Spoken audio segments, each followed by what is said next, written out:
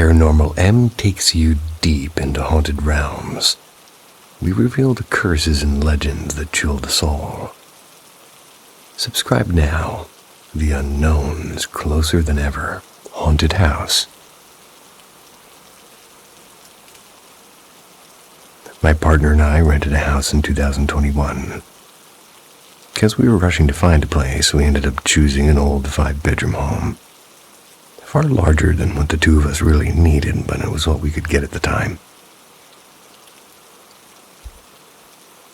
The very first time I stepped inside, something felt off. Not in a dramatic horror movie way, just a quiet unease that settled somewhere in the back of my mind. All the interior doors had glass panels etched with strange patterns, which gave me the oddest sensation, like somebody could be peering through them at any moment. And I've always been sensitive to the energy of spaces and people, but I tried to brush it off, convincing myself I just needed time to adjust to a new home. The first signs. So within a few weeks, I began noticing things. It started subtly. Footsteps walking down the hallway when no one was there. Doors creaking open slowly as though moved by a gentle hand. None of it felt threatening, so I never panicked. My partner, on the other hand, began having restless nights. He's a skeptic when it comes to anything paranormal, but almost every night he would thrash or mumble in his sleep, trapped in dreams he couldn't remember. I'd gently wake him, and each time he'd look confused and unable to explain what he'd experienced. Shadows and footsteps. Around the 6-month mark, things escalated. The old French doors, which locked in 3 different places, were sometimes found wide open, even though nobody had entered the room in weeks. The flatmate had stayed there before, but had moved out long before this began. So, in the quiet hours of the afternoon, I'd catch glimpses of shadows and the outlines of figures standing just beyond the patterned glass. The steady footsteps pacing up and down the hallway became part of the daily rhythm of the house. A few times, friends on video calls even witnessed doors swinging open or slamming shut in real time. When you acknowledge it.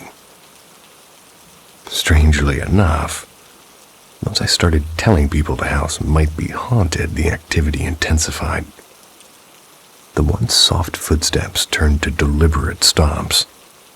Doors that hadn't been touched in months creaked open more frequently. It felt like a coincidence, or less like a coincidence, and more like something listening. The voice.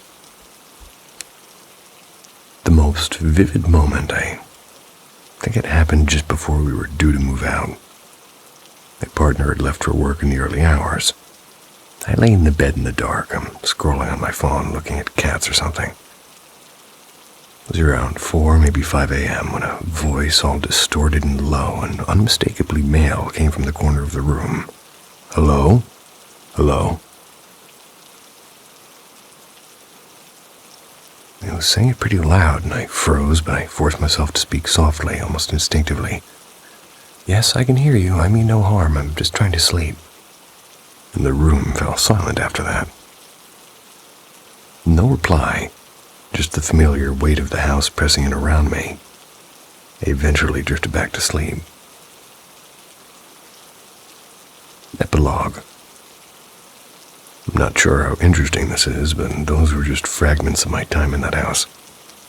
It was built in the 30s and it had survived several natural disasters over the decades. Sometimes I wonder about the people who lived there before us and what might still linger behind those patterned glass doors.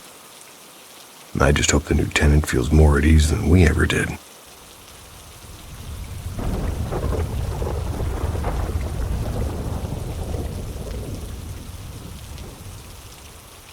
Whispers in the basement. So I started a new job about 4 months ago as a third-shift maintenance tech in a few mid-century towers downtown. And during the interview, my now boss asked me a question that completely threw me off. Do you have any issues working around supernatural stuff? I laughed a bit because I thought it was a joke, one of those hazing the new guy things. He didn't laugh back. After a few seconds of awkward silence, I stammered, no, I don't think so. He nodded like that was a perfectly normal question and explained that night shift tends to hear and see odd things that nobody's ever really been hurt, though, apparently. I've never been a believer in ghosts. I like ghost stories, sure, but I've always been a show-me-proof kind of guy. After I started to get to know my crew, I circled back to that conversation. It wasn't just some running gag. Nearly everyone except maybe one other new hire had their own stories. And as part of training, they gave me a mini history lesson on the building. Fun fact, the break room and the storage areas are built one level beneath what used to be a chapel. The entire block was torn down in the 1920s, but rumor has it that they didn't move everything out when they built the towers. Nothing suspicious there, right? So a month or so after training, I started my first solo shifts. My coworker, a guy who's been on nights since before I was out of high school, he told me he's only ever seen something once. But strange sounds, that's routine. Heavy boots in empty hallways, a woman humming old tunes near the stairwell, and sometimes the feeling of someone brushing past you. The weird part is everybody tells these stories like they're describing the weather. No drama, no shaky voices, just facts. One night, he took me to the west wing of the 14th floor, a quiet, half-renovated stretch of offices. 6 years ago, he's doing a safety patrol there, and the sprinklers were offline. And as the elevator doors opened, he saw a man in a gray janitor's uniform pushing an old mop bucket down the hallway. The problem is no janitors work that shift. He called out and asked to see the guy's ID badge. The man turned slowly and grinned, and it wasn't a nice grin.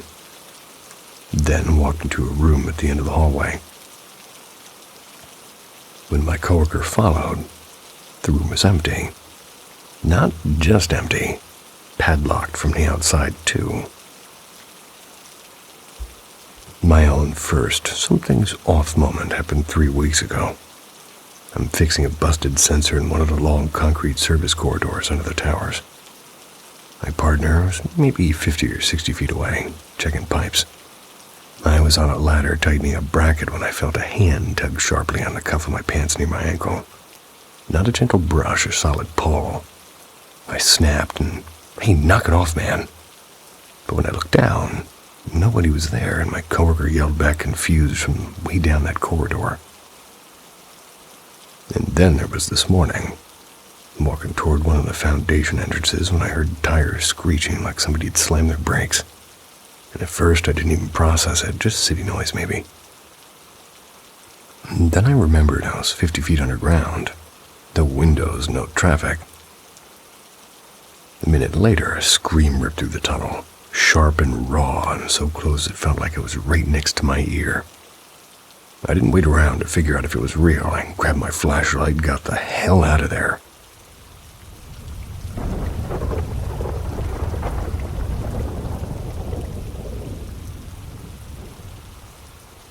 The Vanishing Pair. This happened to me a couple of days ago. I, a 21-year-old female, went to a small tea house downtown with 2 of my friends. We went to review some notes for our upcoming finals. The place is quite old and it's been there for more than a century and a half. But it's absolutely charming with soft yellow lights and wooden floors. They renovated it not too long ago, so it has this perfect mix of old and elegant. It was a Thursday afternoon, around 3:30 p.m. so the place was nearly empty, and apart from us, there was only an older man reading a newspaper at a corner table. When one of my friends got up to go to the restroom, I tagged along, and to reach in, we had to cross through a small inner courtyard. It separated from the room that we were sitting in by a wide glass door. The walls there were made almost entirely of glass, so from the courtyard we could still clearly see our table and the man reading in the corner. After about 5 minutes, we headed back. We got distracted chatting about my cat and her dog, and we just stood there in the courtyard laughing for maybe a couple more minutes. When I turned to look back into the main room, I suddenly saw 2 people sitting at a small wooden table next to the window, just a few meters in front of where we'd been sitting. One of them was a woman, short black hair, wearing a soft pink sweater and black pants. The other person, a tall man with a pale face and dark glasses, sat perfectly still. When the woman noticed me looking, she seemed uneasy and like she didn't want me to notice them. So I quickly looked away and pushed the glass door open. But the strange part is as soon as we stepped inside, maybe 2 or 3 seconds later, they were gone. The table was empty. No sign of anyone leaving. The door hadn't opened, no footsteps, nothing. Trying to stay calm, I asked my friend who'd stayed at the table if he'd seen anyone come in. He said no, and my other friend shook her head too. She hadn't noticed anyone either. I wasn't tired, I hadn't had any alcohol or medicine, and I was sipping iced tea. Can't explain it. I want to believe I imagined it, but the image of those 2 sitting there was so sharp and so real it made me uneasy. When I told my dad later that night, he mentioned that years ago he'd once seen 2 strangers who matched my description. Very same tea house. They'd disappeared just as suddenly.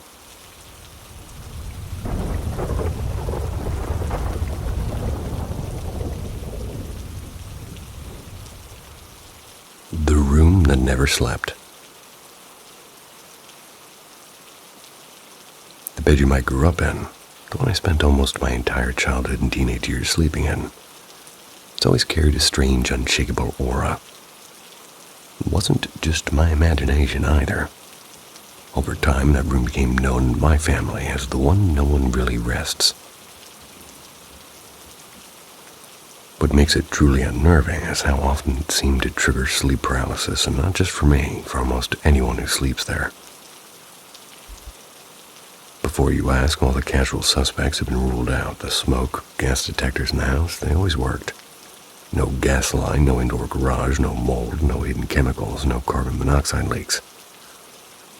None of us, not me, not my family, have any medical or psychological conditions that could explain this. No meds, no substances, nothing like that. The first time it happened, I was around 13. It was rare at first, maybe once every couple of months. But as the years went by, the episodes, they crept in more often, until they came almost every other night. I'd wake up sometime before dawn and I'd be frozen. My chest felt crushed by invisible weight. I couldn't move a single finger and couldn't open my eyes, and the more I struggled, the louder the deep rumbling in my ears grew, like a storm trapped inside my head. I have tinnitus, but this was something else entirely. For a while, I just let it happen. I'd give up, drift back into uneasy sleep, and it wasn't until I was 18 that I learned about sleep paralysis. It seemed to be a fit, logical and scientific, and sort of comforting. But then at 21, everything changed. Moved my bed downstairs to the old basement bedroom my dad used to use. And just like that, the episodes vanished overnight.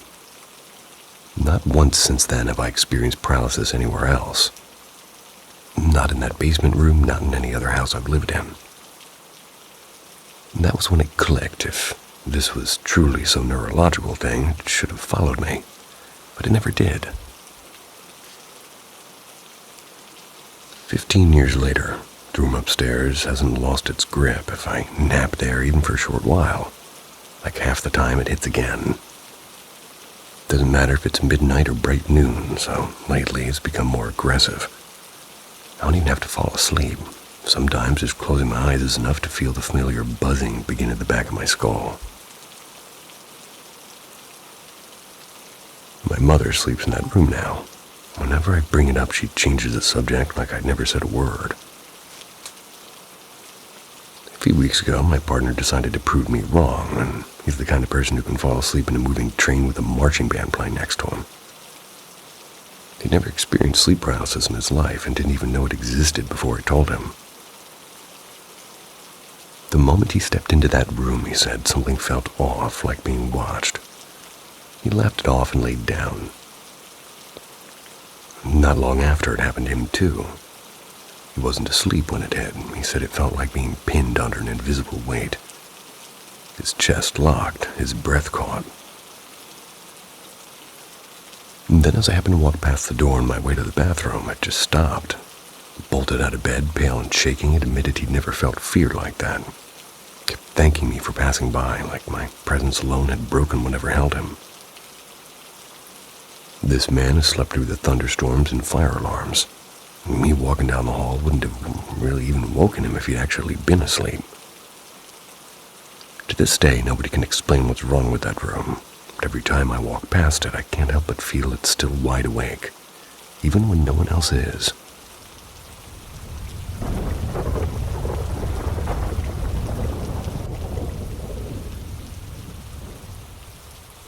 Whispers through the camera.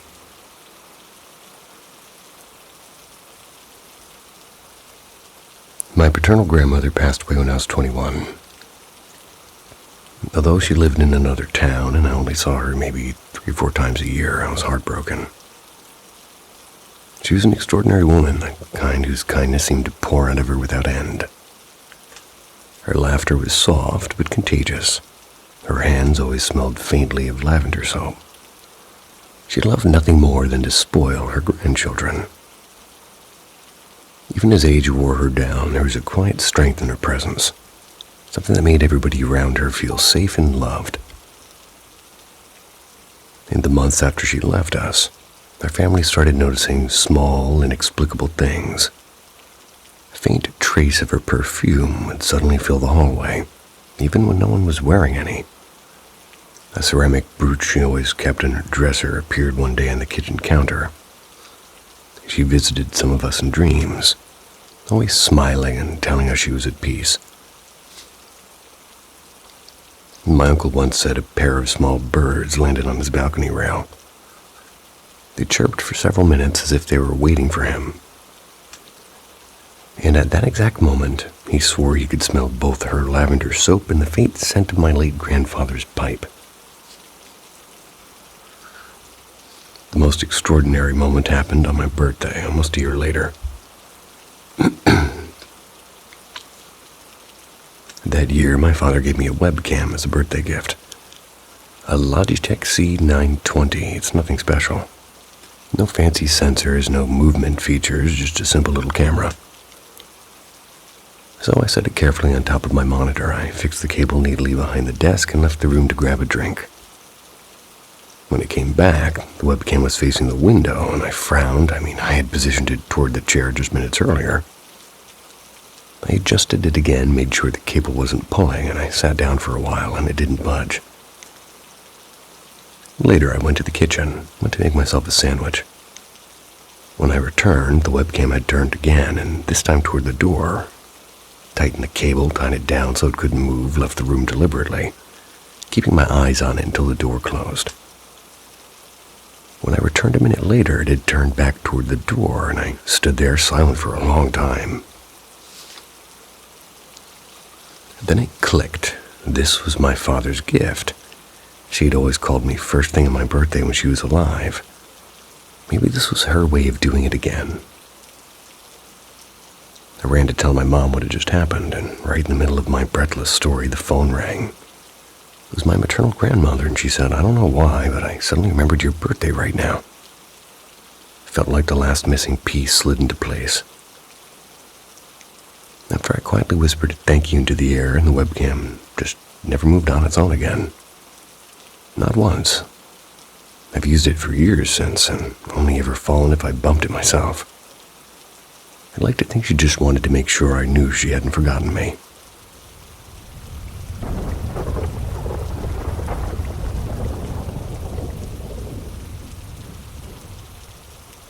The one who lingers.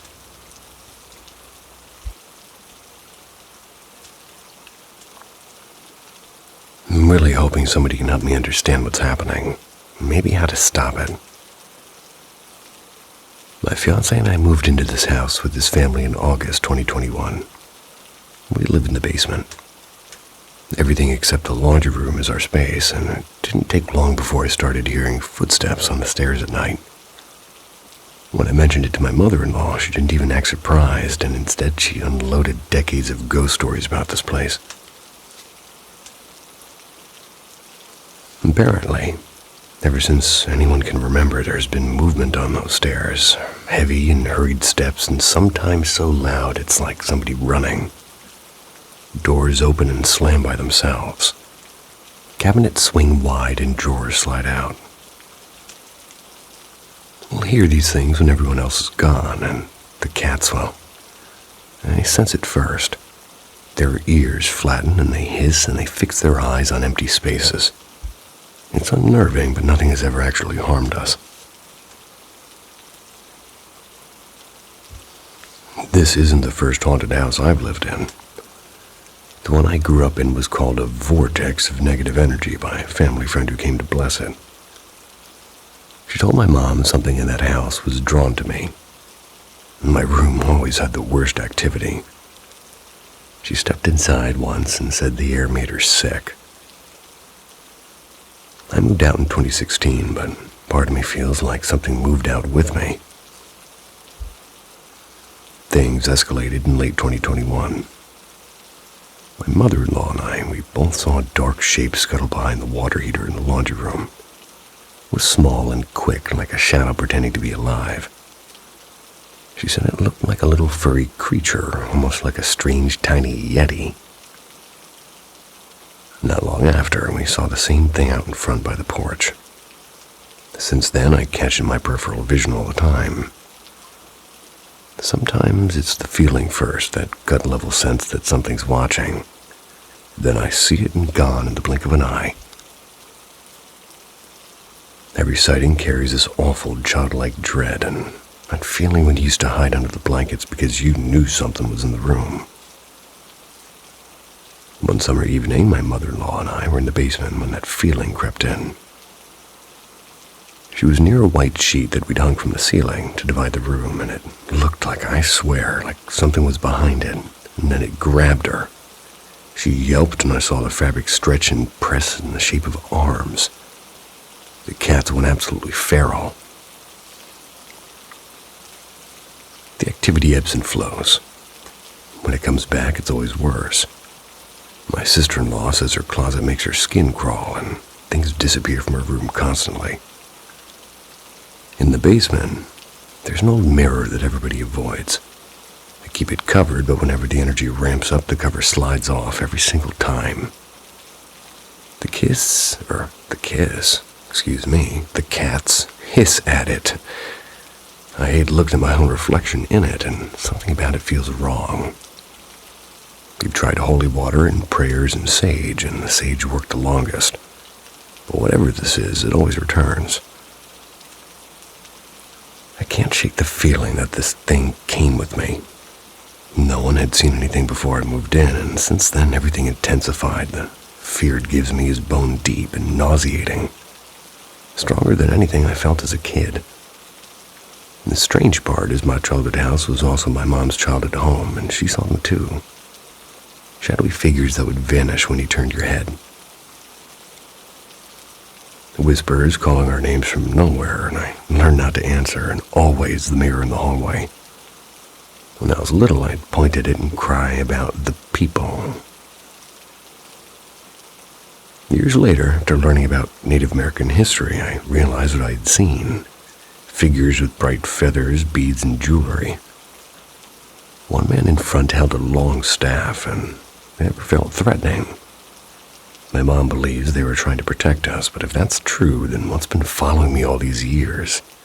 What is it that lingers?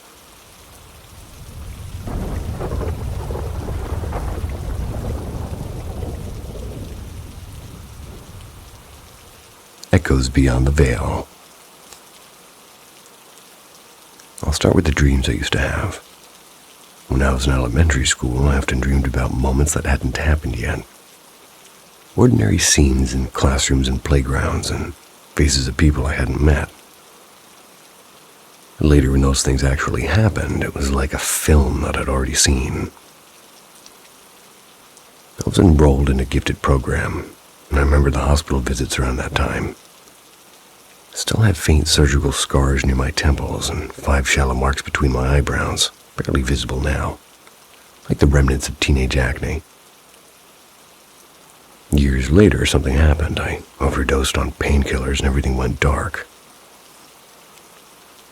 I found myself in a silent silver-gray landscape, like standing on the surface of another planet. And in front of me was a raised triangular platform, and hovering above that, a glowing sphere the size of a small car.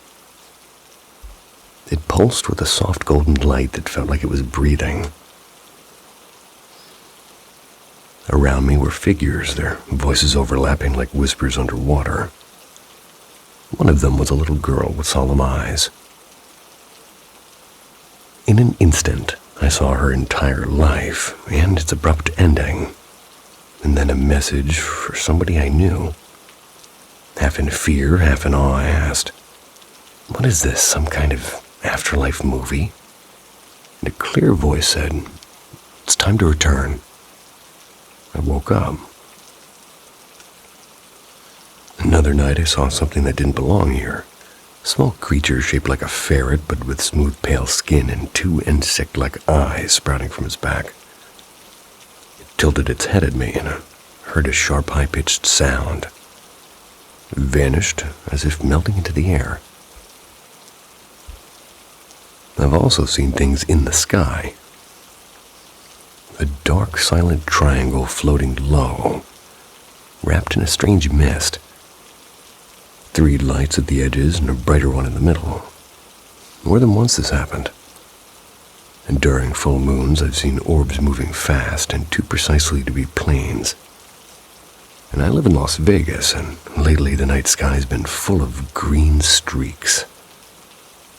Maybe meteors, maybe something else. Sleep hasn't been peaceful either. I've had episodes of sleep paralysis, and ones lucid enough to realize the dream was a facade, and when I tore it away, there they were, 3 tall, shadowy figures at the edge of the room. I asked who they were, and they didn't speak, and I whispered, "I see you," scattered like smoke. One night I watched an SUV pull up quietly. 2 men in suits jumped out, retrieved a glowing cylindrical drone from the street and threw it in the trunk and sped off without a word. A man in gray-burnt camo was watching them from behind a power box. Binoculars, notepad, and everything. And then there's small, uncanny things, like the time I daydreamed about frozen grapes on a sweltering Vegas afternoon. I stepped off the bus, half-opened grocery bag on the bench, fog spilling out from a bunch of frozen grapes. Frozen grapes. Huh. Happened twice. I've always had a strange sense of knowing, like seeing the future in detail, more like feeling the shape of it before it arrives, though. When you die, I think someone or something will ask you what you did with the life you were given, so don't live it by someone else's book. Live it with your heart. Keep your mind awake. And your grapes apparently frozen.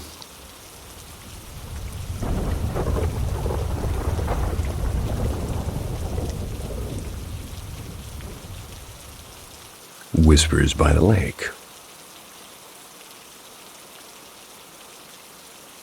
Hi, I'm a 22-year-old male, and I live in an apartment with a couple of roommates. Male 22, male 21. My girlfriend, female 22, and we moved in about a year ago.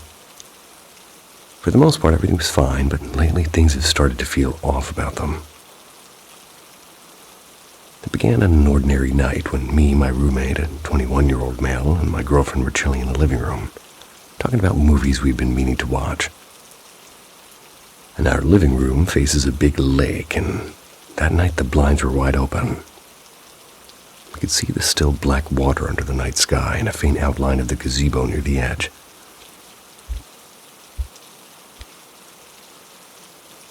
As we talked, I began to feel that weird sensation, like eyes are glued to you. Stared out at the lake, expecting to see something or someone, but nothing. Just the lake swallowing up the dark. We shrugged it off, closed the blinds, and locked the porch door, and that feeling didn't go away. It got heavier, almost like the air itself was pressing against our chests. My girlfriend and my roommate, they both come from families with a long history of spiritual stuff and tarot readers and brujas or something. Energy barriers, you name it. And my own family isn't exactly new to witchcraft either. It's a Hispanic household thing, so, you know. So when all three of us felt that energy, it wasn't just paranoia. My roommate called his mom, who apparently knows how to set up protection barriers.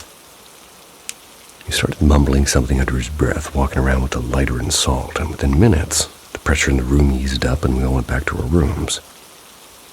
But even as me and my girlfriend lay in the dark, we couldn't shake the feeling that something or someone was still watching.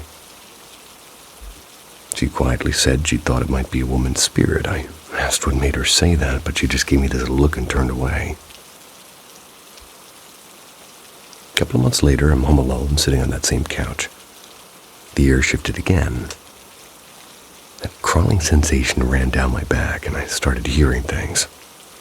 Soft scratching and shuffling, like something moving inside the walls. My first thought was rats, or maybe crows nesting nearby, since, well, lake life. When I called my roommate, a 22-year-old male, he reminded me the complex had sealed off all entry points for animals before we moved in. The noise kept crawling from the roof, down the walls, and behind me near the fireplace. I sat there frozen, every nerve on alert, listening to the faint tapping in the hallway and kitchen. Went on for 2 hours before everything fell silent again. Didn't sleep well. 3 months later, finally told my parents everything. They made me these little handmade charms, small trinkets meant to ward off unwanted spirits. Hung them on the doors, tucked some behind the TV and under the bed, and for a while, it seemed to work. Everything was kind of quiet.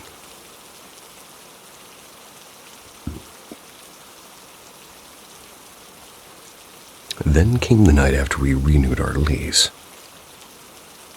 Me and my girlfriend were in our room playing Pokemon Go like we usually do before bed, and roommate, 21-year-old male, had a girl over, and roommate, male 22, was in his room with his dog. There's this dog named Cooper, but don't ask me the breed, because I always forget. Alrighty then. Suddenly, the 22-year-old male calls me, and his voice sounds weird and tight and says, "Where are you?" I laugh, and I tell him I'm butt naked in my room, just messing around, and he doesn't laugh. "No, seriously, where are you?" That's when I know something's weird. I tell him I'm in my room and ask him why, and he goes silent. Heartbeat later, I hear something slam. A closet door, and twice. I throw on some clothes, grab my Giyu Tomioka sword, and I head to his room. He's standing at the door with his hands on his head, pale, and he tells me he heard something whisper right through the door, and I said, "Hey." And then, "What are you doing?"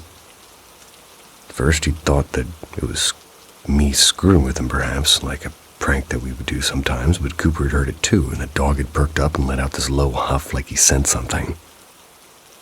That's when the fear really set in. We laughed it off because that's what you do when you're terrified and don't have answers. Even joked about buying a camera for his room, but 20 minutes later he left for his night shift. But I'll be real with you. None of us really slept soundly that night. Super duper real.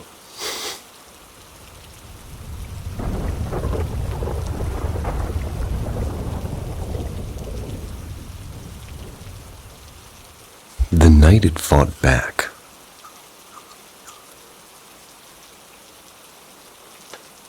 used to work at an old department store with 4 levels, and among the staff there is an unspoken rule. Never stay alone on the top floor after dark. People claimed a strange figure and liked to mimic employees who weren't even present, making it seem like they were wandering around. When this new assistant manager he joined, he laughed off the warnings, but soon he got his own story to tell. Happened late one rainy night during closing time. The last of the staff had already kind of clocked out, and the assistant manager was finishing some inventory reports. From the corner of his eye, he noticed someone in a store uniform standing by their supply shelves. The figure didn't move, didn't speak, just stared, and he frowned. That particular employee had called in earlier, saying that she wouldn't come in because of a fever. Then the figure slowly turned and walked toward a storage room. A second later, a loud crash echoed, and every single stack of binders on the shelf had been knocked over, scattering across the floor. Annoyance flared up more than fear, and he'd had a rough day, and this was the last thing he needed. Without thinking, he grabbed the heavy barcode scanner on the desk, hurled it straight at the figure. The object hit with a dull thud, but instead of reacting, the figure just tilted its head in a strange, jerky way. And that's when something inside of him snapped. He shouted every curse word in the book and slammed his palm on the desk. "You chose the wrong damn night to mess with me." And he stamped forward, and the figure stepped back, gliding, but not walking, toward the emergency stairwell and faded like smoke into the dark. Before leaving, he yelled one last warning into the empty floor. "Try that again, and I swear I'll make sure you regret it." No one saw the mimic after that night. The whispers died down, and the top floor went quiet. Even the security footage stopped picking at many of these strange things, and still makes me wonder, have you ever known somebody who decided to fight back against something they couldn't explain? I'm one of those people, just not exactly paranormal.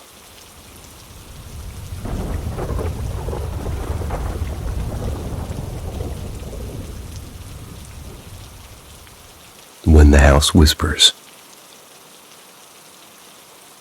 I didn't know what tag to really do, so I did random. For context, I'm 16. I've been living in this house for a few years now. When we moved here, it wasn't to a new place. It used to belong to my dad's parents. He grew up here, and they passed the house down to him. I've had different weird experiences here, though most of them fade from my memory, and the earliest one I can still remember was sometime last year. I was trying to sleep one night, and every time I closed my eyes, I'd hear these voices. Not like someone whispering next to me, but like they were inside my head. First, it sounded like a man mumbling something unclear. Then a woman giggling softly, but in this really strange way. It got so uncomfortable that I turned my lamp on. Noises just disappeared instantly. A few months later, when my dad was away on a business trip, it was just me and my mom at home. It was around midnight, and I'm making a snack in the kitchen with my iPad propped up watching a show. Next to the kitchen is a laundry room, and that's where the entrance to the attic is. The door to it was open, and from where I was standing, I could see part of it. Suddenly, the lights went out, and from the darkness of the laundry room, this weird laugh came out like a carnival clown. I froze for half a second, bolted down the hallway with my hands against the wall until I reached my parents' room. The second I touched my mom's shoulder, the lights flicked back on. My experiences aren't exactly constant. They come and they go. One night, my dad was out again. My mom's in the bathroom, and she always leaves the inside light on. I came out of my room and saw her through the slightly open door, and I chatted with her for a bit and then went back. I had my AirPods in, so I didn't really hear her leave for the store. When I stepped out later, the bathroom light was still on, and I called out Mom, and after a short pause, I heard yes back. Except it didn't sound like her. It was almost like somebody trying to mimic her voice, but not quite getting it right. Checked the bathroom, empty, went to the front door, and sure enough, the car was gone. Waited in the living room until she came back. One night a few weeks ago, I dreamt there was something crawling on my arm like a spider. I could feel the tiny legs brushing against my skin. I woke up flailing, but nothing was there, and the next morning I was changing for school, and a small black spider crawled out from under my desk. Squished it without thinking. And then a few nights ago, at 3 a.m., I'm lying in bed with my back partly uncovered, and I suddenly felt cold air blowing against my shoulder blades. Told myself it was just my head, but the feeling didn't stop. Steady and cold at first, not like my fan. Had been on all night. Then it shifted to my cheek, and the air turned warm and close, but someone breathing right next to me. Chills ran down my spine like little shocks, and I got irritated and yanked the duvet over me. Turned around. Second I opened my eyes, everything stopped.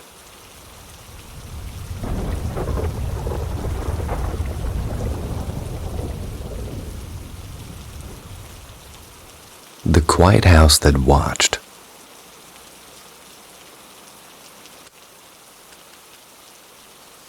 I used to stay with my cousin. Their house was nearly a century old, standing on the edge of a sleepy, fog-covered village. And during the months I lived there, I had some unsettling encounters with something that wasn't entirely human. Some nights, the mattress beneath me would tremble, as if somebody pressed a knee into the corner of the bed to lean closer to me. And the town was far from any fault line, and my cousin usually sat in the living room watching old TV shows. She never walked heavily enough to shake the floor.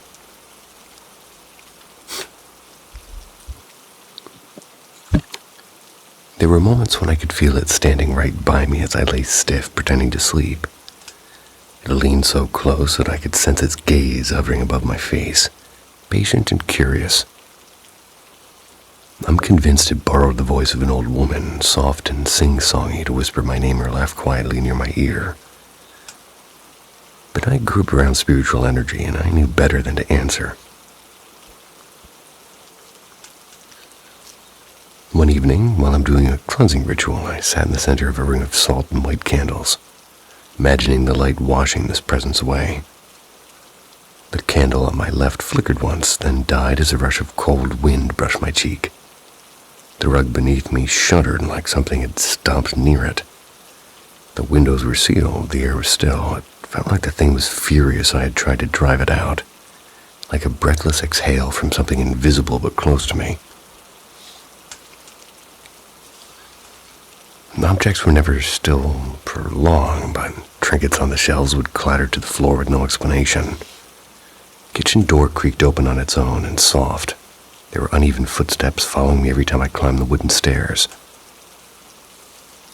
I left that house years ago, but she still lives there, and after a thorough blessing by a local medium, she swears the strange events mostly stopped. I still hope whatever was truly left. Or I still hope whatever it was truly left, I think they mean. I can't explain what it was or why it lingered, and maybe it noticed me because I can sense things most people don't. It wanted me to acknowledge it. Whatever the presence was, it was heavy, like a shadow pressing on your chest. It didn't just want to be seen, it wanted me to feel it.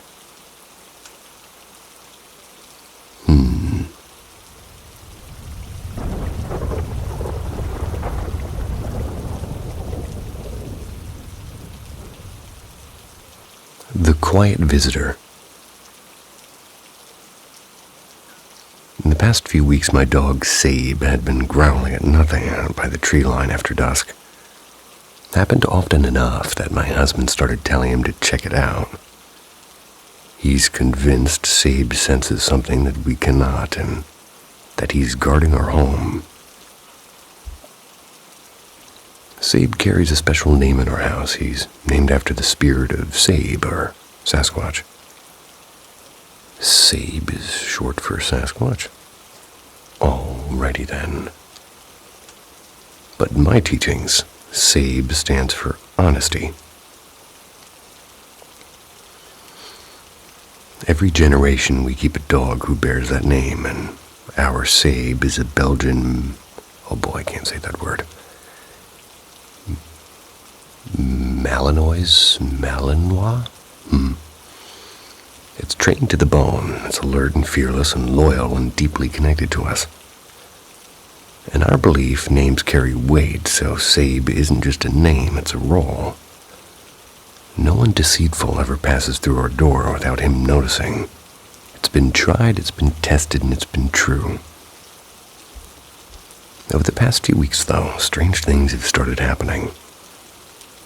The back screen door swung open on its own 3 separate times. Twice at night, just this afternoon, actually. The last time, my husband rushed to slam both the screen and the thermal door shut. And where we live, those thermal doors are built to withstand winter, and I mentioned it had already happened a few nights earlier. He gave me this quiet look and admitted, yeah, it happened to me too. That's why I've been locking everything up. And that moment made my skin prickle. And since then, we keep doing doors tightly shut, and especially all of them after dark. Last night, while I'm on the phone with my husband, we all heard knocking. It wasn't a soft tap either. It was clear, and all the dogs reacted, which almost never happens at once. Sabe locked onto the door, and muscles tight, a low growl rumbling through him. I immediately got up, locked everything, and just stood there listening. No footsteps, no shadows, nobody at the front or back. And this morning, around 8, I took the cattle dogs out before the kids woke up. My husband's still away, and when I came back from the pasture, the door was wide open, and I clearly remember pulling it shut behind me. All 3 of my kids were still fast asleep in my bed, just like every other morning. My 2 livestock guardian dogs are gone, no sounds. Today I burn sage, clean the house top to bottom, and tomorrow I'll lay a line of salt and set medicine around the property. Set medicine? Strange stories.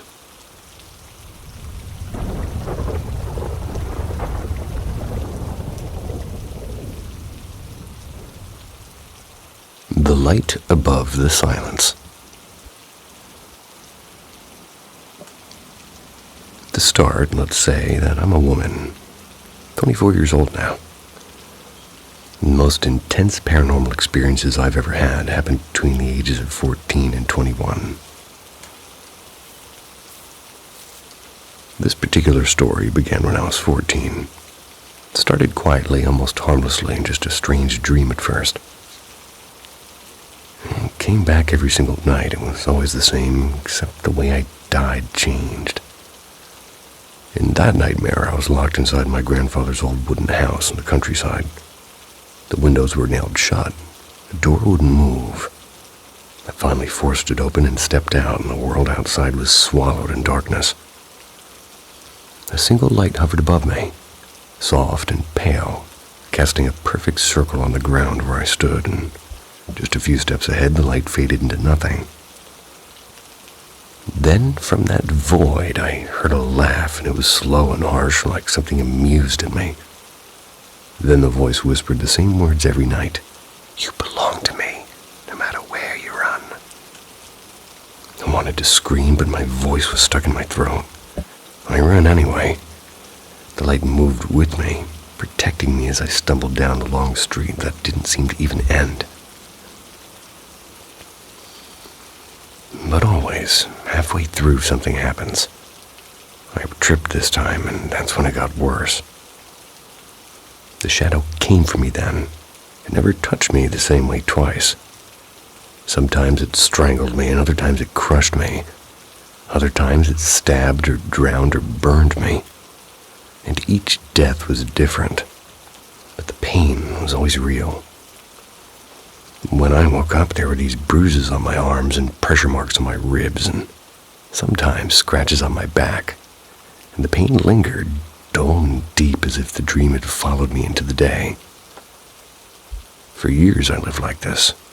I grew terrified of sleeping. I would stay awake until dawn, shaking. I knew what waited for me behind my own closed eyes. I would wake up crying with my heart pounding like I had truly actually died.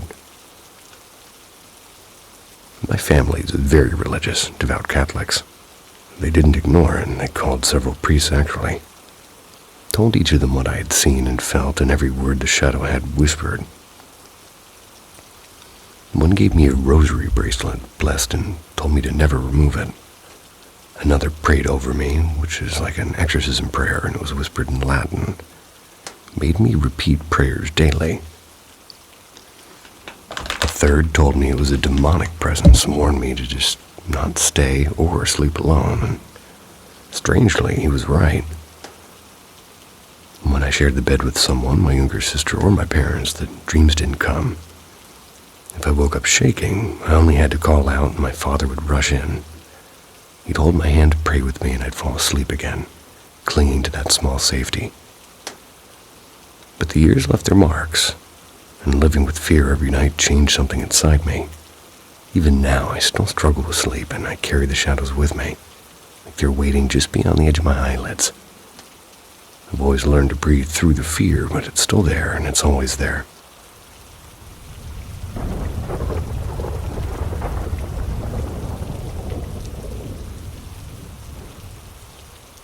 The shadow that walked sideways.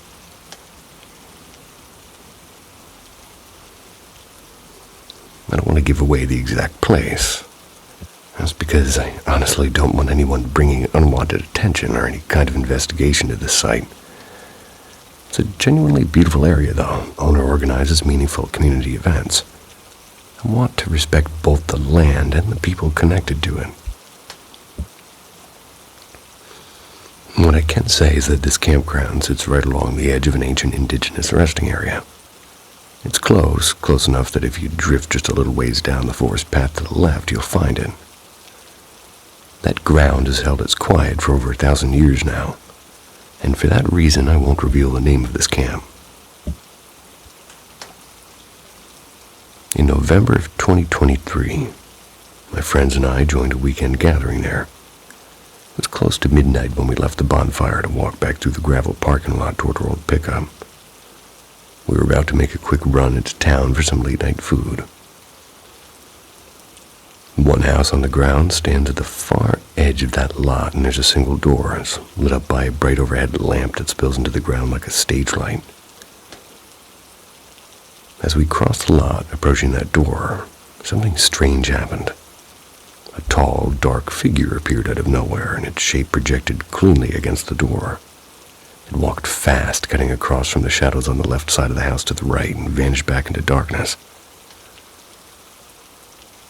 It wasn't a blur or some trick of the light. Well, I guess you could just say it had a clear outline and completely in profile. The head was rounded with a long, sharp nose. It's where eyes should have been, and there's nothing but blank shadows. The arms and legs moved like it was walking, but its proportions were wrong. The legs were far too long, almost insect-like. Thighs bent one way, calves the opposite. And instead of feet, the ends came to fine points, like the tips of an old iron tool. Each step seemed to fold backward, almost unnaturally, as if it crossed the floor.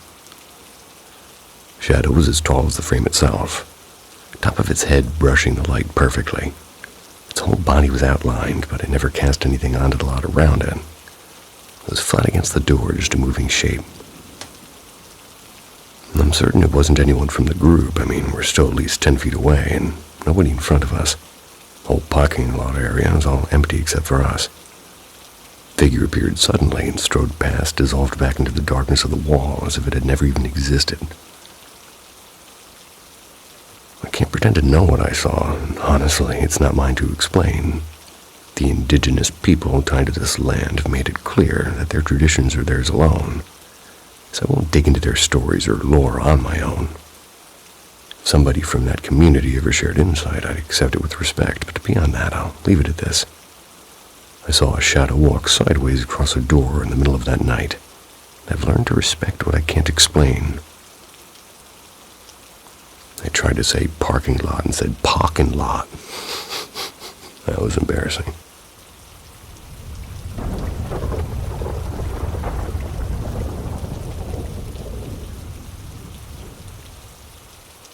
Whispers through the glass. So for context, I've never experienced sleep paralysis before.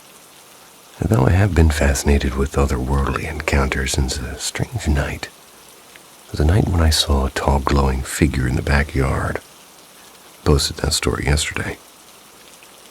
And recently I've been trying to stay more aware of signs, coincidences, and little nudges from something beyond us. I'd also been practicing CE-5 meditations. It's to invite or to make gentle contact. Honestly, those CE-5s work, and if your heart's really open and your mind's calm, it'll be a bit better. Some of you might know about Bashar, channeled by Daryl Anka. I adore his teachings, especially his follow your highest excitement formula. So I applied that same feeling when choosing my evening meditation. I picked the one that gave me a spark of curiosity, a candle gaze meditation. So I keep my eyes open and stare softly into the flickering flame. My hope, and let's be honest, my fear, was that if anything wanted to show itself, it might appear gently through the reflections and shadows, not just subtly in front of me. I whispered in my mind, if you want to show yourself, please do it kindly and softly like light, so I won't be scared. After that, I set my intention for a warm, benevolent contact. Nothing happened right away, and I felt peaceful about it. I told myself I'd keep practicing each night. Hours later, I drifted off. I tossed and turned a lot, not sleeping deeply. And around 5:30 a.m., sunlight was already filling my room.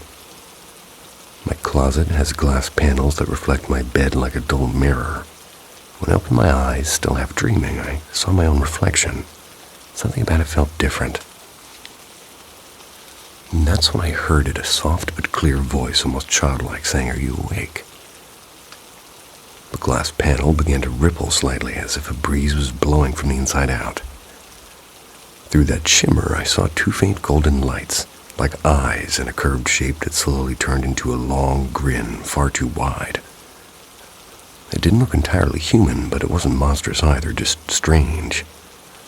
The figure moved toward me, and though my mind screamed, my body didn't obey, and I was frozen and my breath was shallow. The figure retreated for a second, almost like it noticed my fear, and the glass stilled again. I realized then that I couldn't move at all. Sleep paralysis. I'd read about it, but I never felt it. And the voice came again, soft and almost curious. "Are you awake?" The reflection rippled a second time, and this time a tall silver-skinned being emerged halfway out of the glass. Not the classic gray, more delicate and elongated face. Deep black eyes with a soft amber ring. Its posture was cautious, almost apologetic, like it didn't want to frighten me. I wanted to lean closer to somehow show it I wasn't afraid anymore. And in my head I kept saying, I can't move. The moment I struggled, everything blinked out. I must have slipped back into sleep instantly afterwards. So I keep replaying the moment, like was it trying to match my request to appear softly through light and reflection? It felt curious, like a child knocking gently on a door. And honestly, I'm grateful it came gently. Maybe one day we'll be able to meet them without fear, like a conversation we can start on our own terms. Well, that one was a bit different.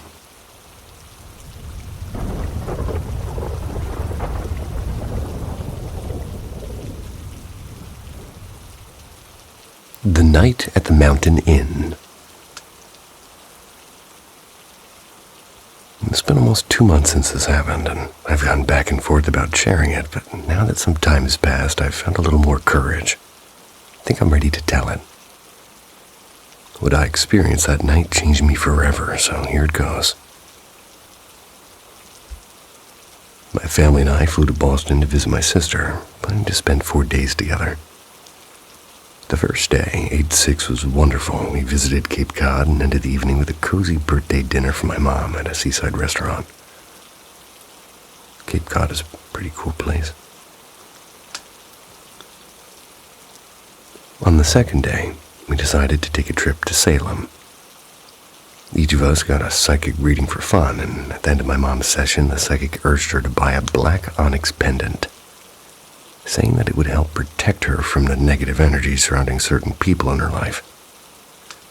She decided to buy it, though none of us took it too seriously at the time. After leaving Salem, we drove to the Crane Estate in Ipswich. Spent nearly 2 hours wandering around exploring the interior a bit, mostly enjoying the gardens and walking along the quiet stretch of beach nearby. And early that morning, we talked about booking a spontaneous overnight trip somewhere in the mountains. Didn't actually get around to it until after we left the estate. There's a plug in here. On Hotels.com, I found a cozy little inn in Jackson, New Hampshire. Pictures showed a peaceful mountain backdrop, so I booked it right away. I do not like Hotels.com. 2 hours later, after a stunning drive through winding mountain roads, we arrived there. The inn was charming, nothing creepy, nothing strange. The whole trip had felt so full of light joy and a quiet gratitude. We couldn't have imagined that in just a few hours, and everything would change. 3:27 a.m. I woke up with a jolt. My mom standing at the edge of the bed and her head tilted slightly back. She was screaming. Not just startled screaming, but the kind that freezes the blood in your veins. She began stepping toward this door slowly, and I jumped out of bed and grabbed her. The moment I wrapped my arms around her, I felt something I can only describe as an invisible current pulling her forward, and me with her. My feet scraped against the carpet, and my body stiff as I locked in this sort of tug-of-war with something I couldn't see. The force was so strong it bruised my toes. It couldn't have lasted more than 10 seconds, but it felt like being trapped in a nightmare that stretched on forever. Then the lights flicked on. My sister had jumped out of bed and switched them on, and everything stopped. My mom went limp in my arms and silent, as if waking up from a deep sleep. I collapsed to the floor with my heart hammering and gasping for air, crying uncontrollably. All I could scream was, "It was gonna take you." My mom blinked at me in confusion. She didn't remember any of it. And in her mind, she had just been asleep.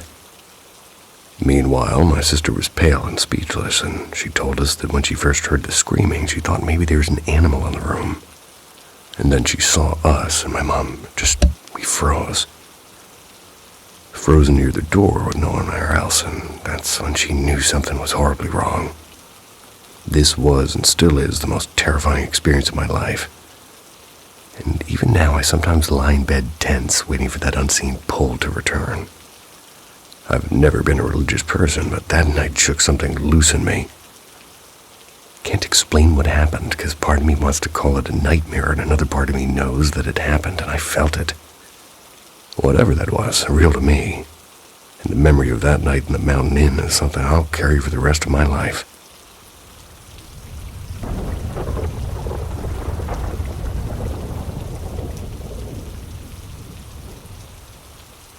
The Whistle in the Dark. Exactly a week ago, I had an experience deep in the woods that no amount of research or logical explanation could make sense of. I've struggled with insomnia for years, and one of the few things that helps is going on late-night walks.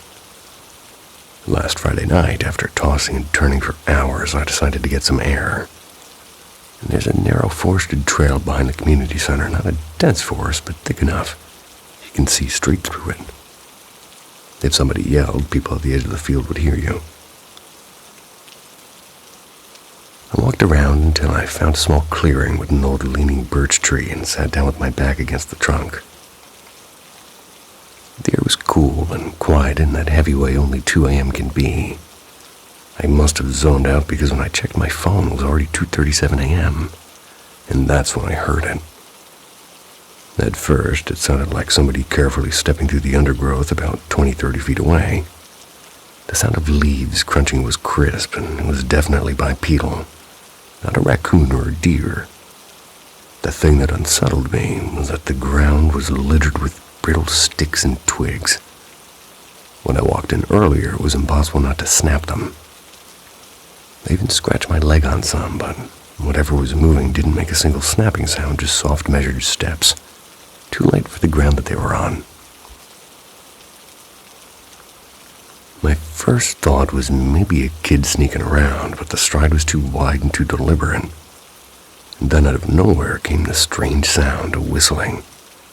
Not a human tune or a bird song, but a sharp, uneven whistle, like someone blowing into a cracked plastic whistle. 2 long notes, a pause, and a series of short, jittery ones. No voice, no rustling other than the steps, just that broken whistle. An icy weight settled in my chest. I turned off my phone screen and I killed the light and held my breath. It was so dark I couldn't even see my knees, let alone what was out there. And then it moved again. The steps grew faster, too fast. Not like a jog or even a sprint, it was as if something was darting in jagged lines, changing direction every few seconds. The whistle came and went in short bursts, and sometimes, right after a pause in the steps, it was like it was listening. My heartbeat felt so loud I was sure it would hear me. At one point, the sound brushed past me, no more than 15 feet away, and I swear I felt a cold shift in the air as it passed. Then it veered off, steps fading to the woods until there was nothing but silence again. I don't think I've ever gotten up so fast in my life. I practically stumbled out of those trees, heart hammering in my throat. And this past week I've gone over the whole thing again, and, well, foxes or owls or pranks, you name it, none of it fits. No animals move like that without a single twig snapping. No person sprints in dead silence and whistles like a broken instrument. Wish this were something I'd made up, but it wasn't, and it's been stuck in my head every single day since then.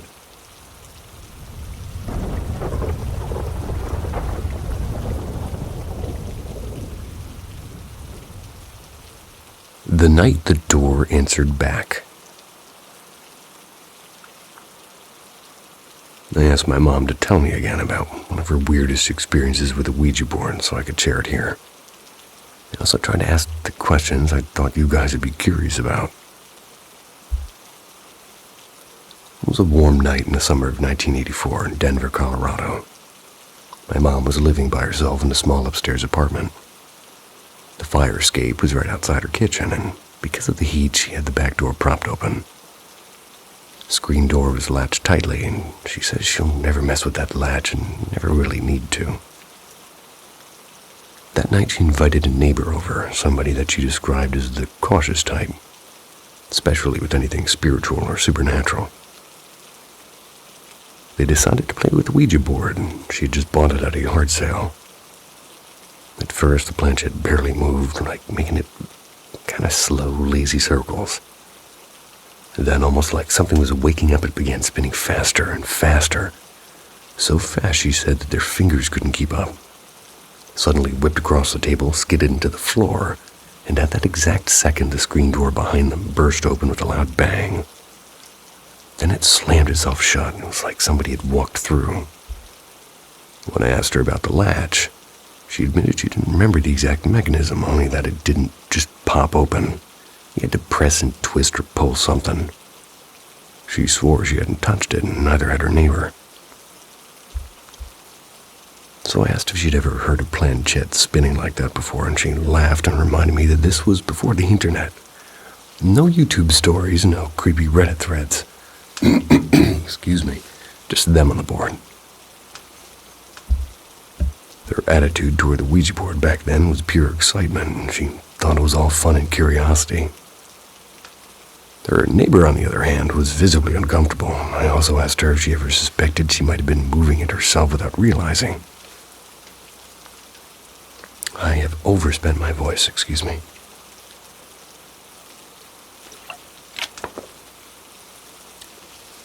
Coca-Cola. That helped a little bit.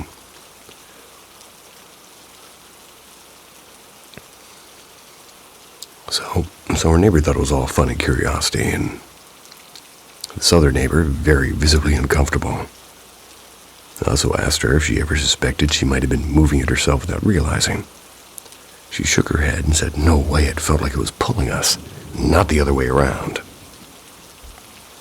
And for what it's worth, I've tried to replicate that moment myself. If you spin the planchette fast and let go, it does fly a bit, but not like what she described. Especially with two people trying to keep it in sync. Hard to generate that kind of momentum together. And also, she said something I found really telling. That it was moving so fast she felt the urge to let go.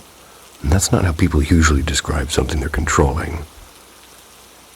I doubt her nervous neighbor would have tried to scare her by secretly doing it, and we can't ask him now anyway. She lost touch with him decades ago. Logically, yeah, the latch might not have been fully set, but the timing of that slam, the exact second the planchette flew, gives me chills. Later, my mom told me that she became almost hooked on using that board. She said she often talked to what she thought was the spirit of a man who died in the 1600s. She used it with all kinds of people, but never alone. She always thought you had to have two people because the picture on the box showed that. It's a funny box, though.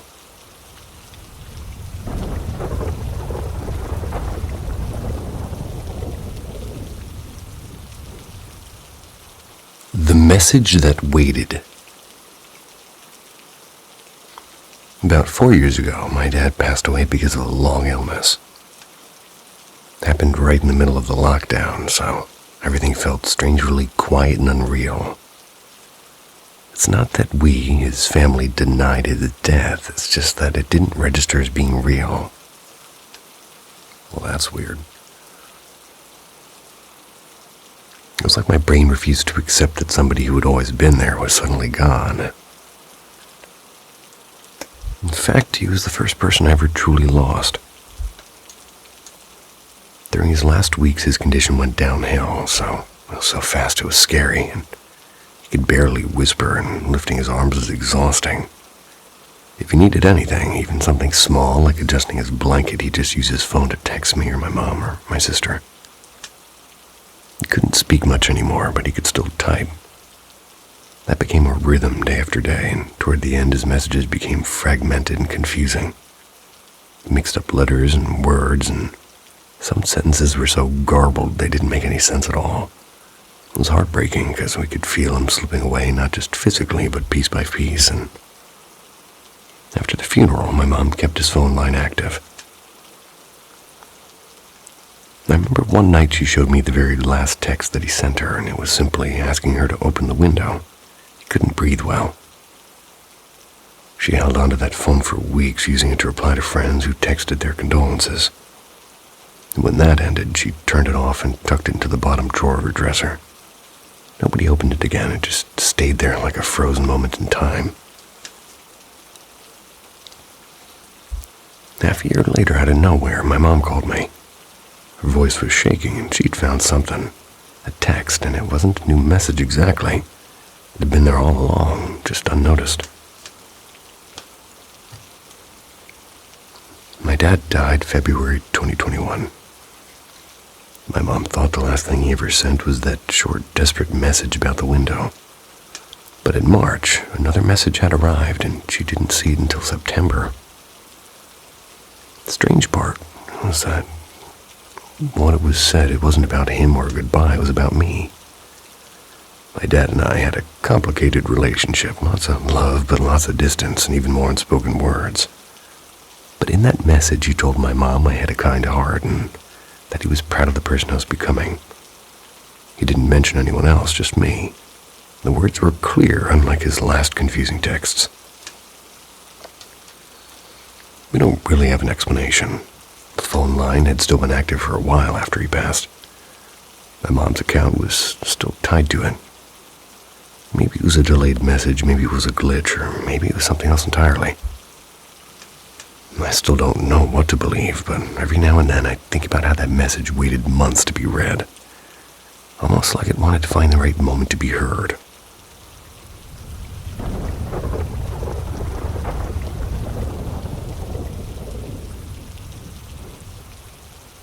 The voice behind the door.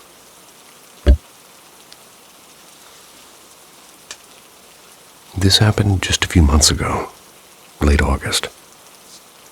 Every summer, my sister, her husband, and their 2 little girls come spend a few months at my house. It's becoming something we all look forward to. The quiet house suddenly fills with laughter and the smell of my sister's cooking.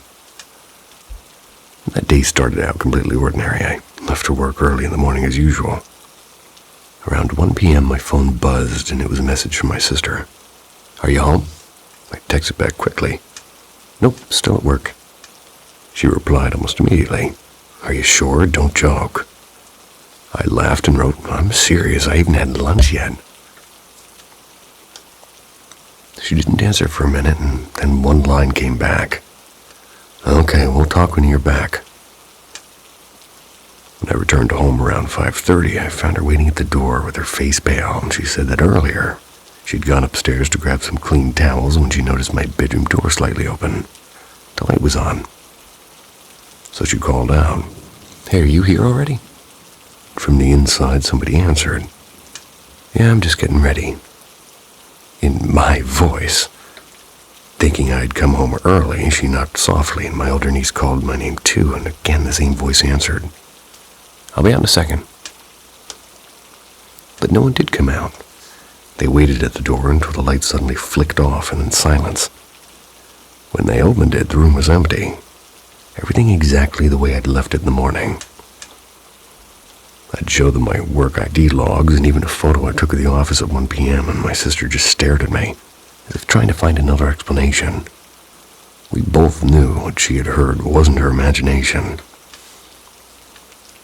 That night, as we got ready for bed, my little niece climbed into the couch next to me and whispered, "Uncle, if you weren't here, then who talked to us?"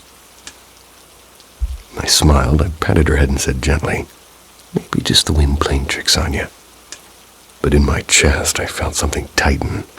Whatever had spoken from behind that door, it had sounded exactly like me.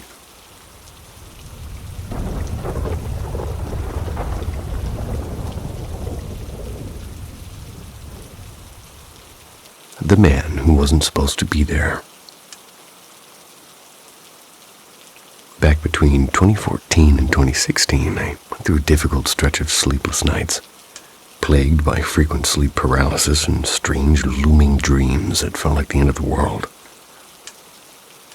I've always been a vivid, lucid dreamer, somebody who remembers their dreams in sharp detail. But during that period, one particular experience left a mark I've carried quietly ever since, and I've never shared this with anyone until now. In 2016, I had a dream that at first was utterly ordinary. Can't even remember what it was about. It wasn't worth remembering until something changed. In the middle of the dream, I suddenly felt the hair at the back of my neck rising, like a cold draft had slipped in from nowhere. A deep, instinctive dread pulled me out of the, sort of passive flow, you could say, of that dream. I became aware that I was, in fact, dreaming. But more than that, I felt unmistakably that I wasn't alone. And that's when I saw him, Eric from It. He didn't blend into the background like the usual hazy figures in dreams. He stood out clear, solid, real clear. Using his 40s, shoulder-length hair hanging loose, and his yellow-green eyes glinted in a way that felt aware. When our eyes met, he inhaled sharply like somebody caught trespassing. And in that instant, I knew without a doubt that he wasn't supposed to be there. And I shouted at him, what exactly I can't remember, and I sprinted toward him. He bolted, weaving through the surreal corridors of my dream until he ended up in a small, sterile bathroom. He stumbled into the bathtub, curled up tightly like a cornered animal, and then just like that, he vanished. Woke up moments later. My heart was racing, my stomach twisted in a cold, nauseating knot, as if some invisible line between my mind and the real world had been crossed. Back then, I was fairly new to my job. Eric and I didn't work together much. I'd mostly just pass him in the hall. Strangest thing, though, was when I saw him at work the following week, he was jumpy visibly. He was uncomfortable around me. He was avoiding eye contact, and it was subtle, but kind of impossible to ignore, honestly. Over the next few years, we ended up collaborating on a few projects, and he slowly relaxed. There's always this lingering look in his eyes, a flicker of something that made me feel like he knew, like he was silently wondering if I remembered that night in my dream. I thought more than once about asking him, half confrontation, half desperate search for clarity. How do you bring that up without sounding unhinged? Hey, you remember when I saw you in my dream? Don't ever do that again. Not exactly the kind of thing a white-collar professional with a mortgage and kids can just say at the coffee machine. I've since moved away and left that job, and thankfully I've never again felt anyone else in my dreams. That night has never quite left me. So is there any actual research out there about people entering the dreams of others? I mean, I know it sounds like something out of Inception, but I can't help but wonder if dream observation or whatever this was is something people have studied.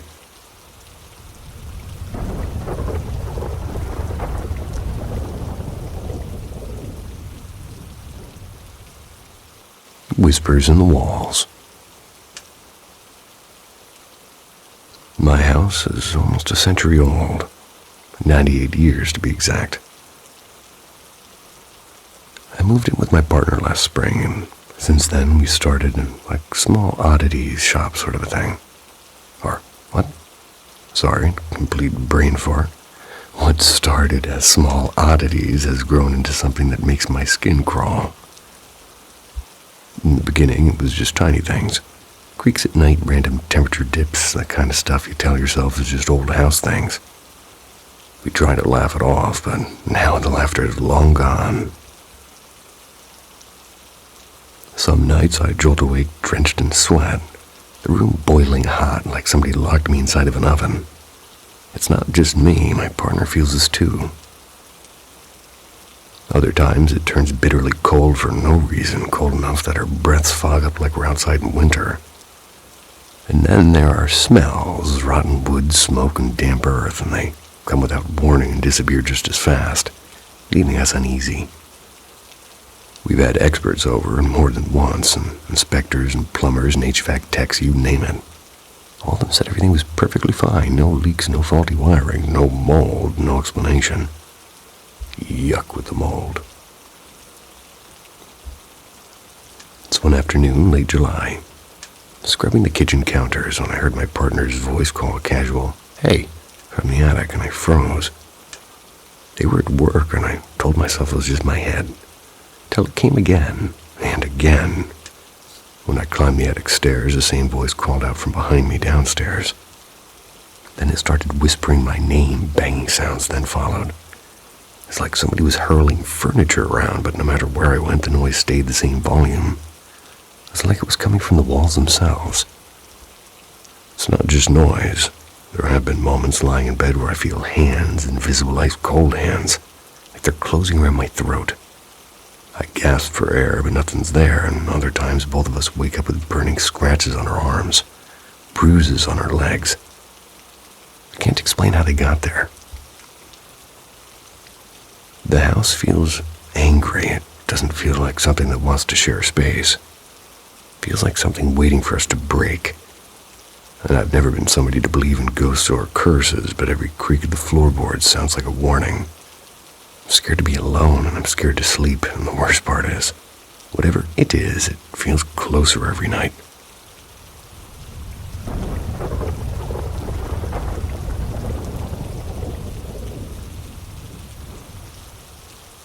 A call before the storm. Some time ago, I had a really rough argument with my wife. And to be honest, the reason was almost laughable. Something about house chores and who was supposed to do what, but somehow that tiny spark set off a fire neither of us saw coming. Days passed with cold silences and sharp words, and it reached a point where we weren't just arguing anymore. We were actually discussing separation.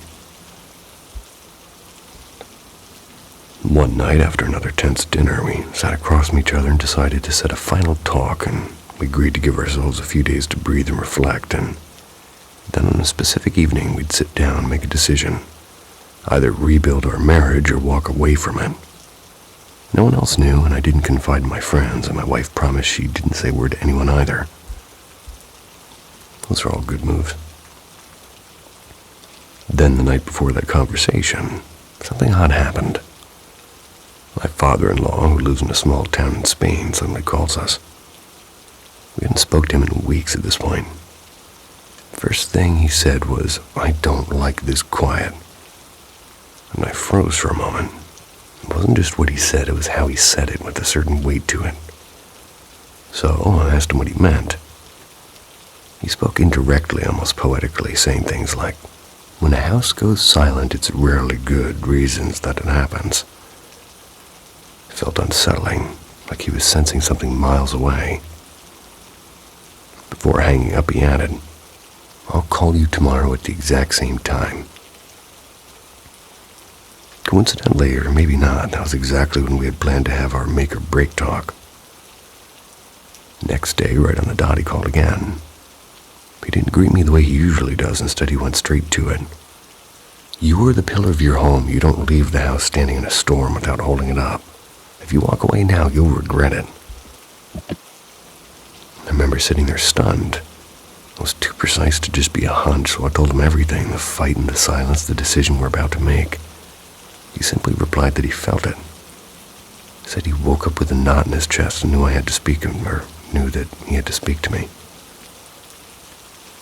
My wife called her mother later to check if anybody had said anything, and if he'd somehow found out through someone. But her mother denied everything and still insists to this day that no one said a word, and my father-in-law never explained where his feeling came from. That night we decided not to have the final talk, not yet. We held each other in silence instead, and slowly we worked our way through the mess. Still married. Not just out of habit, we're happy. That strange, perfectly timed call changed everything. Well, that's actually super, super awesome. I like hearing things like that, and also congratulations. That's rare.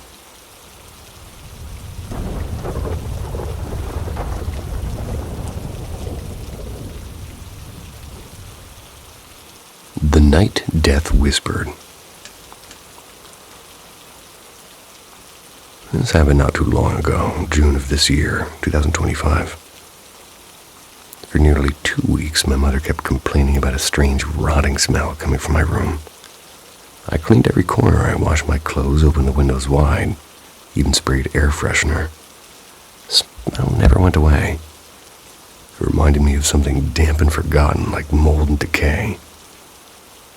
At the same time, I had this unshakable feeling that something was going to happen to my dog, Luna.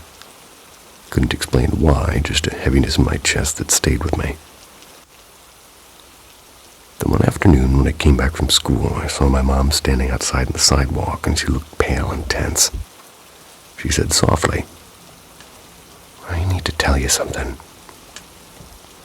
Before she could finish, I said, "It's about Luna, isn't it?"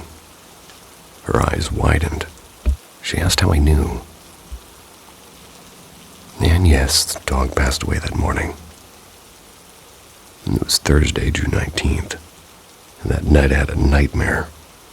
And in the dream, somebody pointed a gun at me and shot me near my right shoulder, and it burned so real that when I woke up, I felt a dull throbbing pain there. At first, the day went on like normal. But as night came, the pain got worse, and it felt as if something cold had sunk beneath my skin. My vision blurred, my chest tightened, and a strange dizziness seemed to wrap around me. Then came the smell again, stronger and heavier. It was as if it wasn't just in the air anymore, it was on me, and I pressed the t-shirt I'd worn before showering against my face. reeked like something dead. I knew the smell wasn't just around me, it was inside me. I suddenly saw an image in my mind. Monday, standing alone at the bus stop, somebody walking toward me, a flash of light and then nothing. The voice inside me whispered clearly, "You're not going to make it to Monday." I broke down, shaking and crying, and ran to my mom. Told her everything, the pain, the dream, the smell, the vision. She didn't hesitate. She held my hand and said, "We'll pray." As we started praying in the kitchen, I noticed the lights flicker, and she didn't see it, but I did. I felt something heavy pressing against me, like a shadow clinging to my back. We prayed for what felt like hours, but probably 20 minutes. Slowly, the odor began to fade, and my breathing calmed, my chest felt lighter, and my aunt, who's very religious, by the way, they also prayed for me over the phone. After that night, I never smelled that smell again. I'm convinced that if we hadn't prayed, something terrible would have happened.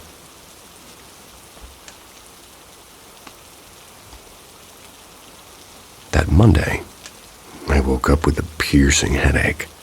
I begged my mom to pick me up from school early. I never waited for that bus. I am still alive, but something wanted me gone. Later, I started watching videos and reading stories, and many said the same thing. When animals die first and the smell of death follows you, it can mean witchcraft or a curse. I don't know who would ever wish that on me, but I haven't forgotten that night when death whispered my name. And I hope anybody who has smells they don't want to be smelling dissipate with haste. And of course, beyond that, sweet dreams. Beyond that static. I've always been deeply drawn to the unknown. The kind of mysteries that hide just beyond what we can explain. Over the years, I've tried several rituals meant to connect with the spiritual world. None of them ever worked, at least not until recently.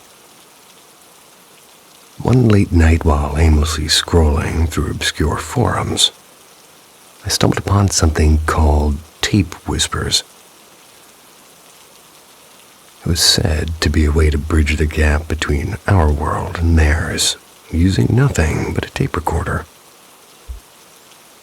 Curiosity got the better of me. I wanted to try and reach out to someone I'd only ever heard about in stories. My great-grandfather. He passed away long before I was born. So I gathered the equipment, an old cassette recorder, a pack of blank tapes, and a quiet room. So one chilly evening, I turned off the lights. I sat cross-legged on the floor and I pressed record. I spoke softly into the silence, asking him to speak to me if he could. When I rewound and played the tape back, there was nothing but the usual static until I heard it. A low murmur, faint, almost like a breath brushing against my ear. At first, I thought it was interference, but when I replayed it, the whisper became clearer. It was a man's voice, shaky and hoarse. My heart pounded. I told myself it had to be him. Night after night, I repeated the experiment, and each time the voice grew more distinct, though never really loud, always just beyond full understanding. Along with the excitement came a strange exhaustion. My nights grew shorter and my body heavier and my appetite faded. I convinced myself it was just lack of sleep. But then the shadows came. First at the edge of my vision, then standing by my door. There were knocks at odd hours, and soft at first and then louder. I'd wake to the sensation that someone was standing beside my bed even though I was alone. And my room, once my sanctuary, felt cold and foreign. I tried to stop. I wrapped the tape in cloth. I locked it in a wooden box. I shoved it to the back of a closet in the attic. I thought that would be enough. But the whispers didn't stop. They no longer lived on the tape, and they lived in the walls and the air and the silence. Desperate, I turned to people who claimed to know about these things. Some warned I might have opened a door I didn't know how to close. Others said I needed to destroy the tape completely. In the end, I reached out to a parapsychologist who listened without judgment. He told me that I had unintentionally left a kind of invitation open. Under his guidance, I performed a final closing ritual. It wasn't dramatic, no chants, no flames, just careful steps meant to sever the connection. Slowly, the whispers faded. The shadows receded and my house felt like mine again. I learned something important. Curiosity has a cost, and not everything that listens back should be called upon. And even now, sometimes when the night is quiet and the house seems to hold its breath, I wonder if the voice on that tape was really my great-grandfather or something else that merely answered first.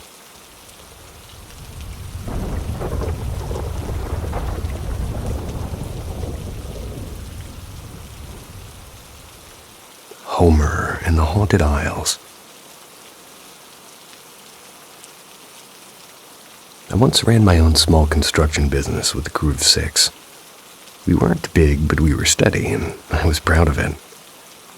I even spent $300 on a local radio ad, which, as it turned out, aired once at 3 a.m. on a Tuesday. That was some top-tier marketing genius right there.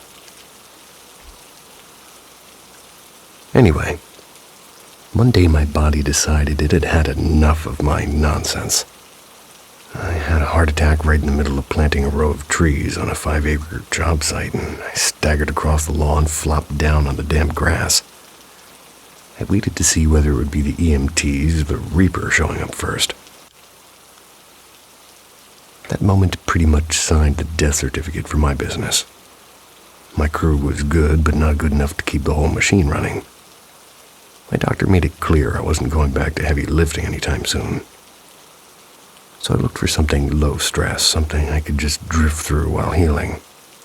And that's how I ended up at the Dollar Den down the road doing the easiest gig I could find, stocking shelves and minding my own business. That's also how I met Homer. I started out just placing products on shelves, letting my mind float in a warm fog, and sometimes I'd get this faint shimmer in the air behind me, like a puff of mist caught in the wrong place. I didn't pay much attention. I've seen stranger things in my time. After a few days, my new coworker warmed up to me, and they started sharing little stories once they realized I wasn't the type to spook easily. That's when Homer's name first came up, and apparently Homer listened too. The first big, "Homer, hello," it came during a quiet evening in the pet food aisle. I heard a thunderous wham-bam-boom. The kind that usually means somebody just tipped over a whole display of dog food. I hustled to the next aisle, and there was nothing, no boxes, no people, just silence. Before I could even process wham-bam-boom again, now 2 aisles over, I sighed, I wandered around, I found nothing, and calmly told the air, "All right, buddy, enough of that, I'm working here." And just like that, silence.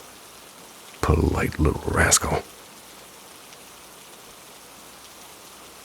Later, I asked one of the cashiers if she'd heard the noise. She gave me the classic, "I hope you don't think I'm crazy" look and said, "Okay, don't freak out, but," and told me about Homer, the store's unofficial ghost.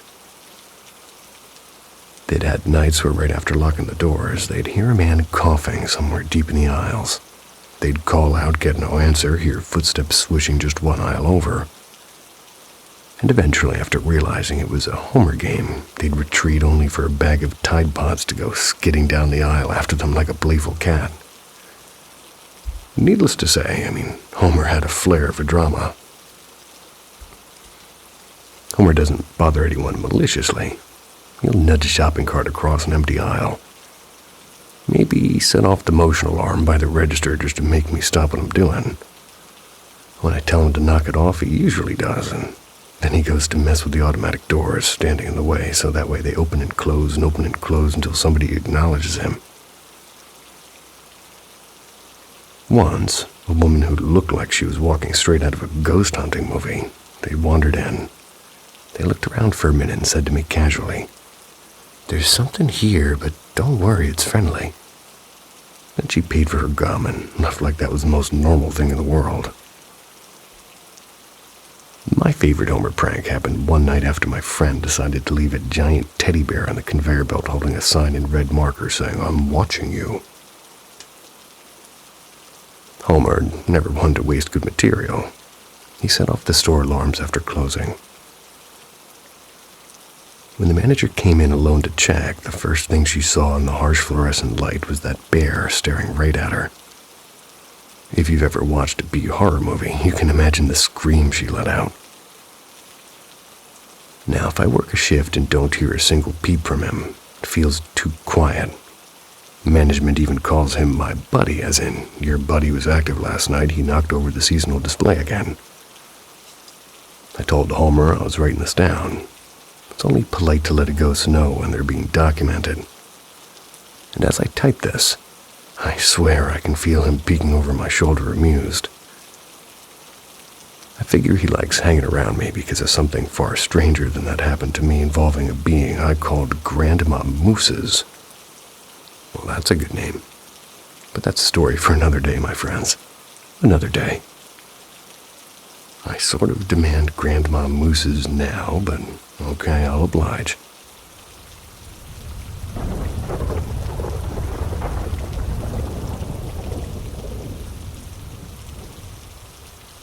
The Visitor in the Trees.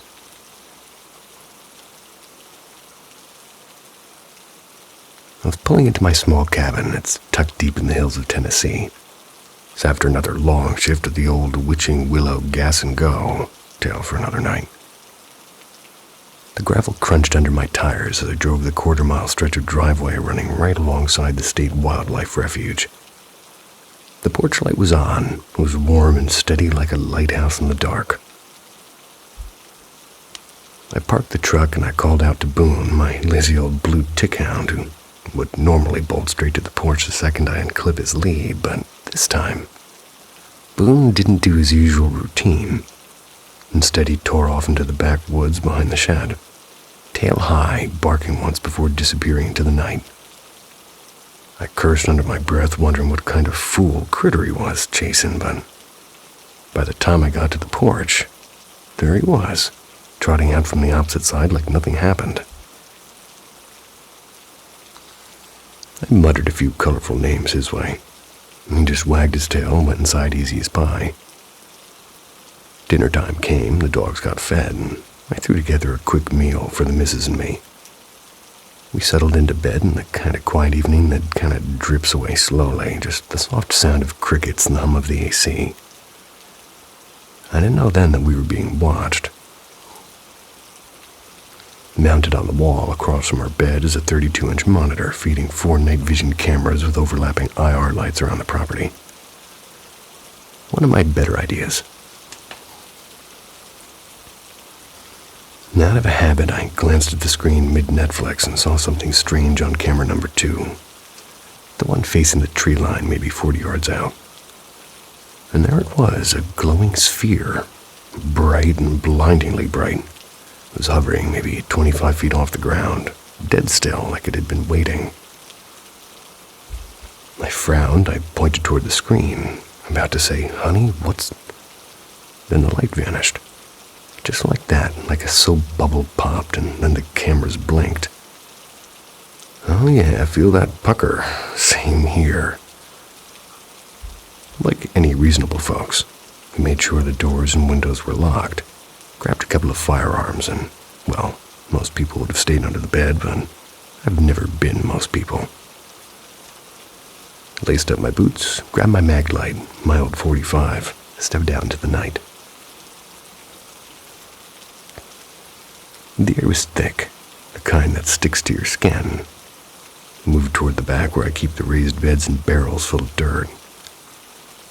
My flashlight beam was cutting through the dark like a blade, and first sweep over the spot where that light had been, I caught two eyes shining back at me. "Raccoon," I muttered. Relaxing a hair, I panned left and nothing, and right nothing, and back to the eyes. "Raccoon," I repeated, trying to convince myself. And then the raccoon straightened up on its hind legs. Way too tall for any raccoon, and a second pair of eyes blinked open just beneath the first. Super pucker. This would have been a fine moment to bolt. But no, I even surprised myself. I stood there, and in the cheeriest voice I could manage, I called out, "Hi there, you don't need to be scared. I won't hurt you. Please don't hurt me either. You're welcome to come closer, but not inside." The eyes moved fast. And maybe this is where a normal story ends, with me slamming the door and crawling under the bed, but what kind of story would that be? So my pulse was going so hard it felt like the night was breathing with me, and the grass shifted and the shape moved closer, flickering in and out of the beam, until finally, the great fearsome creature revealed itself.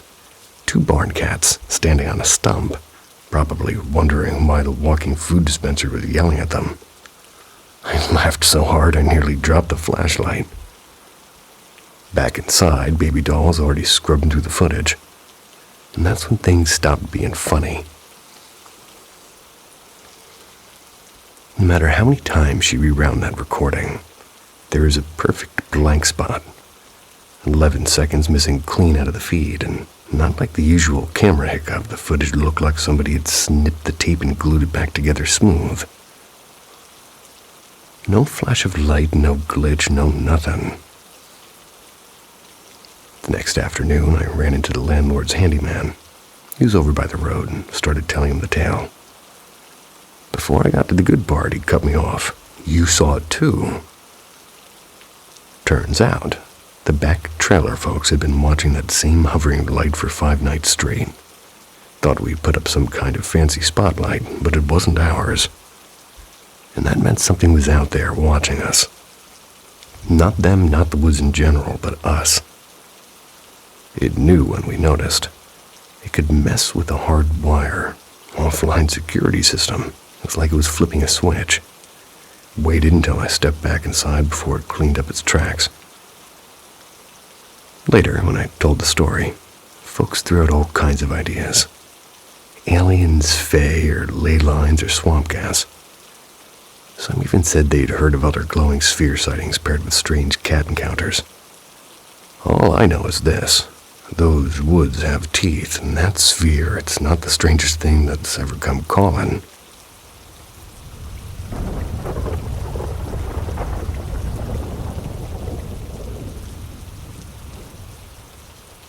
Whispers in the hallway.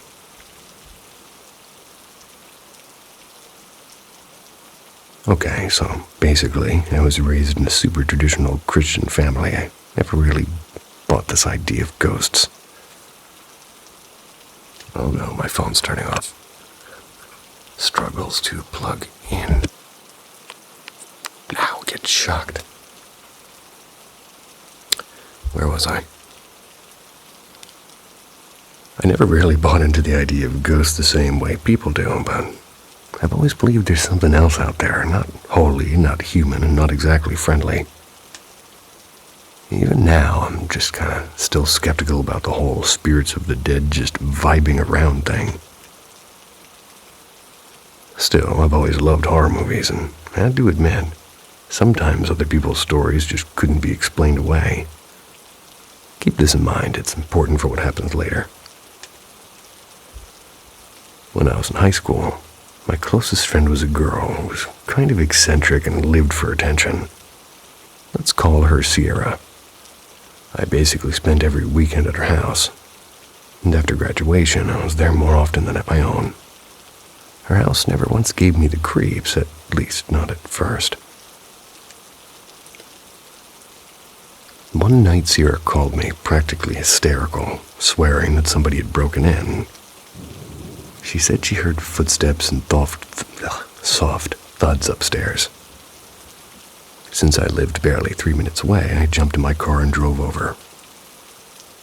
The doors were all locked tight, and I, being an idiot, started stomping through the house, pretending to be some wannabe action hero, yelling, "All right, Mr. Murderer, show yourself." She laughed and calmed down, and honestly, it helped me relax too. Weeks went by. We forgot about it, until Sierra told me the shower in the upstairs bathroom finally got fixed. She said every time she used it, she'd feel like somebody was watching her, and a light would flicker. Her mom even once said the door wouldn't open, like something was holding it shut from the other side. I brushed it off, told myself it was old wiring or the door frame swelling. But then, weird little things started piling up.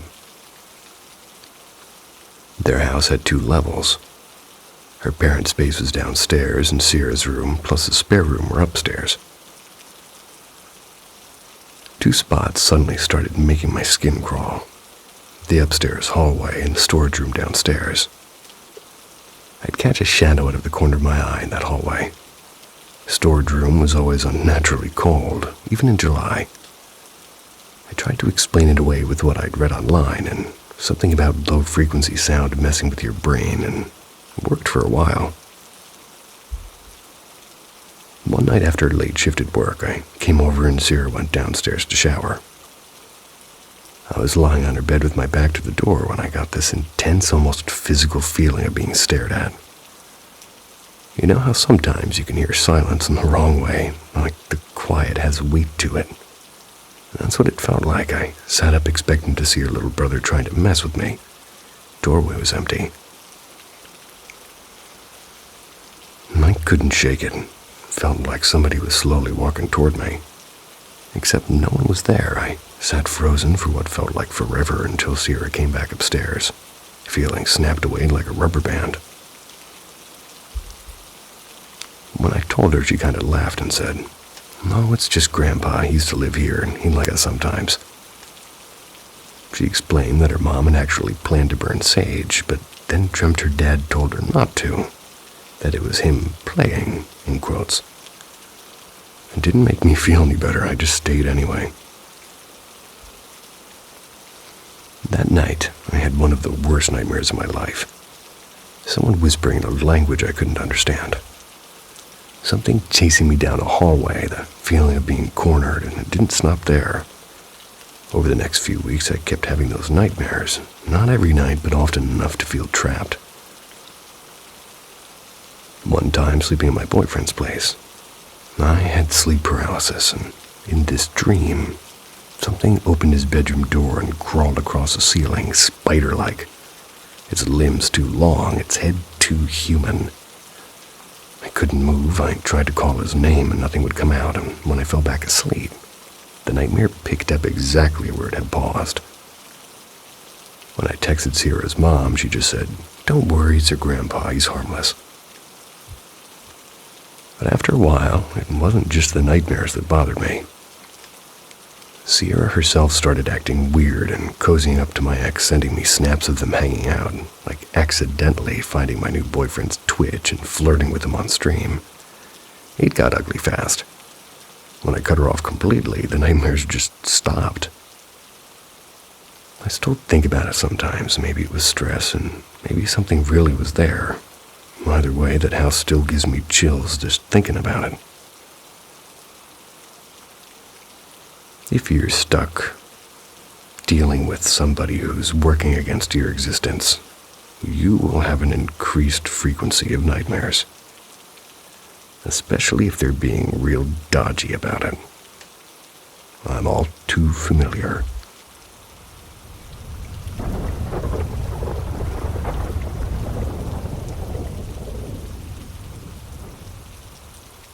The house that never sleeps.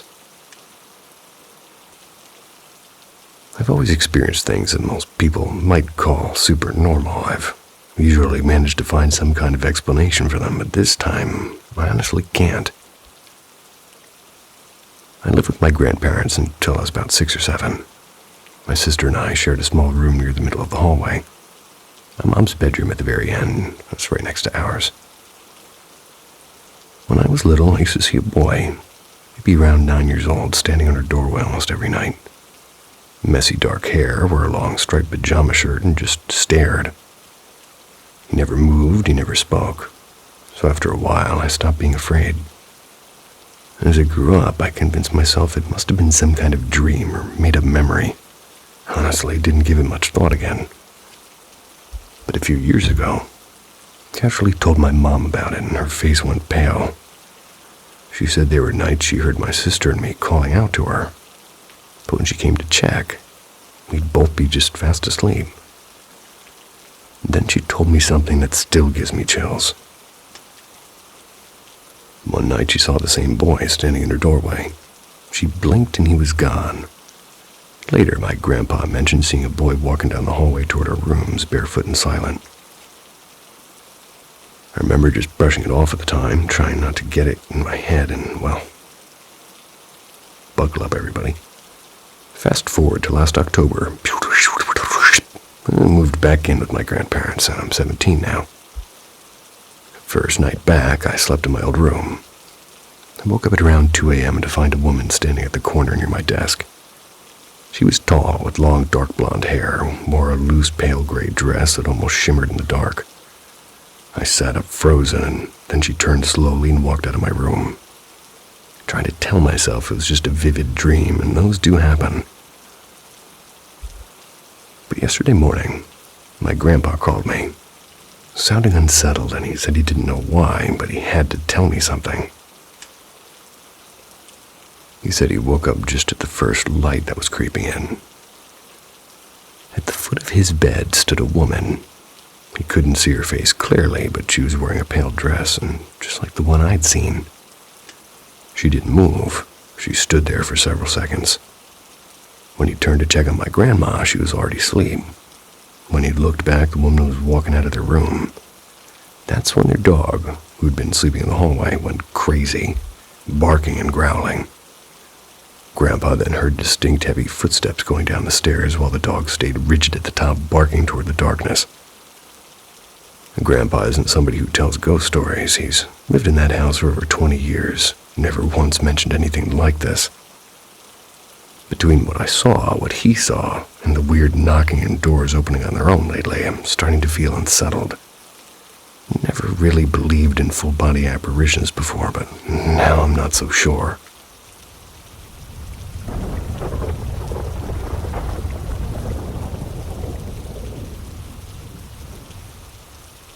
The Unexpected Visitor. This happened last Wednesday, and honestly, it's been playing in a loop in my mind ever since then. Maybe someone out there has a logical explanation. Still can't quite make sense of it myself. Bit of context first. My partner, our 2 kids, and I live in a quiet cul-de-sac in a fairly typical suburban neighborhood. House was built in the late 1980s, and we bought it from an elderly couple who had lived here forever. It's a 2-story house with a little wraparound porch, attached garage that connects to the kitchen through a narrow mudroom. Because of ongoing health issues, I stay home most days. My husband usually manages to swing by for a quick lunch around 12:15. He does that before heading back to work. He always comes in through the garage, and the door is impossible to miss when it opens. Sounds like a freight train rattling through the house. Last week, I'm sitting at the kitchen table. I'm working on a quilting project. I had some soft instrumental music playing and was carefully pinning fabric pieces together on the floor. My head was down, fully focused, and when I heard slow, steady steps coming from the mudroom to the kitchen, whoever it was stopped a few feet away from me. A deep male voice said casually, "Oh, hi."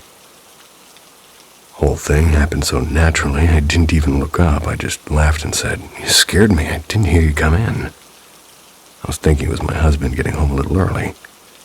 Told him to give me a second while I finished what I was doing. I then heard the footsteps continue past me toward the den, exactly where a small home office is.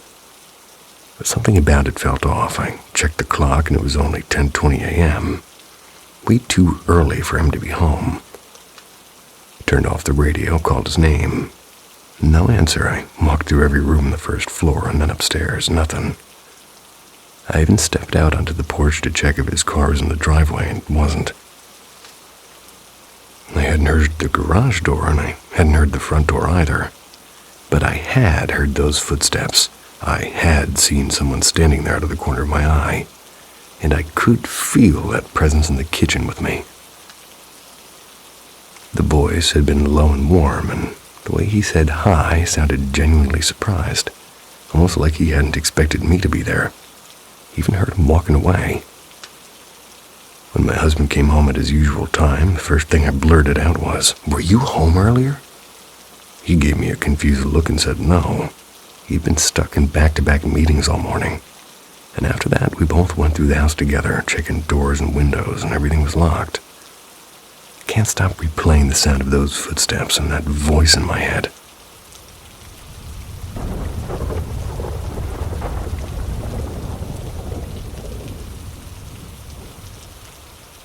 A breeze through the curtains. I'll pick science and research over spiritual explanations any day. I genuinely believe that anything, no matter how odd, can eventually be understood if we observe closely enough. But there's one memory from my childhood that stayed with me for years, mostly because I just can't explain it. So here's my story, what made me stop and wonder. I was around 11. My grandfather gave me the mailing address of his cousin's husband, Robert.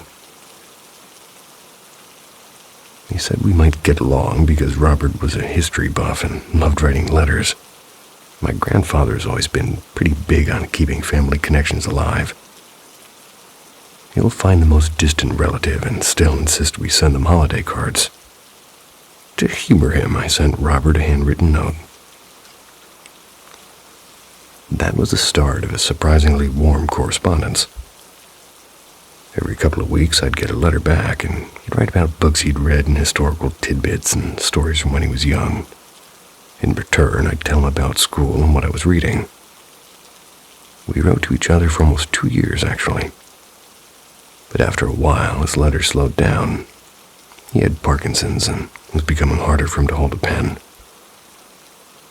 When I was about 13, he came to visit. I remember feeling awkward, like he'd know how childish my old letters had been, but it turned out to be gentle and funny, and being around him felt easy.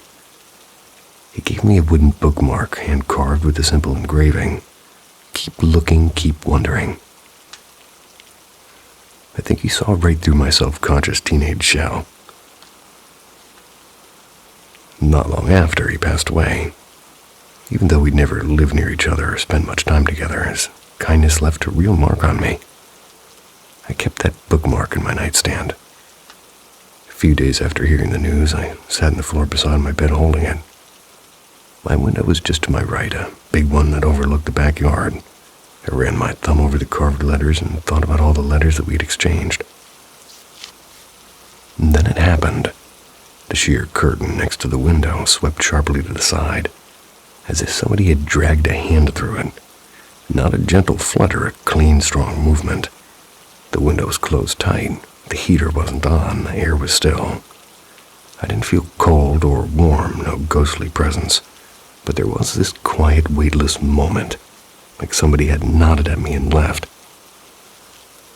I checked everything. Window locked, no vents nearby. Didn't have any pets to blame it on, and yet the image of that curtain moving stayed burned into my memory.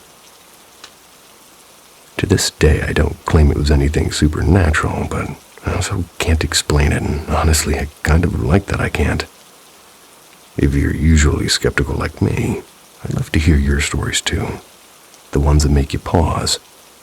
Not because you believe in ghosts, but because something just didn't fit. Boy, do I have some of those. Not even supernatural ones. Regular, crazy life ones.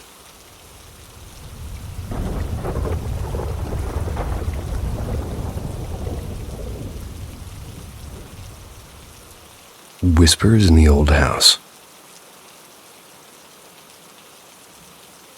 The house that I currently live in, and have lived in for nearly a decade now, was built by my great-grandfather on my father's side. It's quietly stood on the same piece of land through generations, sheltering countless family stories. My dad, my aunt, and even a few of my older cousins all spent part of their childhoods here. It's a house that carries a certain reputation in our family. Not because it's particularly big or particularly beautiful, but because of the strange, almost unexplainable things that seem to happen inside of it. I've never been the kind of person to immediately believe in ghosts, but the house has a way of making you question what you know. I'm going to share a few experiences below, and maybe somebody can tell me if this all sounds like a classic haunting or just a sensitive family living in an old house full of echoes. My dad's stories. Back when my dad was a teenager, he used to talk about strange footsteps and flickering lights. And one particular night, he swore he saw the hallway lamp swing slowly back and forth like somebody had brushed against it. Except everybody else was asleep, and another time a framed photo fell from a shelf in the living room without any reason. The weirdest thing for him, though, was the whistling. Late at night, he would hear a faint whistle like somebody trying to call a dog drifting in from the back porch. When he opened the door, the sound would vanish completely.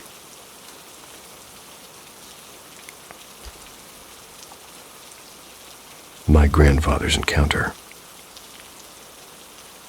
When my grandfather lived here after retiring, he told me about something that gave me chills. He'd go to bed around the same time every night.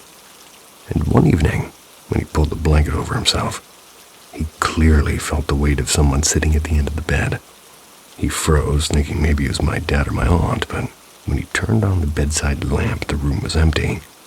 The indentation was still there. My own experiences. Personally, I've never had furniture fly across the room or doors slam shut on their own. The oddest thing that happened to me is the kitchen door opening slowly.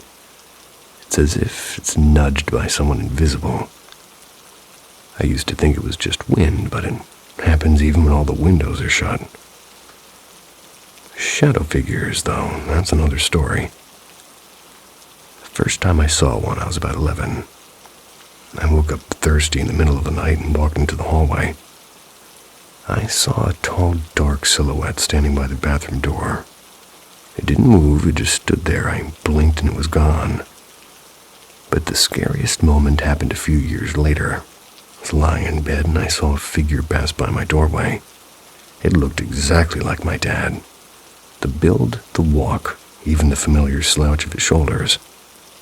Thought maybe he was checking if I was asleep. A minute later he came out of his room, though. Opposite end of the hall. Said he hadn't left his bed. The whisper. About a year ago, something happened that still makes my heart race when I think about it. I was reading on my bed with the door closed. House was silent. Suddenly, I heard somebody whisper my name. It was soft and almost gentle, like my aunt's voice. I turned around expecting to see her standing at the door, but the door was still shut and everyone else had already gone out to sleep. I prayed out loud like my family always does when something weird happens. And that night, nothing else followed. The house has passed. This house has seen a lot. My great-grandfather built it after returning from war, and over the years, a few people have passed away here. Some peacefully, some not. One of the more painful family stories involves a late-night break-in decades ago. It's when somebody had to defend themselves from a violent man. My dad says the hallways where it happened never quite feels right. How we cope. Whenever something happens, whether it's a voice, a shadow, or a feeling, we gather and pray over the house, and my aunt burned sage. My grandfather used to leave a lamp on in the kitchen, for the night wanderers, as he called them. It didn't stop everything, but it helps. And over time, the fears turned into a kind of wary acceptance. The house has been here long before me, and it'll probably outlive me too. Whether it's truly haunted or just carrying the weight of too many memories, I've learned to live with its whispers.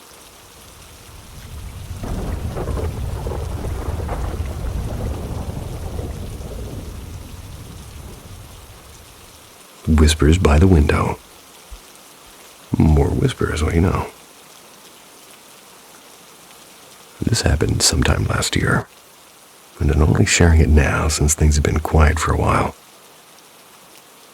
It started with what I thought was just a typical fever. My little girl had a temperature that went up and down, and nothing unusual for a toddler, I guess. Her doctor said the usual: keep her hydrated, let her rest, give her meds if needed. We followed everything carefully. By the third night, though, her fever was still unpredictable, and I tried calling her doctor again. We couldn't reach her. I didn't want to bring my daughter to anyone else, and we trust her doctor more than anyone. Every time we tried other clinics before, it never really helped. What unsettled me was how my daughter started acting strange at night.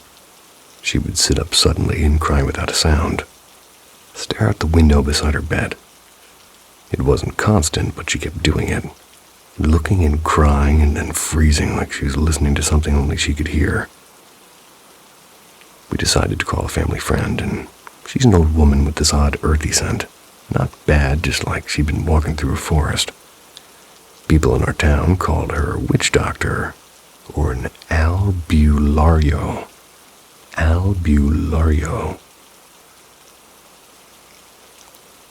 So she helped many people before, and even me when I was little, though I never really knew if it was real or just a coincidence.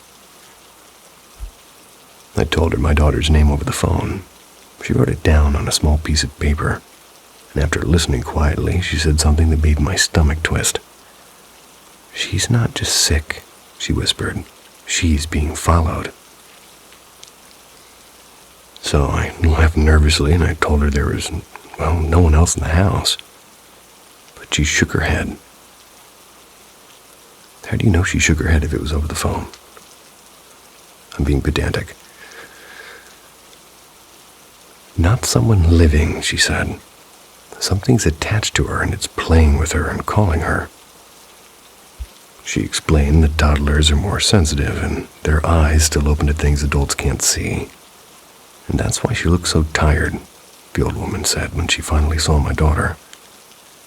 She's not just crying because she's sick, she's asking for it to stop. She folded the paper with my daughter's name and whispered it like a secret and walked outside without letting us follow. Her daughter told us no one should touch or see where she'd throw it. When she came back, she gently ran her hand over my daughter's head, and nothing changed right away. Before we left, she told us one last thing to do. Scatter salt and uncooked rice on the window. Speak kindly to her, wish for her to be free. Someone or something is envious of her. Keep a small jar of salt and rice hidden in the corner of your home. Don't remove it until the year ends. So, I asked her who it was.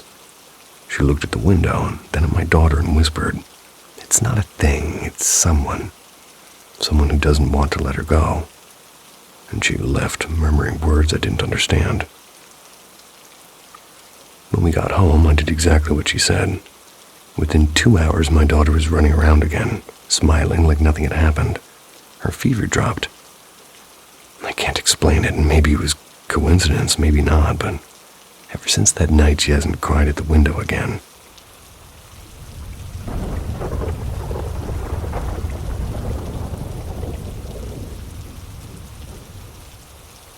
The presence on the stairs.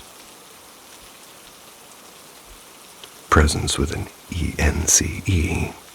Not the good kind. Don't know why I clarified that.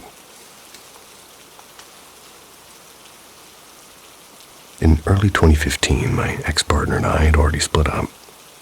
We're still living under the same roof, though, and the rent in that neighborhood was ridiculous. Neither of us could afford to move out just yet. We tried to keep our distance, separate rooms, separate lives. Our daughter, who was 3 at the time, stayed in the smaller bedroom next to his. It was a narrow 3-story townhouse, the very end of a quiet street. My room being on the top floor, the master bedroom, while my ex and our little girl stayed on 1 floor below us. The staircase curved up from the living room like a spine running through the house. And I've always struggled with insomnia, so I often stay up reading. That night it was just past 2 in the morning. House was completely silent except for the occasional hum of the fridge, and I'm laying in bed with a mystery novel when I felt it. The air shifted like somebody had drawn a thick invisible curtain across the staircase. I couldn't hear anything, but something was moving, not walking, but crawling, slow and deliberately. It felt as if the entire house was holding its breath. I sat up, heart pounding, and opened the bedroom door. Hallway light spilled over the top of the stairs, and there was nothing. But the moment that light touched the steps, the suffocating feeling snapped, like somebody had popped a soap bubble. My cat bolted up the stairs for bristling, dove under my bed, and didn't come out until morning. I laughed nervously. I was convinced I was just overtired. But the instant I pulled the door shut again, the feeling returned, thick, cold, and wrong. I ended up sleeping with the overhead light on. Door cracked open just enough so a sliver of light fell down the stairwell. I tested it, closing the door, turning off the light, and waiting, and each time the wrongness crept back like something was waiting just out of sight. When the first pale light of dawn bled through the curtains, it vanished completely. I convinced myself it had just been in my head. 3 months later, I moved into a small apartment with my new boyfriend. He's a bit spiritual, so he burned sage the night before we officially settled in. And that first night alone, I lay on the couch and felt an enormous weight lift off of me. I hadn't realized how constant that low-grade dread had been, like a background hum I've gotten used to. 2 years after that, my ex posted online about finally moving out of the townhouse. And in a long post, he said how relieved he was to be done with that thing on the stairs. I froze when I read it. I had never told him anything, but he described the exact same presence, the same creeping feeling, the same fear when the lights were off. And he's a rational man, not one to talk about ghosts or shadows.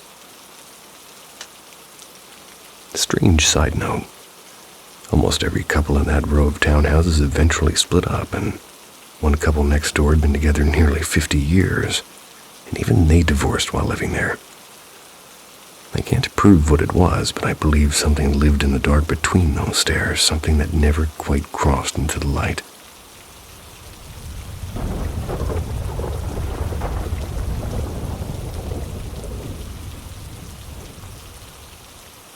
The Silent Guest.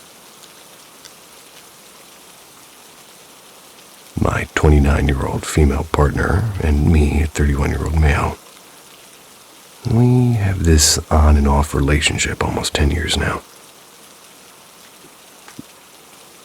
During the first few years, I'd stay over at his apartment nearly every weekend. And some mornings I'd wake up with these odd bruises and small red lines across my arms and shoulder blades, places I couldn't possibly reach myself. I kept telling myself it was just me tossing and turning in my sleep, or maybe bumping into the bed frame without noticing. And one night after waking up with a long scratch down my left arm, I half-jokingly told him he must have a ghost roommate. He didn't laugh. Instead, his face got pale, and he quietly told me he had once seen a woman standing at the end of his bed when he was a child. A woman that no one else could see. That unsettled me, and after that I began noticing little things.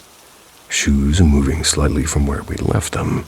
A book showing up days later in a drawer we never opened, or keys vanishing only to reappear in the kitchen counter. A year later, I found out I was pregnant. One early morning, exhausted and nauseous, I arrived at work way too early and decided to nap in the quiet, dim corner of this, I guess we could call it an archives room. I lay on my back, wrapped in a small throw blanket, and drifted off. Somewhere between sleep and wakefulness, I heard footsteps and chatter, like my coworkers had arrived, but when I tried to sit up, nothing happened. My body was frozen. I could only turn my head slightly, and there right above me was this pale figure with empty, dark eye sockets. It wasn't fully human, more like a bleached, distorted face staring down, and I panicked, turned away, and forced my eyes shut until the sensation passed. When I finally sat up, the room was silent. No one had arrived yet. As I moved into my third trimester, things became stranger. One night, sleeping at my own house, I opened my eyes and realized I couldn't move again. A tall figure cloaked in black stood in the hallway, its shape darker than the shadows behind it. It didn't speak or step forward, it only stood there, like it was waiting. I tried to scream, to call out to my father in the next room, but only air escaped my throat, and I don't remember how it ended, but only I woke up drenched in sweat with my heart pounding. I began sleeping only on my side after that, never on my back again. Always kept the bedroom door closed, too. After giving birth, nothing major happened for a while.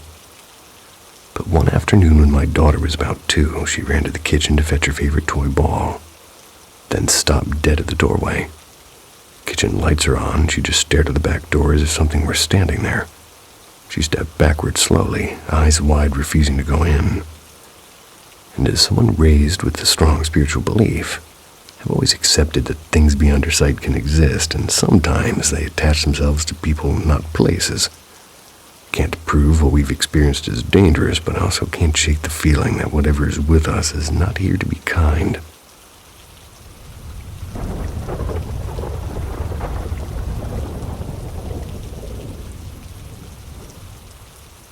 The Thing in the Pines.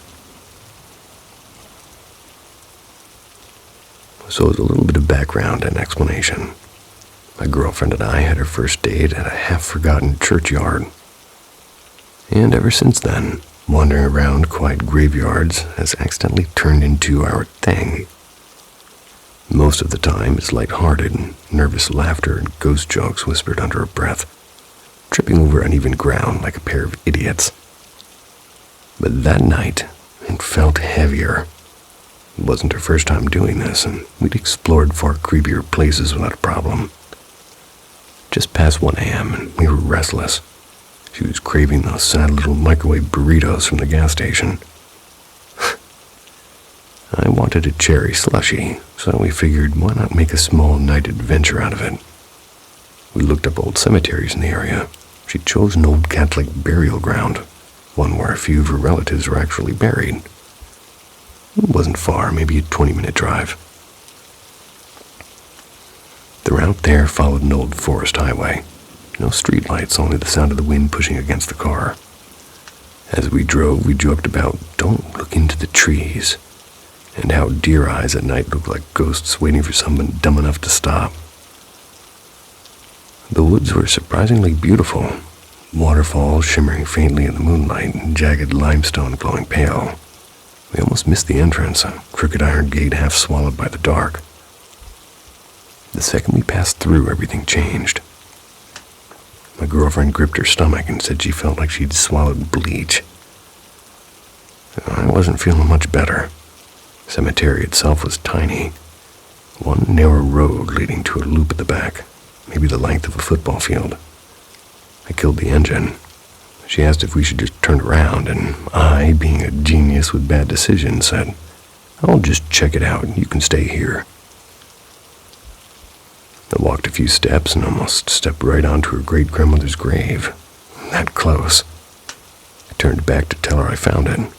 Decided to keep going, searching for her cousin's plot. My boots squished softly in the damp grass. But underneath I started hearing something else, a faint clicking. Not loud, but sharp, like tapping a fingernail against hollow metal. And each time I took a step, it came a beat later, like something walking with me. I went back, breath foggy in the cold air, told her to keep the doors unlocked. And then, for no real reason I can really explain, I felt this pull like a rope around my ribs, tugging me toward the far edge where the pines started. And that's when I saw it. A small, shadowy shape crouched between headstones. A cat, or at least it looked like a cat. Tail low, eyes fixed, and I love cats. So of course, instead of leaving like a sane person, I moved closer. The clicking got louder and faster. My flashlight beam was caught on the tree line. But instead of lighting it up, the light just stopped. It's like it hit a wall of night. Then the dark shifted, and I can't describe it properly, like if somebody assembled a body wrong and pressed play. I stumbled back, heart hammering so hard I could hear it in my ears, and then I ran. Harder than I've ever run. My girlfriend didn't wait for an explanation. The car door slammed before I even sat down. We shot down that forest road like the devil himself was chasing us. And on the way home, she told me she'd kept sweeping her eyes left and right, and every time she glanced at the pines, she knew something was there, watching. I keep trying to convince myself it was just an animal. I've hiked this state's woods my whole life, after all, and I know what lives out there. But whatever I saw didn't move anything like anything I know. And the cat, that's still bothering me. A lone cat surviving a Pennsylvania winter in the middle of a forest with no food or shelter, sitting in a graveyard at 1 a.m. doesn't make sense. Can't shake the feeling that we didn't imagine it.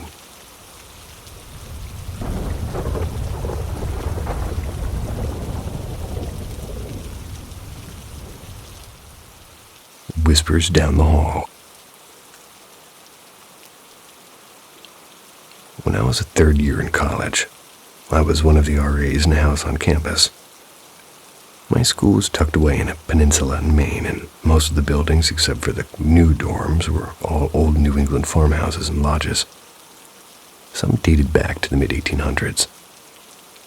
The house I was assigned to used to be an inn, complete with an attic suite and narrow back staircase.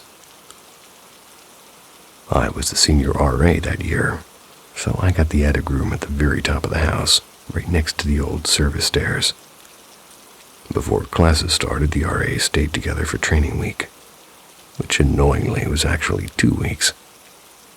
Since my room was the only one upstairs, everybody just kind of took the second floor, louder, cozier, and more social, and I don't mind the quiet. About 3 days into training, odd things began to happen. I started finding smooth round pebbles in my drawers and under my shoes and inside closed boxes. Sometimes they're stacked in tiny towers of 2 or 3, and sometimes just a single stone. There was never a sound, never a sign of anyone sneaking in, and I told myself it had to be some silly prank. Then one night around 1:45, I woke to the sound of soft dragging footsteps on the wooden hallway outside my room. My first thought was that somebody needed help, maybe another RA. The steps stopped right in front of my door, and silence followed, thick and pressing silence. The next morning, when I asked if anybody had come upstairs, everybody swore they hadn't. Happened again the next night, and again the night after that, always at the same time. Someone suggested it might be the night watchman doing rounds, which made sense. I decided to meet him and clear my head. I set my alarm for 1:40. I opened my door and waited with my desk lamp on. At 1:45, the sound returned. Soft, deliberate steps climbing the service stairs. I could hear the boards creak closer and closer, and then the sound stopped right outside my door, and I looked out, and what do you know, no one. I whispered a shaky, "Hello?" And immediately the wind chime I had hanging from my curtain rod fell straight down. No breeze. Terrified, I slammed the door and kept every light in the room on until morning. The others laughed it off, said I was overtired, but then things got even worse. During orientation week, the house was empty in the mornings. That's because all the freshmen were at mandatory sessions. At 1 noon, I decided to nap, and when I woke, I took the back staircase down to the kitchen. To pass through, I had to cross a narrow landing between the stairwell and the laundry room. As I stepped onto the landing, the knob of the laundry room door began turning rapidly back and forth, like someone inside was desperate to get out. I called out, "Hold on, the door sticks, I'll help." No reply. The knob rattled harder. Then the door flung open, slammed open again, slammed harder, and then it slowly creaked open and just stayed that way. I stepped inside and it was empty. Not even a window open.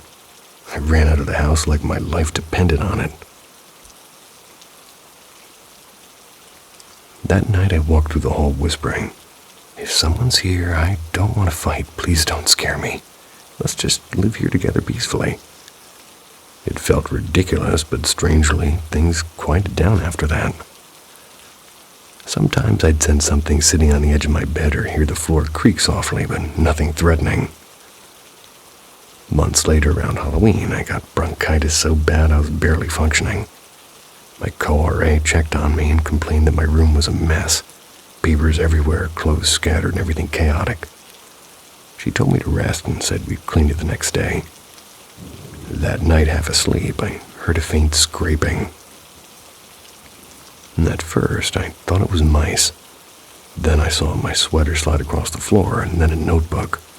Then stacks of paper shifted, neatly piling themselves against the wall. My heart stopped. I croaked out, "Thank you, but please stop. I just want to sleep." Then everything went still. The next morning, the piles are still there, tidy and sorted, and my co-RA swore I must have done it in my fever haze. I hadn't had a fever in hours. And months later, out of curiosity, I asked the head of maintenance if anybody had ever died in the inn before it became student housing. He told me a young girl who lived there in the late 1800s had fallen down the service stairs and died. I don't know if that's true, but I'd like to think maybe she just wanted someone to keep her company up there.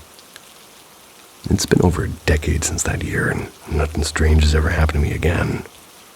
But sometimes when I hear creaky steps in an old house, I still remember those soft footsteps outside my attic door.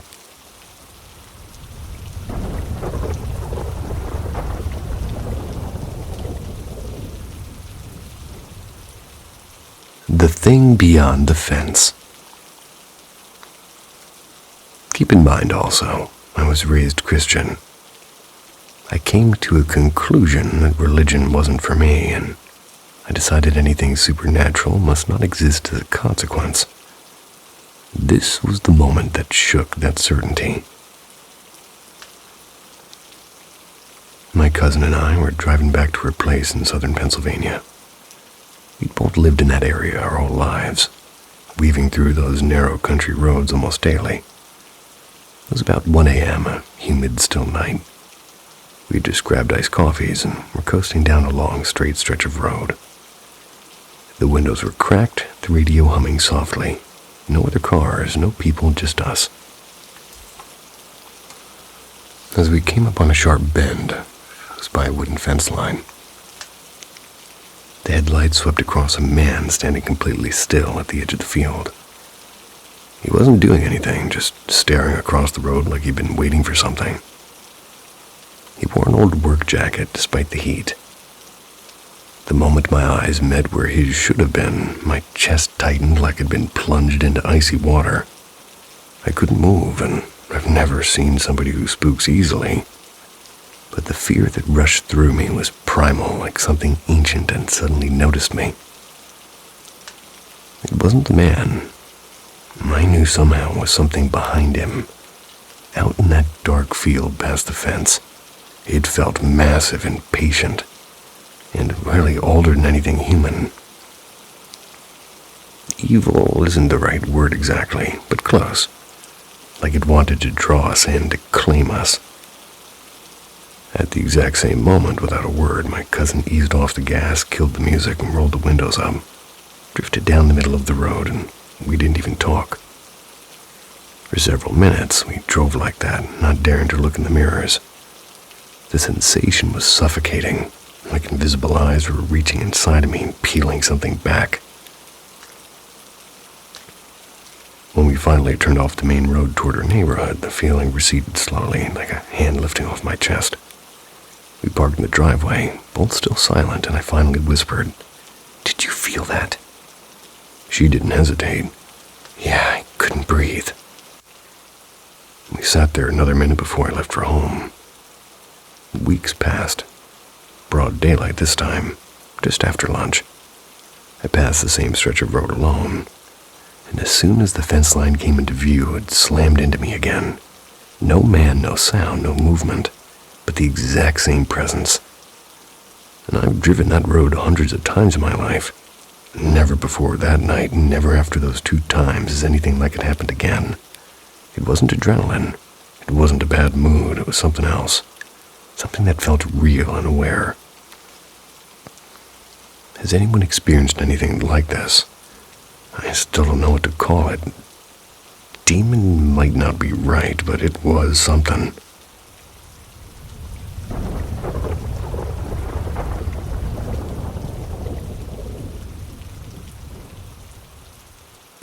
Someone in the house. Hello. So, about 5 years ago, my mom, her partner, my 2 younger siblings, and I, we moved into this big, slightly worn family house in a small countryside village. The place has a creaky charm, wooden floors that groan when you walk on them, walls that seem to breathe at night. At first, I didn't think much of it. I've had odd things happen before. And back in the city, in our old apartment, there's a painting I made myself that would always slide off the wall or tilt without any reason. I thought that was spooky. But this house has a personality of its own. It started gently enough. Sometimes at night while I'm playing games or just sitting in my chair, I'd feel something lightly tugging at my hair. Yes, Gecko. Not hard enough to hurt, but enough to make me turn around. Nothing would be everything, blah, blah, blah, blah. Nothing was ever there. No headphones, no loose cords, nothing. Freaked me out at first, but over time I just got used to it. It's funny how humans can adjust to the weirdest things. There was also that balloon. My little sister had a pink balloon with no helium in it. Yet it was floating against the ceiling like it had a mind of its own. When I tried to put it down, something yanked it back up like it didn't want to let go, and I asked softly, "Can I have it?" And the balloon slowly drifted down into my hands. My mom and I just stared at each other. Not terrified, just stunned. We decided to leave whatever it was alone. For years, nothing else really happened.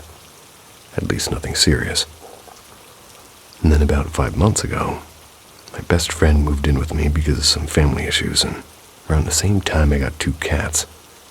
That's when things got a lot more intense. One afternoon, I'm cleaning the kitchen. I left one of the wooden cabinets wide open so it could air out.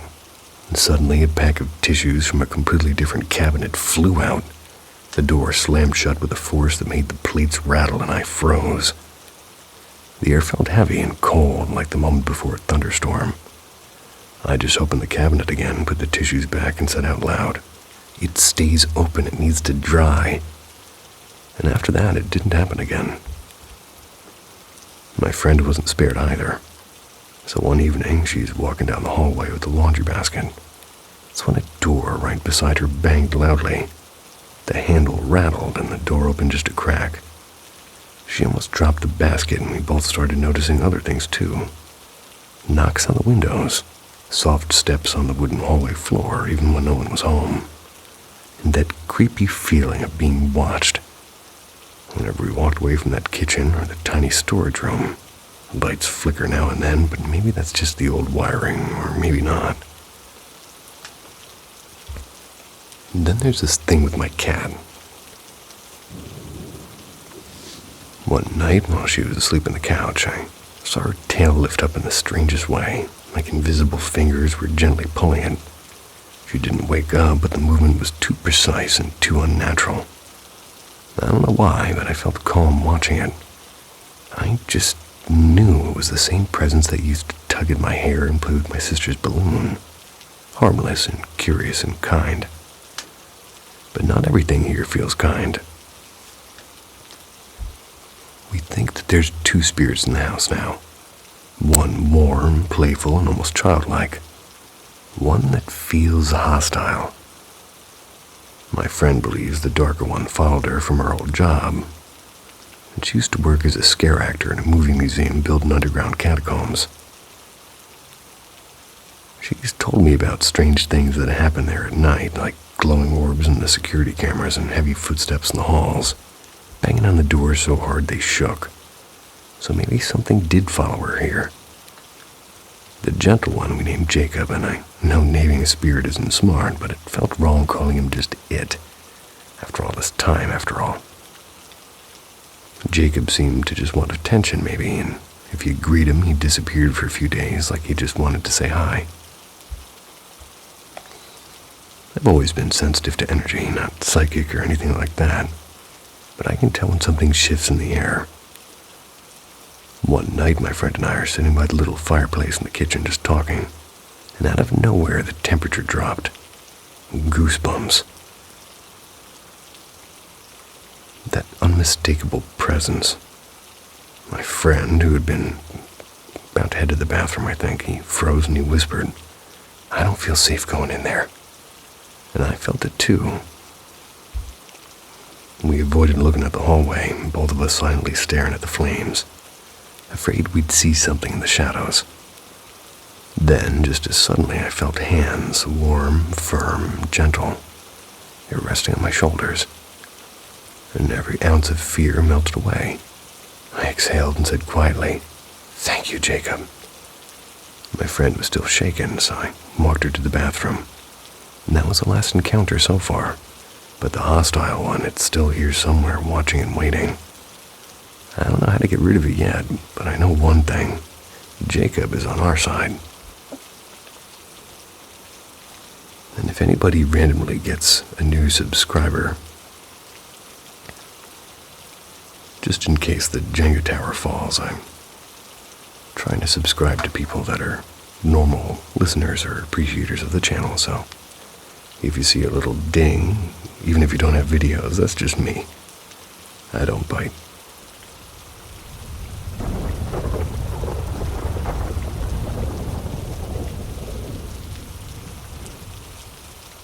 Beneath the blanket. I'm 30 now. I'm a male. But when I was little, around 3 to 5 years old, I had several experiences that to this day I still can't quite explain. Honestly, part of me feels ridiculous for holding on to these memories as something real, but another part of me just can't write them off as being imagination. I'm sharing a few of these moments here because they've lingered in the back of my mind for years, and maybe somebody out there has felt something similar. And yes, I grew up Catholic. Church every Sunday, prayers every night. When I was about 3, I told my grandmother that a boy with brown hair was coming to live with us. I even mentioned the exact week. She laughed it off, and a few months later my mom gave birth to my younger brother, right in that same week. When she asked me where I'd heard that, I apparently said that he told me himself, pointed to the empty chair. Around that same time, I often played with 2 imaginary friends. They didn't feel imaginary to me then, and they'd tell me things I couldn't have known, like the name of a bird that landed on the windowsill, or the fact that my aunt had broken her favorite vase or vase, and never been to her house yet. Sometimes they just hummed softly like a lullaby. My mom often told me later how she'd find me giggling alone at night and whispering to someone no one else could hear. She'd hear light footsteps across the hallway, even though I was the only kid awake, and according to her, I called one of them Lior. I don't remember most of those nights, but there are 3 moments burned into my memory. The first was when I was climbing on the top of the old oak dresser.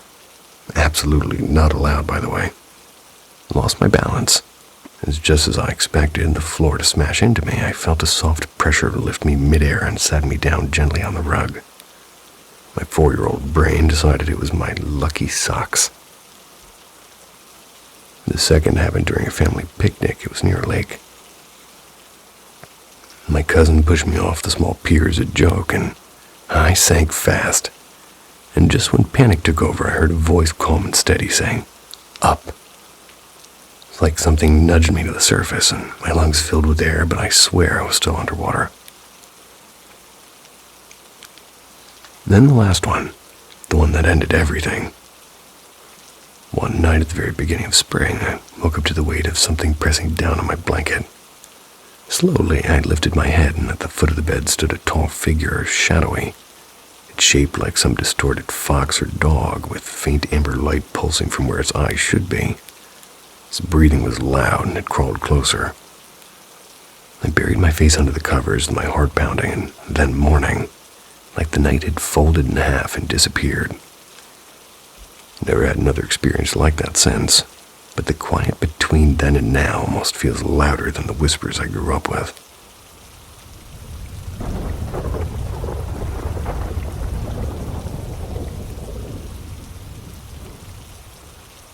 The quiet halls of Maplewood Elementary. Last February, I was in a strange in-between stage of life. I had just left a contract job and was at home with my little boy, about 6 months old at the time. My partner had been working through my pregnancy, but lost his job not long after the baby was born. We're living temporarily at my aunt's house, trying to save up. I've got a degree in social work and some experience with kids, so I started applying anywhere that would take me. The best option that came up right away was a paraprofessional job in a special education department at Maplewood Elementary, a school just a couple of towns over. The position existed only because of the pandemic, and they needed somebody to supervise kids doing speech therapy over Google Meets. Wasn't exactly my dream job, but it was something. Basically, my job was to walk across this enormous school, grab students from their classrooms, escort them to the speech room, sit there quietly while they did their sessions online, then take them back, over and over. The building was a huge L shape, about 600 students. My little office was tucked at the end of the kindergarten wing, which meant a round trip to the 5th grade rooms could take about 15 minutes. And every single day, on the way past the main office, I'd noticed this old-fashioned puppet sitting alone in a glass display case. Its cloth body was floppy, had a paper mask for a face, not creepy exactly, but strange. It never moved and never changed, and no one ever mentioned it. And weird things started happening after the first few weeks. The speech room door was one of those that you had to manually lock with a key from both sides. It didn't lock on its own. Most staff, myself included, left doors unlocked when stepping out for a quick minute. But whenever I walked, like, maybe 30 seconds away from it, like, literally down the hall and back, I'd return to find the door mysteriously locked again. I tried to test it in my downtime, pulling and pushing and jiggling the knob. There was no way it could lock itself. I asked the custodian, who'd been there for years, and he just shook his head and said, "Nope, that door doesn't do that on its own." Figured some staff member was messing with me, trying to prove a point or something. I told the assistant principal, and she promised to have maintenance check it. The following Monday, the door was crooked on its hinges, wouldn't even close properly anymore. Then came the bathroom incident. One afternoon, I went to pick up a student from a kindergarten class, but their schedule had changed, and I had another child with me. So I walked back to the empty classroom. Another aide nearby said she thought she saw a kid dart inside earlier. The class had a small bathroom at the back, so I checked, and empty. Turned to leave, and the bathroom door slammed shut so hard it echoed down the hallway.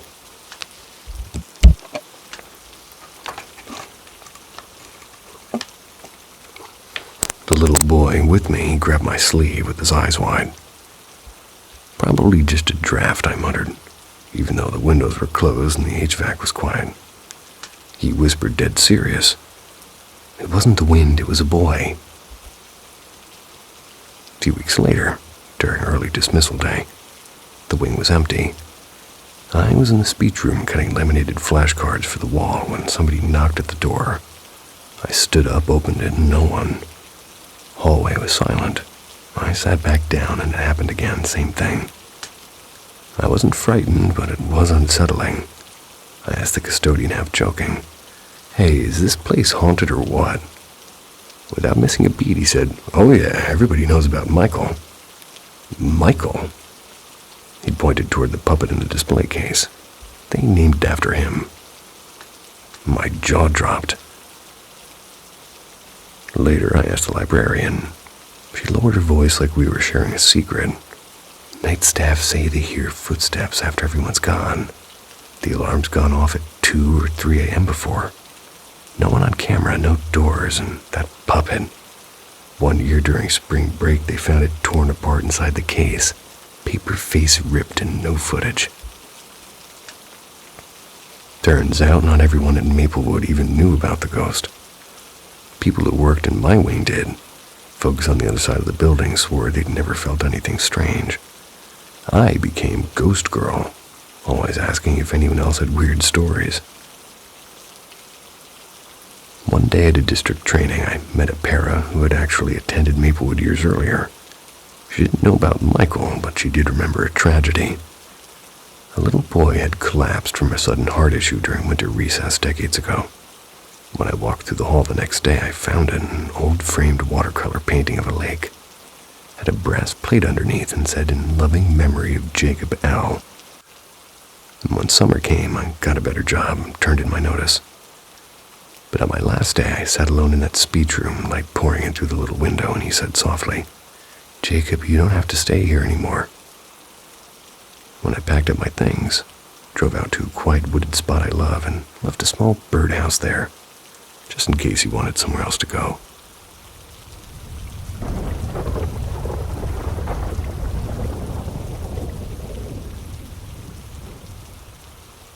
The 3 a.m. visit. This quote-unquote visit happened roughly 6 weeks ago. Grandfather on my father's side passed away in 2021 after years of struggling with dementia and Alzheimer's. Ouch. And for a long time, my aunt has told the family that she often dreams of her late mother-in-law. I used to brush it off, not really thinking too much about it. But in December, she told me something that stuck with me. Both she and my cousin, who had never experienced anything paranormal, had a vivid dream. They chatted with my grandfather on my mom's side, the one who passed away in May of 2022. And strangely enough, they both woke up around 3 a.m. The week after that conversation, something happened to me too. In my dream, I found myself in a big gymnasium, the kind used for school games, and I wasn't sure if it was basketball or volleyball being played, but I'm sitting halfway up the retractable bleachers, surrounded by that familiar echo of cheering and squeaking sneakers. At some point, I went to the restroom. The urinal was taken, so I stepped into a stall. After I finished and opened the door, I saw my grandfather on my dad's side. They were standing near the exit. He looked confused, not lost, but like he was searching for something he couldn't quite name. I called out, "Hey, wait, I need to talk to you." My voice was hopeful. He turned and looked at me without any sign of recognition and walked through the exit. The door shut softly behind him, and I rushed after him and opened it. There's no one in the hallway, and he looked like he just did when I saw him when I was a kid, but younger and stronger, not the way I last saw him. A strange heaviness settled in my chest, and I guessed maybe it was the dementia still clinging to the version of him that remained. I washed my hands slowly and returned to the stands. And that's when I noticed a small group of children gathered near the top row, pointing and whispering to each other. Their eyes were fixed on someone, and then I saw him. It was my grandfather on my mom's side. He looked so full of life and exactly like I remembered from my childhood. None of the adults around seemed to notice him, only the kids were watching, and one of them asked in a soft voice, "Are you an angel?" He laughed gently and said, "I'm not sure about that, kid." I climbed a step toward him, and when I reached him, he smiled the way he always used to. That kind of smile that could make you forget everything else for at least a second. We spoke briefly, nothing complicated, just the kind of simple, warm talk that matters more than words themselves. Then he said that he had to go, and his outline started to blur like fog lifting from a field, and I panicked a little and said, "Can't you stay longer?" He chuckled again, a sound that somehow felt both real and far away. "That's not how it works," he said. Tears welled up in my dreams. He continued to fade and said, "You can visit any time," I told him. He nodded once slowly before disappearing completely. And that's when I woke up. Clock read 3:02 a.m. I lay there in the quiet, feeling strangely calm. It wasn't scary, it wasn't dark, it was gentle. But as the silence deepened, I realized my heart was pounding so loudly I could hear it in my ears. Never experienced anything like that before.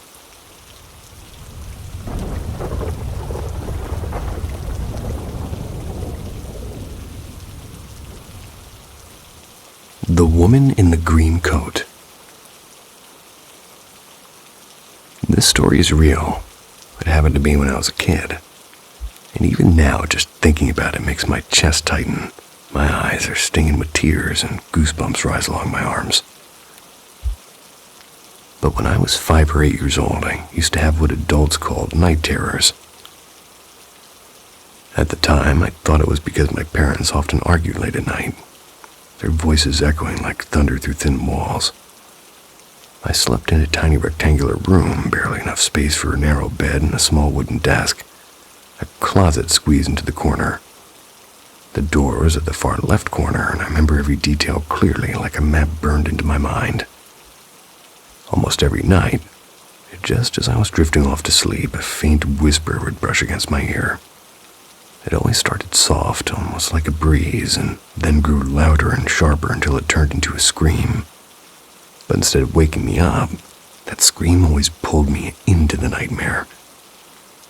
The dream was always the same, finding myself standing in the middle of a vast empty field. The ground was black, the sky was black, there was no wind, no sound, no stars, just darkness. Small stone house in the distance. Its windows glowed faintly, though there was no light inside of it. I always walked to the house, entered through the front door, and stepped out the back.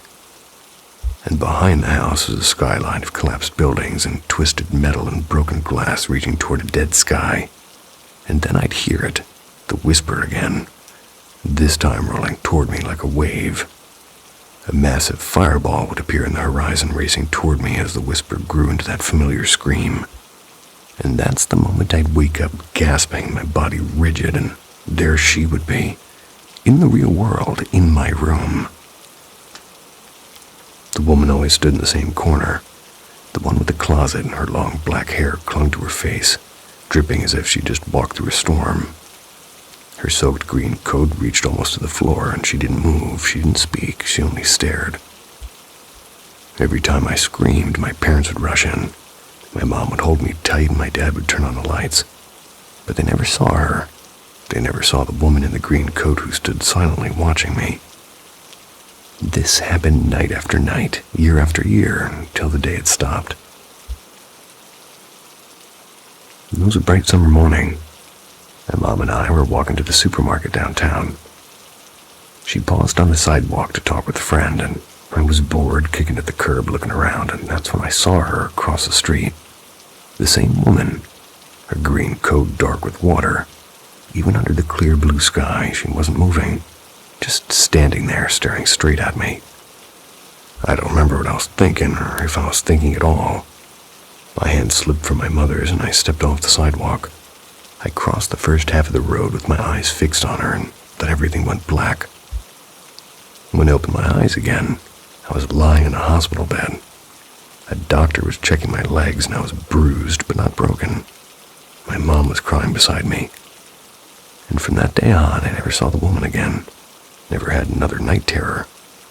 But sometimes when it rains and the wind howls against the windows, I swear I can still hear that whisper. Thank you so much for listening. Sweet dreams.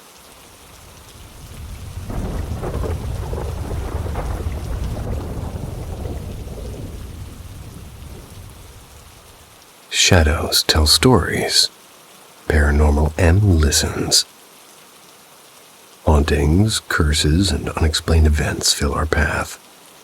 Subscribe now.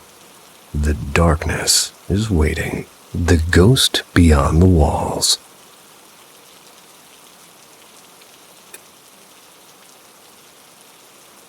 My fascination with the paranormal began more than 2 decades ago now. Back then, I was just a teenager. My stepfather recently passed away from a sudden illness. I lived about maybe several hours away, and I never got the chance to see him one last time. A few weeks later, I went to my sister's house to help watch over my baby niece. It was her nap time, so I tucked her into her crib and walked down the hallway to the living room. From the old couch, I could still see her room through the doorway, and I was exhausted. So I decided to rest while she slept.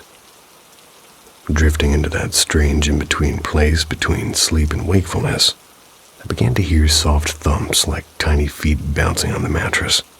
Light giggles, and half asleep I mumbled, "Please sleep for Auntie." Let my head sink back into the cushion. But just as I was about to nod off, a sharp, cheerful whistle rang through the house.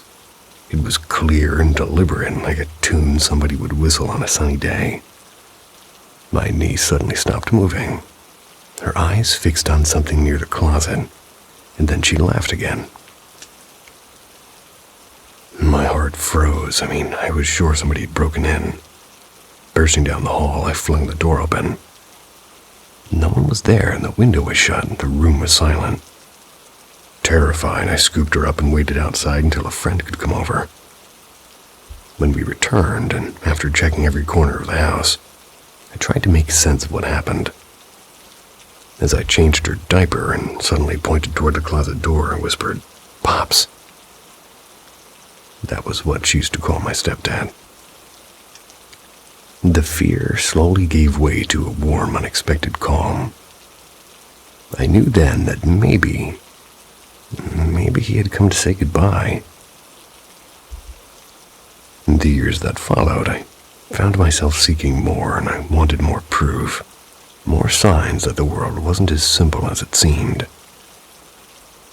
In my early 20s, my husband and I became close to one another couple who shared that same curiosity about the paranormal. In our town, the local cemetery was notorious for ghost stories. It stood beside an old psychiatric hospital, surrounded by government buildings with bright buzzing lights that contrasted with the darkness of the graves. One chilly night after work, they picked me up for our very first ghost hunt.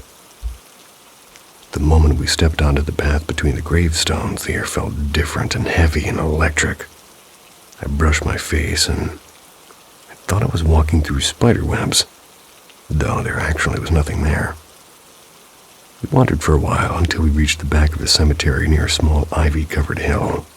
Chain-link fence separated us from one of the lit-up state buildings beyond. And that's when we saw him. A figure in what looked like a bulky uniform was walking slowly along the fence. The parking lot lights cast him in a sharp outline, but I couldn't see his face. He held a flashlight pointed to the ground, moving it in a steady rhythmic arc. I stood at the top of the hill, and sure, we were about to be caught trespassing, but then without warning he stopped, turned with uncanny precision, and raised the flashlight toward us in one swift mechanical motion. Even then, I saw no features. No face, no breath, just a shape. Move told me everything. It was not a guard, and yet he was as solid and real as anyone I'd ever seen. It was unsettling, yes, but also thrilling. It was exactly what I'd been looking for. That night only deepened my belief that the world is layered with mysteries that we can't always explain. My passion for the paranormal has never left me, because I truly felt there's more out there than what meets the eye.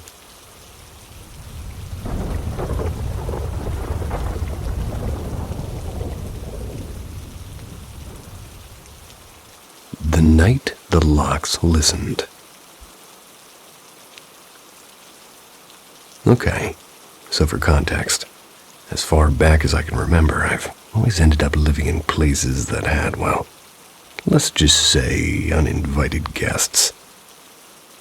When I was younger, I'd tell kids at school about lights turning on by themselves or random knocks at night.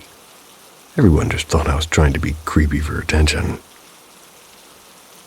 Anyway, when I was around 13, I moved with my grandma to this old house near the pier in downtown Huntington Beach, California. And right from the start, weird things happened. Like objects sliding across counters when no one was near, or bathroom mirrors fogged up with handprints after showers. Lights that flickered in perfectly timed rhythms, unlike my voice. And I swear I'm not making this up. I've had way too many of these moments not to believe something's there. Halloween night 2015. Back then I had a small but tight-knit group of friends as we were just starting high school. Most of them thought my ghost stories were just for laughs, except for my best friend at the time. She believed me, though she'd get spooked every single time I shared something. So on Halloween night 2015, I invited them over. We weren't exactly trick-or-treating, at least seriously, just roaming around collecting a little candy for nostalgia, then heading back to hang out at my rooftop deck.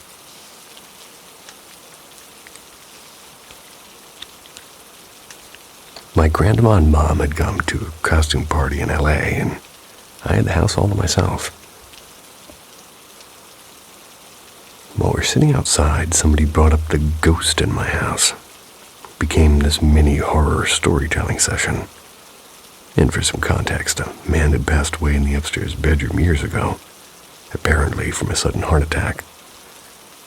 My friends started joking around, making fun of him, calling him Casper with bad manners. I told them to chill because in my house, we were going to pick a moment to react. It'd be on Halloween night. The house had these old school sort of intercom speakers that was built into every hallway, including the deck. And sometimes late at night, one of them would just turn on. I always joked that the ghost liked listening to people's conversations. And that night, I swear, it felt like somebody was paying attention. The first lock. Eventually, I got up to grab more soda from the kitchen on the first floor. And of course, nobody wanted to stay alone on the deck, so they all followed me. To get downstairs, we had to go through a spiral staircase that ended in the laundry room. The outer door was mostly glass, and beyond it, total darkness. I reached for the knob, and it didn't budge. It was locked. My friends froze and said, "Wait, did your grandma lock us out?" One of them said. But she'd been gone for hours. I FaceTimed her just to prove it, and she confirmed no one locked anything. Their faces drained of color, and I reminded them of what I'd said earlier. I told you not to mess with him. Half joking, half dead serious. I told them to apologize to the spirit, and they muttered a shaky sorry. And click, the knob turned. But the deadbolt was still stuck. I told them, say it like you mean it. And the second their apology sounded real, the deadbolt unlocked itself. Round 2. We stepped into the laundry room, nervous laughter filling the space. And of course, they started making jokes again. Before I could even finish rolling my eyes, click, the lock behind us clicked shut. This time, no one laughed. They apologized faster than I'd ever seen anyone apologize. And a few seconds later, the door unlocked smoothly, like nothing had ever happened. My friends bolted straight out of the house, swearing they'd never come back, and, well, guess what? They didn't, and, well, the rest of the night, I wasn't scared. I'd grown used to weird things. I said out loud, "Thanks for backing me up, buddy." Laughed a little bit, grabbed my soda, and threw on some horror movies. The rest of the night was weirdly calm, almost like he was satisfied with the lesson that he just taught them, and, well, I don't know if my friends remember the night clearly or if they just shoved it deep down and never spoke of it again. But to me, that night was a perfect 10 out of 10 Halloween. Happy, probably at this point, way late Halloween, guys.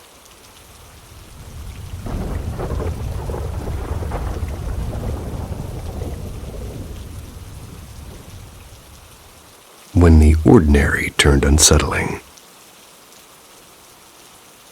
I've had a handful of odd experiences in my life, the kind that make you question your own skepticism. One of them in particular still sits heavily in my mind. I've always prided myself on being rational, the kind of person who looks for explanations instead of ghosts. But lately, that confidence is starting to crack. It all started about 3 weeks ago. I'm sitting in the living room after midnight, half dozing on our worn-out couch. TV was off, but it reflected the dim light from the kitchen. And that's when I saw something. A shape faint but distinct. Something dark gliding slowly behind the counter, and I froze.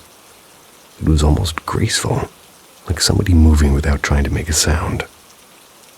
I must have stared for a good 10 seconds before jerking my head around. Nothing. When I looked back, the reflection was empty again. Just my kitchen, just the silence. About 10 days later, something else happened.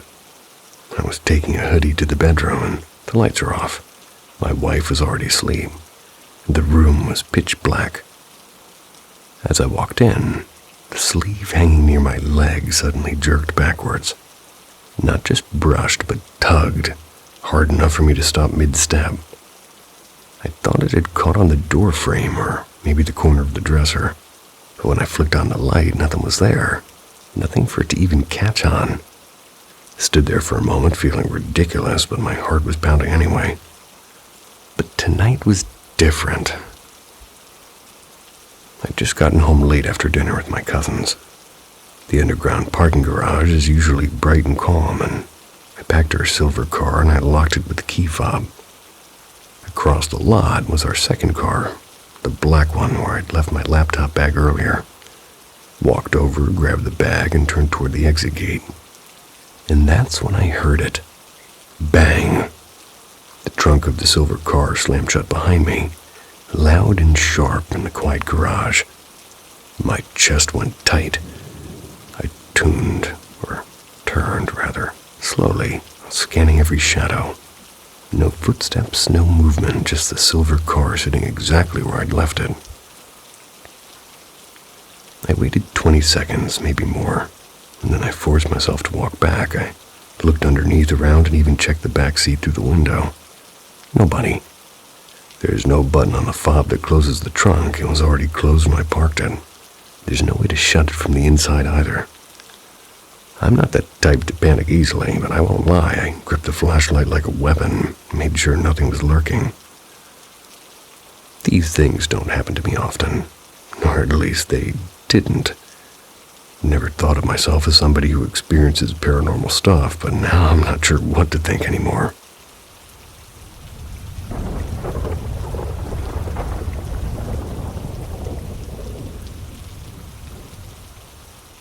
Whispers in the quiet hour.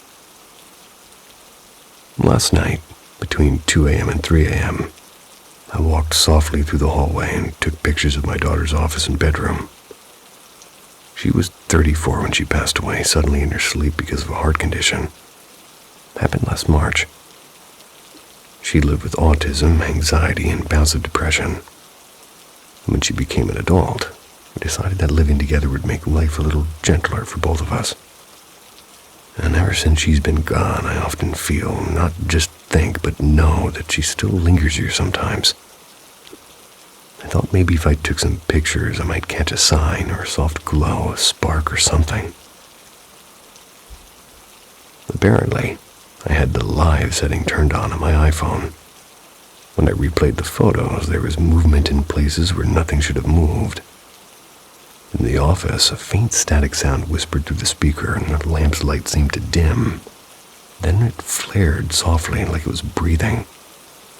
And then, in her bedroom where she passed, the tiny ceramic nightlight on her dresser pulsed as if it were plugged in. It was not plugged in. For a moment, I was wondering if exhaustion was playing tricks on me. Later that evening, my friend came over. Asked him to look at the pictures, and without telling him what I had seen. So he's a skeptic, so he started listing logical reasons. He said maybe the static came from the vent system, but that was off, and the lamp, he thought, might have caught some kind of camera glitch. The nightlight, he said, might have been reflecting something. We decided to walk through the rooms together before overthinking. As soon as we stepped into that bedroom, something strange happened. The veins on her hands seemed to rise, like they do when your blood pressure spikes. And it wasn't cold, it felt more like pressure. We tried to take another picture, but my iPhone suddenly locked and wouldn't recognize my code, and when we walked back out into the hallway, everything relaxed. The veins settled, and my phone worked again like nothing had happened. Then came the part that shook me the most. My friend suggested we record an EVP, something I'd never done before.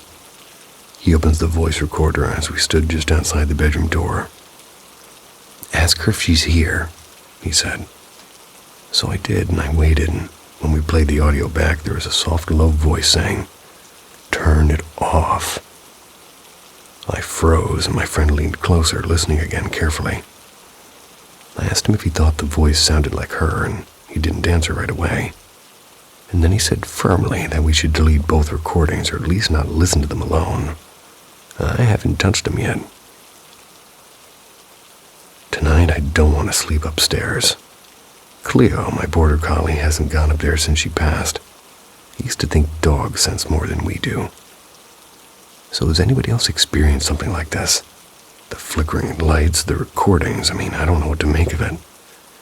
I just know it felt real, and it shook me in a way I didn't expect. I keep wishing she were still here a little longer. I might sleep on the couch tonight. My kindest regards to her and you.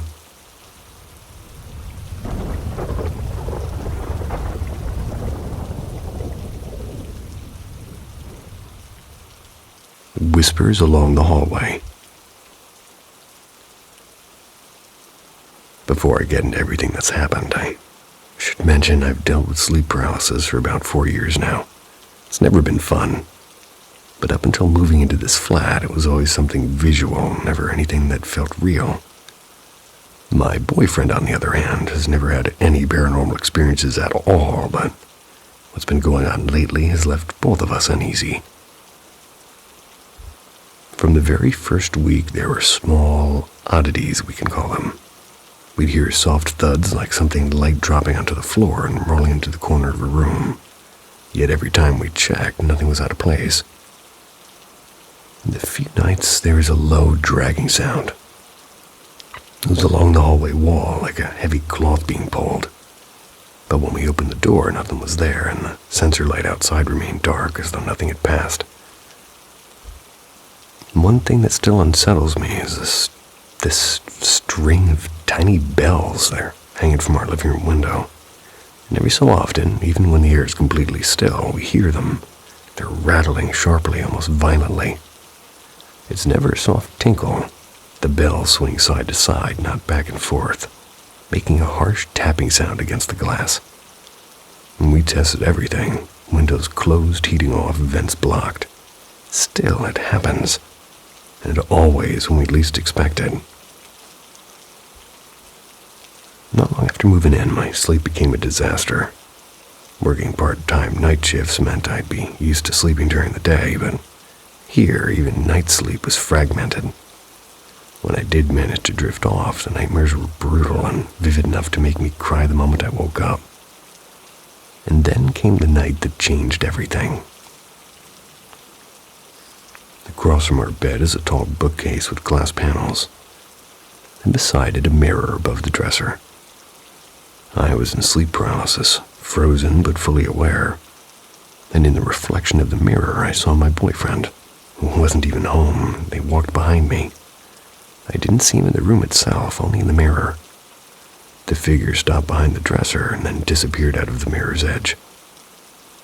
Seconds later, something tugged sharply at the bottom of the blanket, like a hand snapping it downward. That had never happened to me before, and it jolted me awake with my heart pounding. Another night he was stuck in traffic after a long shift.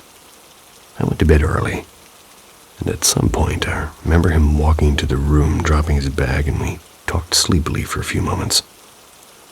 I even remember the warmth of him lying beside me. Hours later, he woke me up as he entered the bedroom for real, still wearing his work clothes, carrying dinner. I just stared at him, my mind spinning. He swore he had just arrived home, and I had no idea who or what I spoke to earlier. The worst moment came unexpectedly. I was tidying up while chatting with him. When I turned toward the hallway, I saw a shape, not a blur, not a shadowed trick of light. It was a clear, solid outline of a child crouched directly behind him. It wasn't moving, it was just there. I bolted into the bedroom and locked the door, shaking so hard I couldn't even breathe properly. The following weekend, my stepmom, who's deeply spiritual, by the way, they were on a small Reiki and tarot practice. They came to cleanse the flat, and she brought sage, black tourmaline, and murmured something under her breath as she moved through the rooms. I noticed she passed to my boyfriend's side of the bed, asking quietly which side he slept on. She didn't explain why, and at that moment I really didn't want to know. Since then, the activities died down a little, but the occasional odd sound or swinging bells, but can't ignore the thread that seems to lead back to him. The mirrored figure, the strange doubling of his arrival home, the silhouette behind him, and even my stepmom's reaction.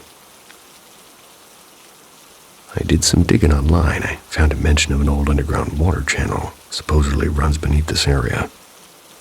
Some local folklore connects them to thin places, as they call them, spaces where the barrier between worlds is weaker.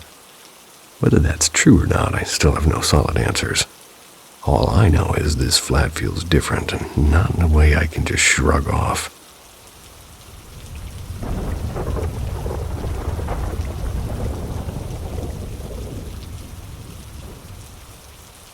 The night the house breathed. I feel like I've said that title several times. I, a 21-year-old female, started this job as an in-home health aide back in September. And at first, it was the most ordinary thing ever. My client, an older woman, just needed somebody to help with her meals and meds and keep her company. Everything was routine, until I began picking up more night shifts. I'm also a college student, so my nights kind of fit my schedule the best. One chilly morning, sorting through her medical for the day when her grandson, who also lives there, was heading out for work. He kept bumping into this little air freshener bottle on the counter. After the third time it toppled, he got annoyed and tucked it tightly between the couch cushions so it wouldn't roll away again. Not even 10 minutes after he drove off, the bottle shot out of the couch like it had been launched by a spring. It spun once in the air and landed upright, perfectly still. I froze, my brain scrambled to explain it. Maybe the cushion shifted or air pressure or something logical. It had to be. But then it didn't stop. Picture frames would slowly unhook themselves and crash into the floor. I'd hear footsteps padding down the hallway when no one was home except me and my client. Cabinet doors creaked open and slammed shut. And once a spoon flew across the kitchen and clattered against the wall. And another night, I swear I saw a blurred handprint smear across the kitchen window from the outside. But last night was different.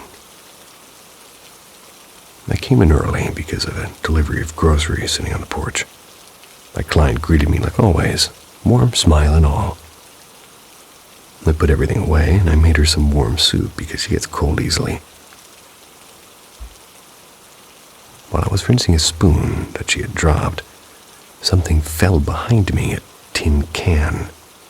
When I bent down to pick it up, the dish sponge from the sink shot past my ear like somebody had thrown it. I tried to brush it off, and this wasn't the first weird thing. After all, we ate, we chatted, and things settled a bit. Then as I walked back into the kitchen, I heard something, a faint rattling like a drawer being opened slowly. Thinking maybe a stray cat had gotten in again, I flicked the light switch. The bulb popped with a loud crack. The entire kitchen sank into darkness. And in that exact second, the temperature dropped.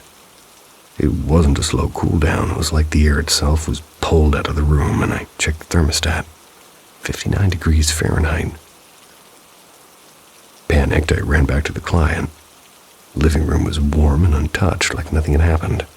She looked at me confused until something, a shape, had moved at the edge of the kitchen doorway and her face went pale. She clutched my arm so tight I could feel her nails.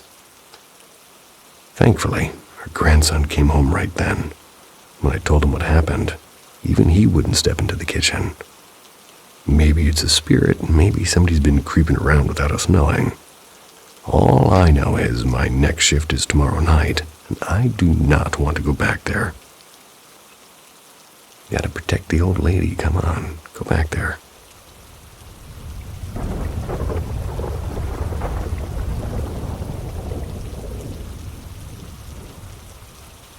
The Quiet Woods. I recently moved into an old stone cottage at the end of a vast forest reserve. My mother passed away when I was 20, and since my parents were separated, I was pretty much the only one to inherit her estate. And after she was gone, I struggled to keep up with college. I was supposed to graduate at 22, I ended up finishing at 25. When I finally got my degree, I decided to buy a small secluded place not far from where I grew up, hoping to restore it and eventually turn it into a cozy guest house. The house itself was charming, but it was in desperate need of repairs. Since I couldn't afford another place, I'd been living here while working on the renovation. Out back, there's a couple of old lantern poles, rusty but surprisingly still functional. At night, they cast a soft glow on the tree line, which makes for a strangely calming view.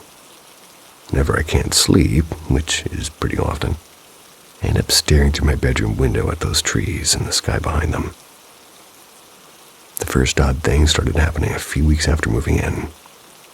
Between 2 and 5 in the morning, I'd occasionally spot faint bluish lights flickering deep in the woods.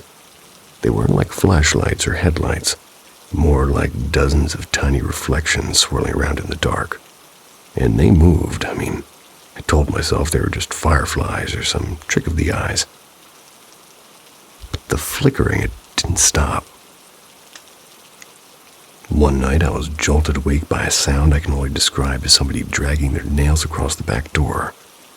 It was slow and rhythmic. I didn't go downstairs, I froze there, and I've always been paranoid, even at 25. Still check behind the curtains before going to bed. The next evening, I set up an old security camera on a wooden stool by the kitchen door. I left some leftover bread and chicken bones out as bait, something my uncle taught me to do years ago when we used to track foxes. For a few nights, nothing changed, except the camera. Every morning, I'd find it lying face down or pointing toward the opposite direction, and every single night, the food disappeared. No paw prints, no shoe prints. Even after it rained, there wasn't a single mark on the ground. So it wasn't just the missing food. I started noticing something in the recordings. Moments before the camera would shift, the forest would go dead silent. No owls, no insects, no nothing. Like the world had paused. Then, about an hour later, the sound would return as if nothing had happened. It happened on every video, every single one. Months passed like this. I eventually saved enough to have a tall iron fence built around the backyard. It gave me a sense of relief, like maybe I'd finally cut off whatever had been getting close. And that feeling didn't last. 2 nights after the fence was installed, I woke up, looked out the kitchen window, and my stomach dropped. There was a gaping hole in the middle of the new fence, nearly a meter wide. And I know what you're thinking, but there's no bears here, none of them. Authorities came and checked, no animal tracks, no human footprints. Just broken iron scattered toward the spot where I used to leave the food. And this happened just last Sunday. Haven't slept in that house since. I've been staying at my aunt's place for the week, waiting for daylight every time I need to stop by and grab something. I still don't know what came through that fence. But I know one thing for sure. It's not something I've ever seen before.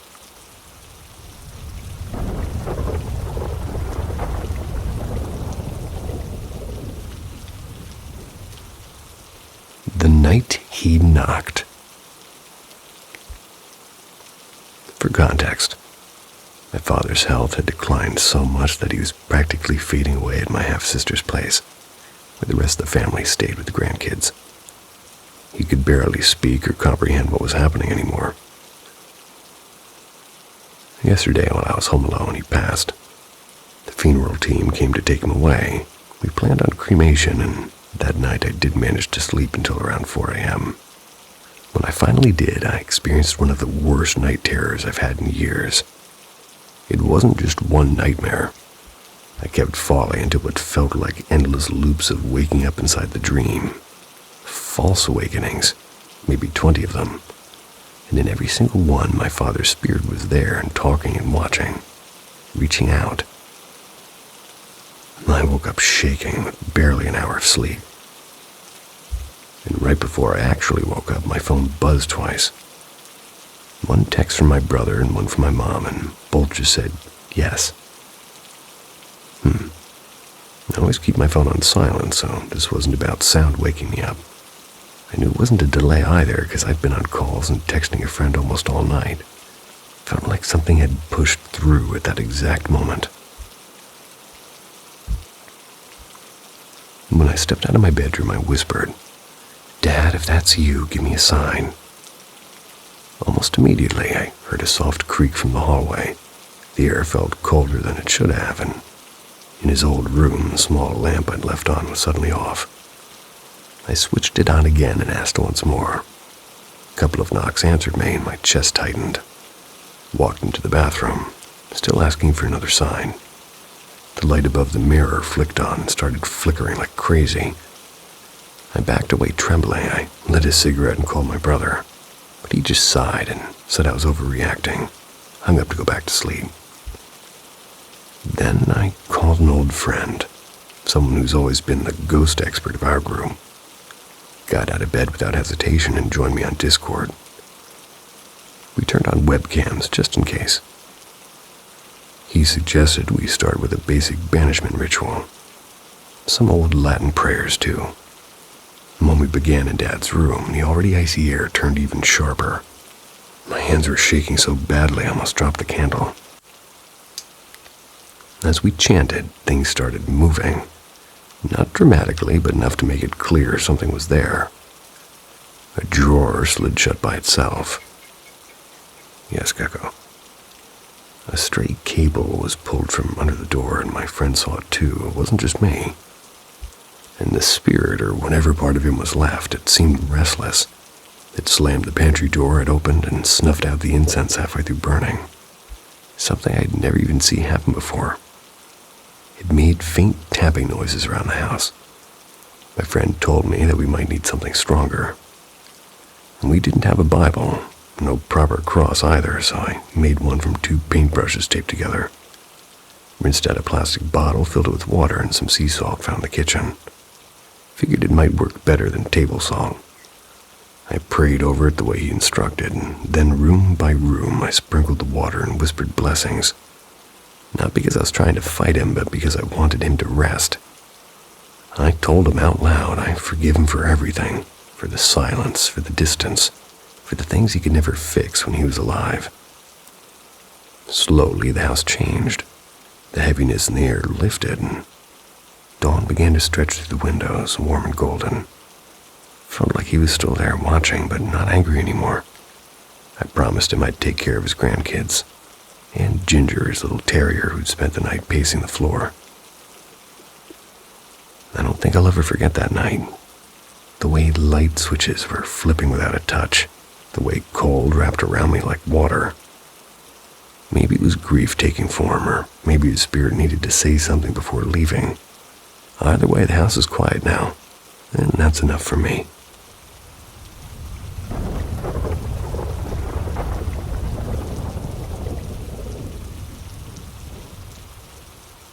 When the night whispers. So I've been dealing with sleep paralysis for quite some time now. Ever since my senior year of high school, at first, it absolutely terrified me. Even though I didn't see or hear anything strange back then. Just the feeling of being frozen in place was enough to make my heart race. Eventually I got used to it, and Mostly happened whenever I slept on my back, so I just wait until I could wiggle a finger or move my shoulder, then turn to my side and fall back asleep. It was uncomfortable, but manageable. But a couple of years later, things started to get odd. I began hearing things and feeling things, and the more it happened, the harder it became to just brush it off. One of the worst episodes was during a family trip in 2022. My mom, my cousin, and I rented this little wooden cabin near a lake. It was supposed to be quiet and peaceful. I don't think I've ever had so many episodes in such a short time. Almost every night I'd either jolt awake from a nightmare or suddenly be paralyzed. I'd be wide awake hearing whispers around my ears like somebody was talking behind the walls. And the first night I heard the sound of a woman humming a tune, soft at first, then louder, almost like it was right next to me. I opened my eyes, but I couldn't move.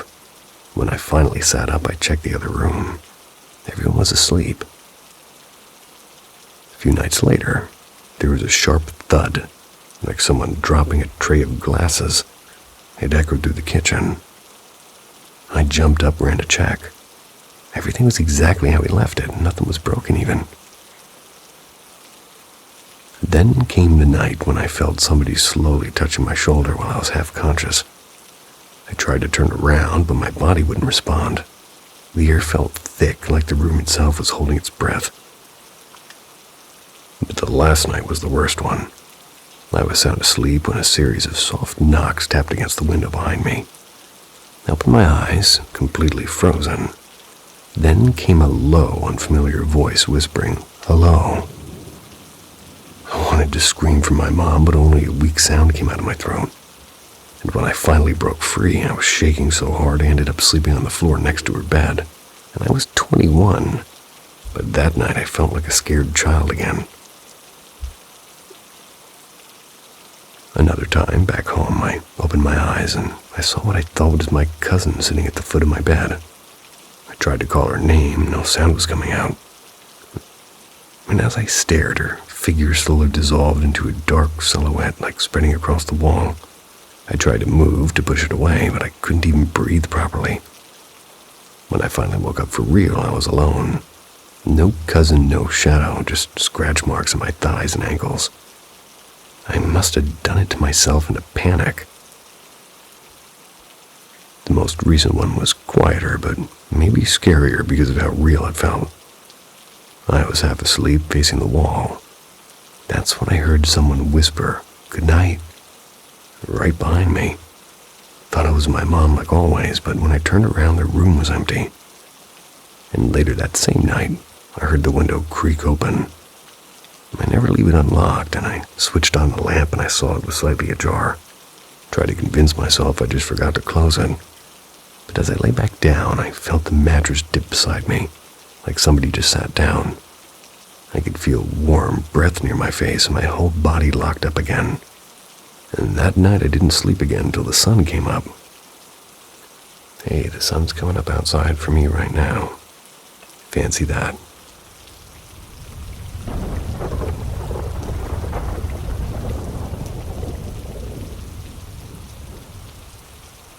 Whispers beyond the clearing. A little bit of background first. Before my great-grandpa bought the land, I think it was used as like an old scrapyard. And even now, we still stumble across shards of glass and rusty tire rims or random pieces of metal here and there. That's not really the part that unsettles us the most. What came before the scrapyard is a bit of a mystery. We've also dug up arrowheads and fragments of pottery and what looked like an old wagon axle buried deep in the dirt. Most of the arrowheads were found near the creek that runs alongside the field behind her house, or further in the thicket beyond. That's why it always felt strange to us. There's no record of anything ever being here, and the old wagon axle was found much deeper in the woods by my uncle. He dragged it out to the edge of the clearing, still propped up against a tree like some forgotten relic. Everything on the property seemed to lead back to that clearing. When I was younger, I used to see figures, just shadows really, They'd be drifting toward the trees or standing perfectly still facing the house. My mom told me I used to scare her half to death when I whispered, "The people in the clearing are watching us." And even now, on quiet nights, you can hear somebody softly calling your name from that direction. And if you glance out of the corner of your eye, you might catch a glimpse of those small...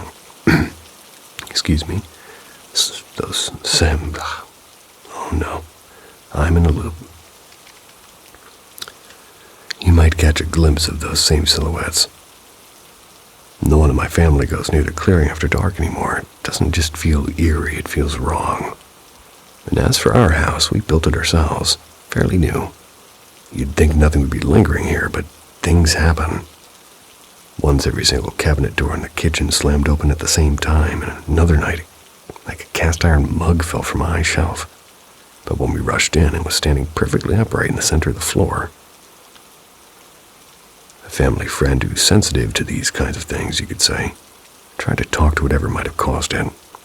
We didn't get answers, but the air felt heavy, and sometimes somebody will grab your shoulder or brush past you. And when you turn, no one will be there, and there's the occasional knock on a wall or door, though it's rare. What's not rare is the feeling of being watched. It clings to the house like damp air. Up in my loft at night, I hear footsteps inching closer to my bed, and even though the ceiling isn't tall enough for anyone to stand. And sometimes my family leaves lights on or refuses to open a door because it feels like something or someone's waiting right behind it.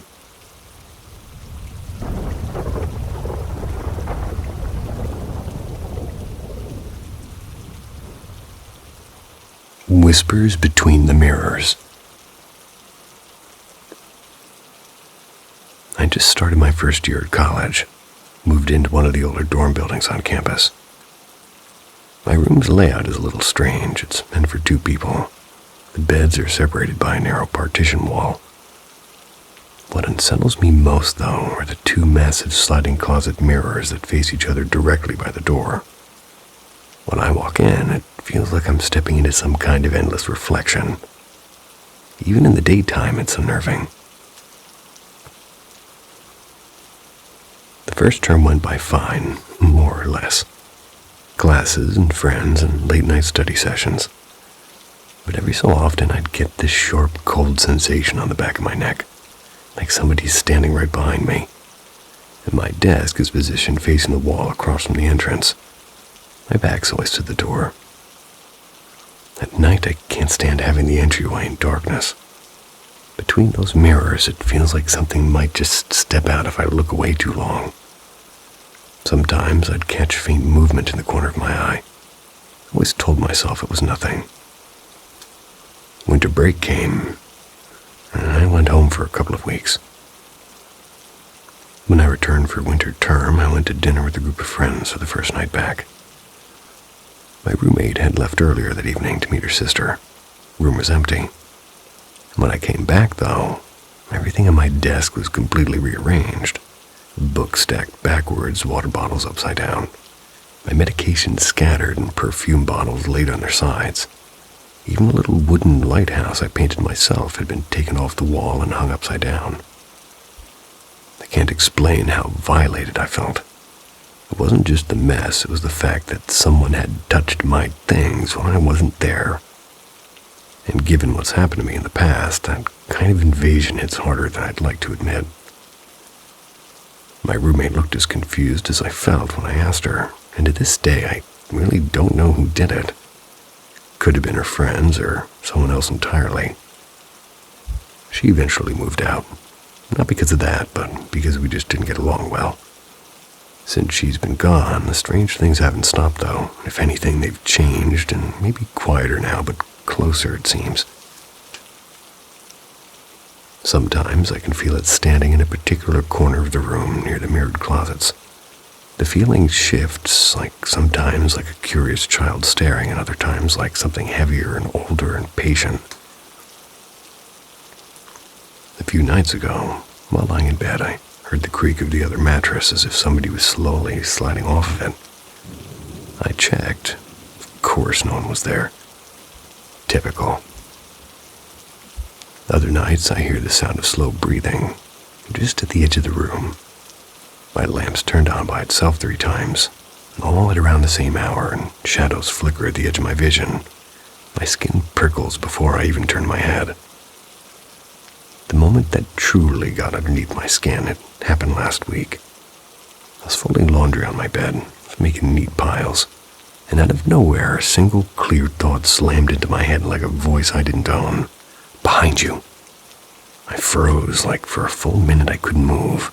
My heart felt like it was trying to climb out of my chest. And now I have my own night routine. Not really because I want to, but because I need it. The mirrored closet doors must be shut completely. I leave the hallway light angled toward the entrance, and I check the bathroom with a flashlight before switching on the overhead light. I've never been afraid of the dark before living here, but something about this room feels wrong when the lights are off. And I feel ridiculous talking about it.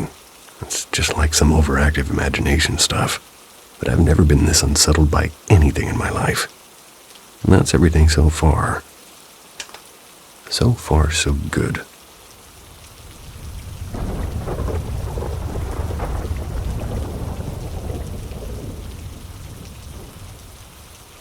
The Night Visitor. In early December last year, on the 5th night after our wedding, I learned what it truly means to feel terror in your bones. It's not just fear in the mind, it's a crushing, icy weight pressing against your chest and cold, invisible fingertips sliding slowly down your spine. A few months earlier, my wife-to-be had started having strange dreams. She described a small, hunched creature covered in coarse, reddish fur with a child's body and an old woman's face. It spoke to her in a language that she didn't yet really know, but somehow understood. She was certain the creature came from beneath the ground, and strangely enough, within the same week, her younger brother began seeing the same figure in his dreams. It whispered foul, wicked things. When they moved to a new apartment, the dreams vanished. But on the 5th night of our marriage, I woke up abruptly to find my wife sitting sort of upright in bed and half laying down. They were staring past me with wide, terrified eyes. "There's someone behind you," she whispered. The door was locked from inside. At first I thought she was still dreaming, but when I turned, the air in the room felt heavy. I checked under the bed and inside the wardrobe and behind the curtains, and nothing. She described what she saw. A figure around 4 feet tall, wrapped in something like a black cloak, its shoulders sharp and narrow, its hair long and gleaming like polished coal. But the face she said was unmistakably human. When it noticed her gaze, its expression changed, almost startled, as if it hadn't expected to be seen. I held her close, convincing myself it was a lingering nightmare. We eventually fell back asleep. The next night, something happened to me. As I slept, a sound began, not from the room, but from inside me. It started soft like a murmur, then grew into a deep, thunderous chant. It wasn't my voice, it was too deep and too old, and vibrated through my chest as if the walls were trembling with it. I woke up sitting bolt upright, my face buried in the blanket.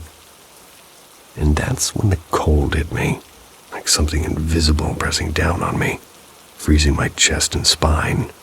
I couldn't move, and all I could do was force my mouth into kind of recite the Tasbih in my own voice, louder and louder. Recite the Tasbih. Until finally, with trembling hands, I pulled the blanket from my face, and my eyes went to the left toward the dresser, and every part of me knew that that's where it had been standing. I grabbed my wife's hand, and we fled the room, refusing to return until sunlight bled through the curtains. Why is sunlight always bleeding?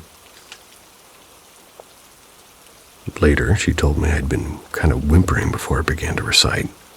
She said it sounded like I was seeing something that wasn't there, and she herself had stayed hidden under the blanket, frozen until I urged her to join me in the prayer. And from that night on, something, whatever it was, began kind of waking us up almost at exactly 3 a.m. each night. and the fear has lessened over time, but the presence remains. We both wake at the same moment, as if nudged by unseen hands. We lie still, faces buried under the covers, hearts hammering, and on some nights when the feeling isn't as strong, I dare to lift the blanket and look. Never anything there. But other nights it's unbearable.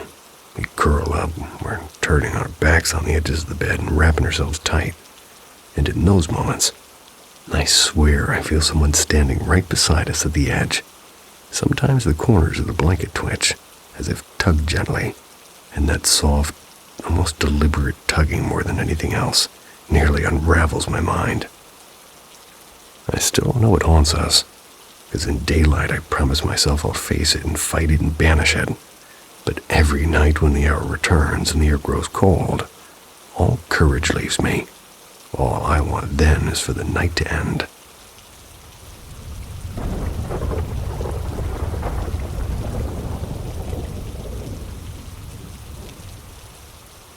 Whispers in the Magnolia House.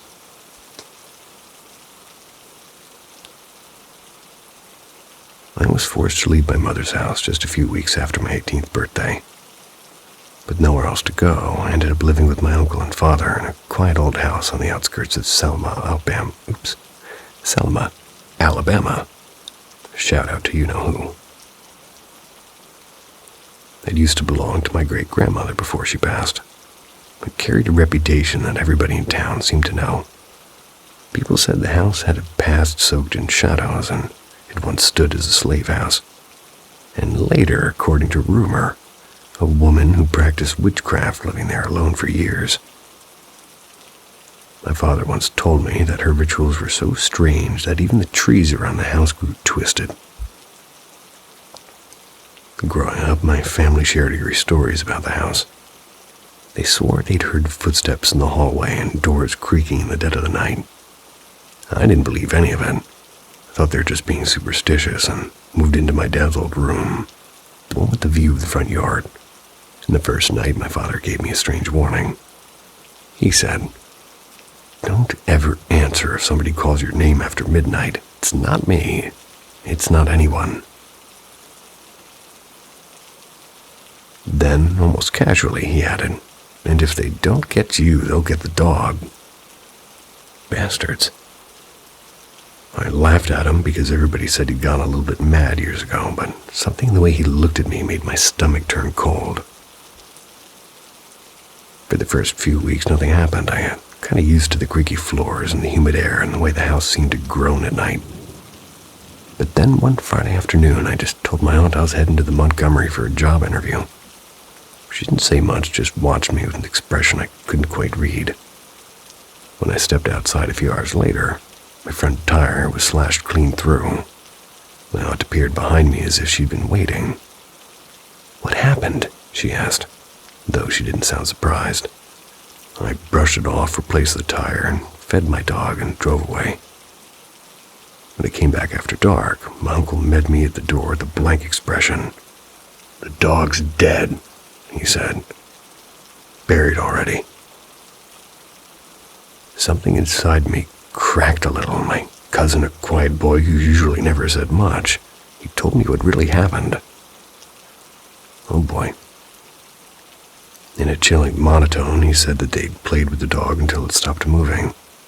There's no smile, no hesitation, just a cold truth that didn't feel human. Suspicious. The next morning, my father showed up, and as if he'd already knew this, and "I told you they'd take him. I saw your uncle talking to some folks who mess with bad spirits. You need to get out before they turn on you." That night, I was half asleep when I heard somebody call my childhood nickname from outside the door. It was my father's voice, warm and familiar, and my hand on the doorknob when I remembered his warning. I froze, but I opened the door anyway. Nothing, just the soft rustle of the trees in a dark yard that felt wrong.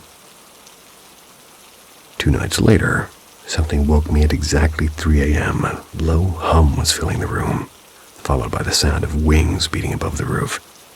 And when I stepped outside, Shadows darted across the moonlight. The moon itself looked swollen and too close, like it was watching me. I didn't sleep the rest of the night. When the job offer finally came through, I was ready to leave for good. I packed my things, sat on the bed for a last deep breath. And that's when it happened. A hand, cold and invisible, yanked my hair so hard I almost fell off the mattress. I didn't stop to look. I left the house in the middle of the night, headlights cutting through the fog, never looking back at the porch where shadows seemed to move.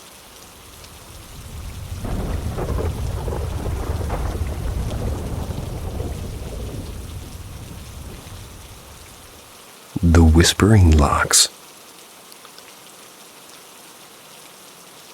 When I first moved into this place, I felt like I'd finally found somewhere I belonged. I lived in this mid-sized apartment complex.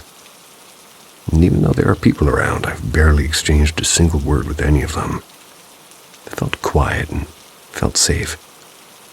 At least it did at first. The odd things began subtly. A creak in the hallway, a faint scratching near the door, and at first I brushed it off as my 3 cats playing around.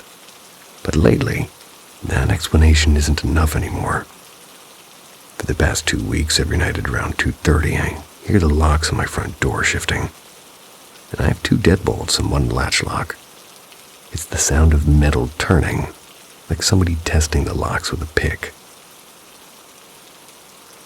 And every single time I creep out to check and everything looks fine, except the top lock is slightly tilted like it's been touched. When I kneel to peek under the door, there's nothing but silence. The fear has gotten bad enough that I once stood in the hallway clutching a kitchen knife, waiting for something or someone to move. I tried to convince myself it's nothing. Sure, maybe the wind, maybe the pipes, maybe the neighbor downstairs, the one who once complained to the landlord about me, quote-unquote, making noise. But even that doesn't quite make sense. I started sleeping on the couch in my brother's room. Can't stand being alone in mine. Doesn't help much. He sleeps like a rock and hears nothing, and the more I think about it, the more I remember other strange moments. So one moment, we're going to call the hallway shadow.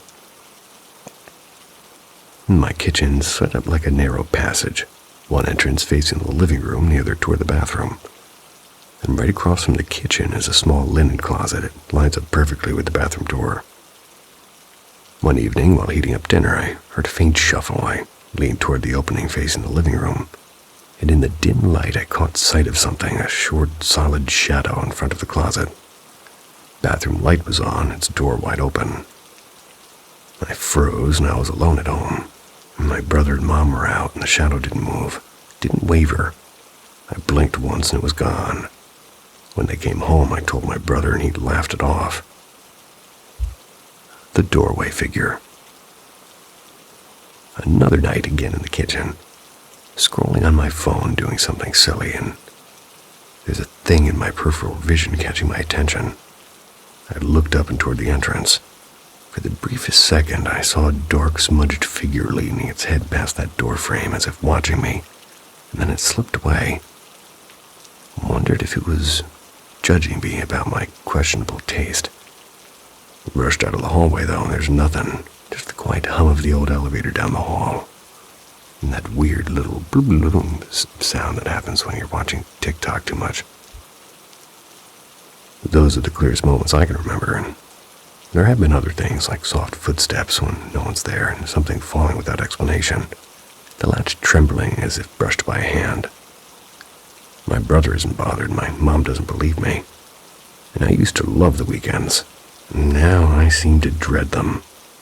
Weekends mean I'm home more, and that's when the locks start whispering again. More like jangling. We'll go with whisper, why not?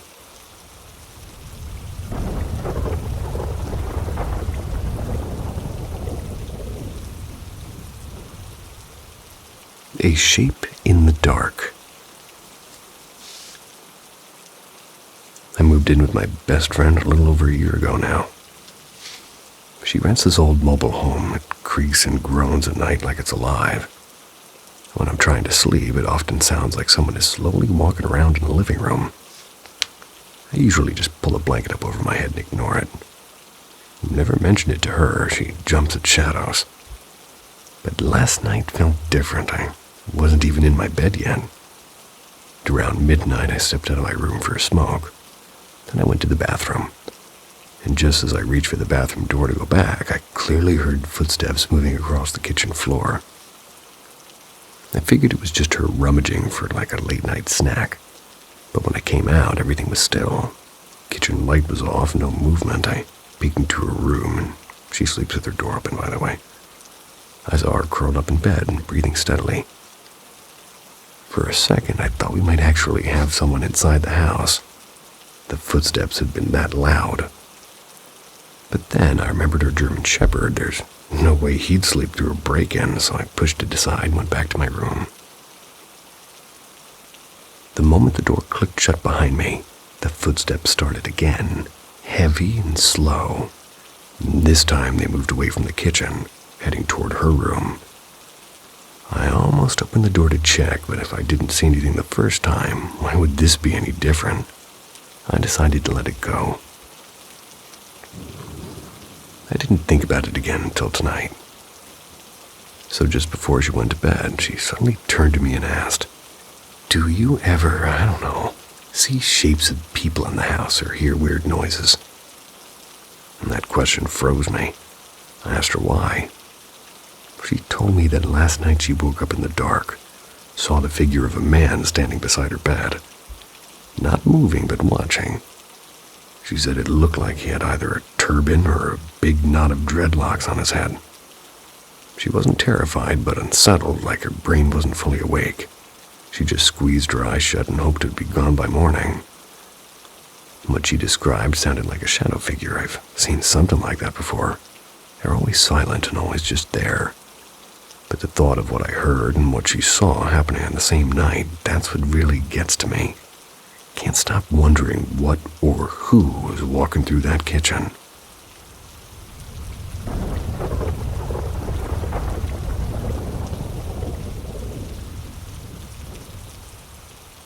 The Silent Wing. This may not seem bone-chilling to adults, but to my 11-year-old self, it was the kind of fear that lingers in your chest long after the moment passes. And if the tag isn't quite right, I apologize in advance. I'll start with a little bit of background, because honestly, I've always loved that part of the story. My hometown grew slowly, but pretty steadily. It was founded in 1894. It sits between a college town and a state capital, with a long stretch of highway slicing through its center. It's a lovely place. Tree-lined streets, quiet neighborhood, an old train station that no longer runs, and community where everybody knows each other's favorite pie flavor. I like that. The high school was overcrowded by the late 90s. They built a newer, bigger one in 1970. What? The high school was late 90s. What is happening? Wait a minute. Sorry, the pedanticness in me is getting overwhelmed. The high school was overgrown by the late 1990s, so they built a newer, bigger one in 1970. Well, anyway, over time, 2 more high schools popped up on the west and south edges of town. The old one, the original brick building with creaky floors and ivy climbing up its walls, was turned into a public rental space. Businesses, small cafes, hobby classes filled its empty rooms. Some stayed, some vanished like fog. And one of those businesses belonged to a local artist who rented out several classrooms for her studio and art lessons. After I showed a growing interest in drawing, my mom signed me up for classes. I'd never stepped inside the old high school before, but the moment I did, something about its dusty hallways and echoing stairwells felt both strange and inviting. My teacher, let's call her Clara, what do you know? They were warm and funny, and I took private lessons after school. Often just the two of us in a room that smelled faintly of paint and pencils and old wooden floors beneath our feet. I trusted Clara completely. After all, I'd had a bearded dragon going by the same name that wore a pretty big necklace. So we'd talk about anything, books and dreams and little mysteries, and I must have mentioned my early childhood obsession with ghost stories and lizards. She eventually told me something that made me lean in closer and said, "This building has visitors." One afternoon, I noticed this note, and it was taped to the wall behind her desk. "Sort out the wing." Curiosity got the better of me. When I asked about it, she chuckled and said, "It's just the east wing. We call it the silent wing because, well, you'll see." She agreed to take me there. The moment we stepped past that last lit hallway, the air changed. The silent wing was darker and colder. The fluorescent lights that worked everywhere else in the building, they refused to work there. Clara said electricians had checked many times. Wires were fine, circuits fine, but the lights just won't stay on. The storage room that she unlocked at the end of the corridor is the strangest of all. Windows had been blacked out with thick paint, some shattered and boarded, and inside old lockers leaned against desks with missing legs and cracked chalkboards. There's filing cabinets that had rusted shut. It felt like stepping into a forbidden lung of the building, a place that no longer breathed.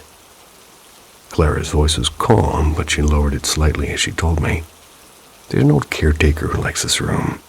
He's not the friendly kind. Don't worry, though. He minds his business as long as we mind ours." I laughed kind of nervously, pretending that I wasn't unsettled, but oh boy was I.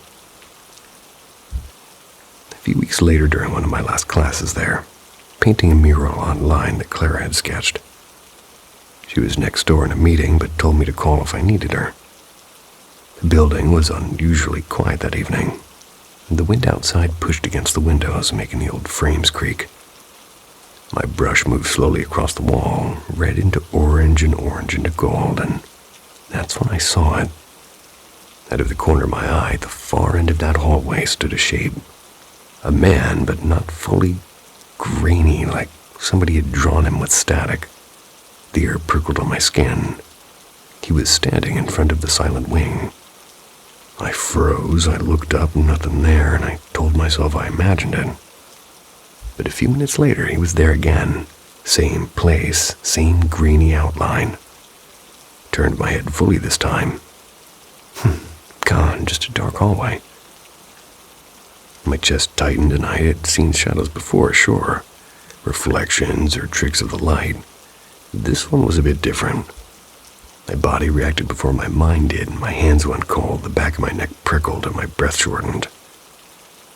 Fear like this doesn't just like a jump scare, it sinks into your bones.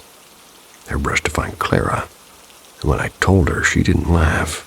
She didn't tell me it was nothing, and instead her face tightened in quiet recognition. She whispered a few words into the empty hallway, almost like a warning or a request. She didn't explain. I didn't ask. A few years later, Claire moved her studio elsewhere. My mom said it was because old buildings weren't really that safe. Never found out if she meant structurally or spiritually. But to this day, when somebody mentions that part of town, I still remember the static man at the end of the silent wing watching me.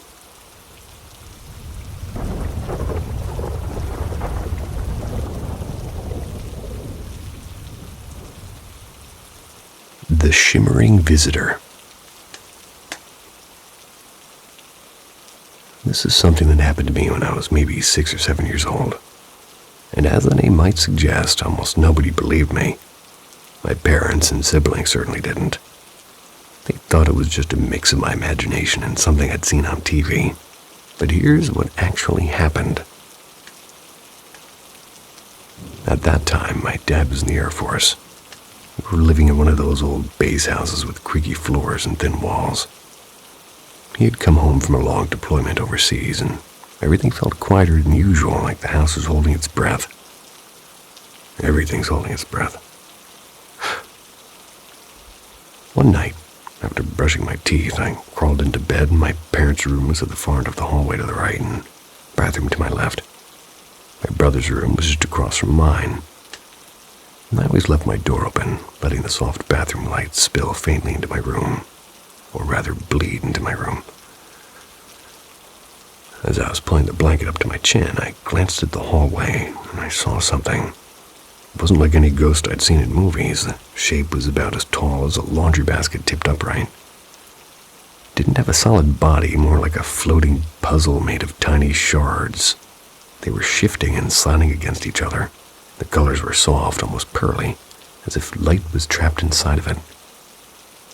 For a second, I might have called it beautiful, if not for its face. The face wasn't really a face at all. Just a dark hollow where, like sharp slanted eyes and a stretched mouth formed out of nothing, it seemed. It tilted toward me slowly, like it had all the time in the world. And then it turned away and glided soundlessly down the hallway toward my parents' room. Terrified, I yanked the blanket over my head. I must have fallen asleep at some point because the next morning I didn't remember a thing. Not until I was back in bed that night. As soon as I lay down, the memory came rushing back to me. I told myself I wouldn't look. I did though, and I always did. And there it was again. Same strange shimmer, same slow turn, same silent drift into my parents' room. And every night for nearly a week, same thing happened.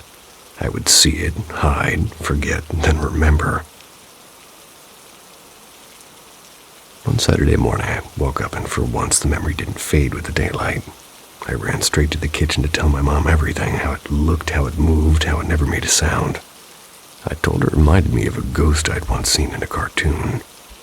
She just laughed and said that I'd been dreaming too much, but I knew what I saw. That night was the first night it didn't appear, and it never came back after that.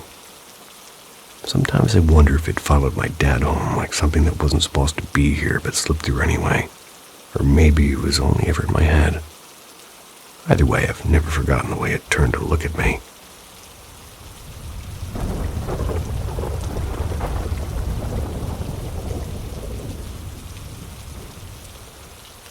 The Watcher Behind the Glass.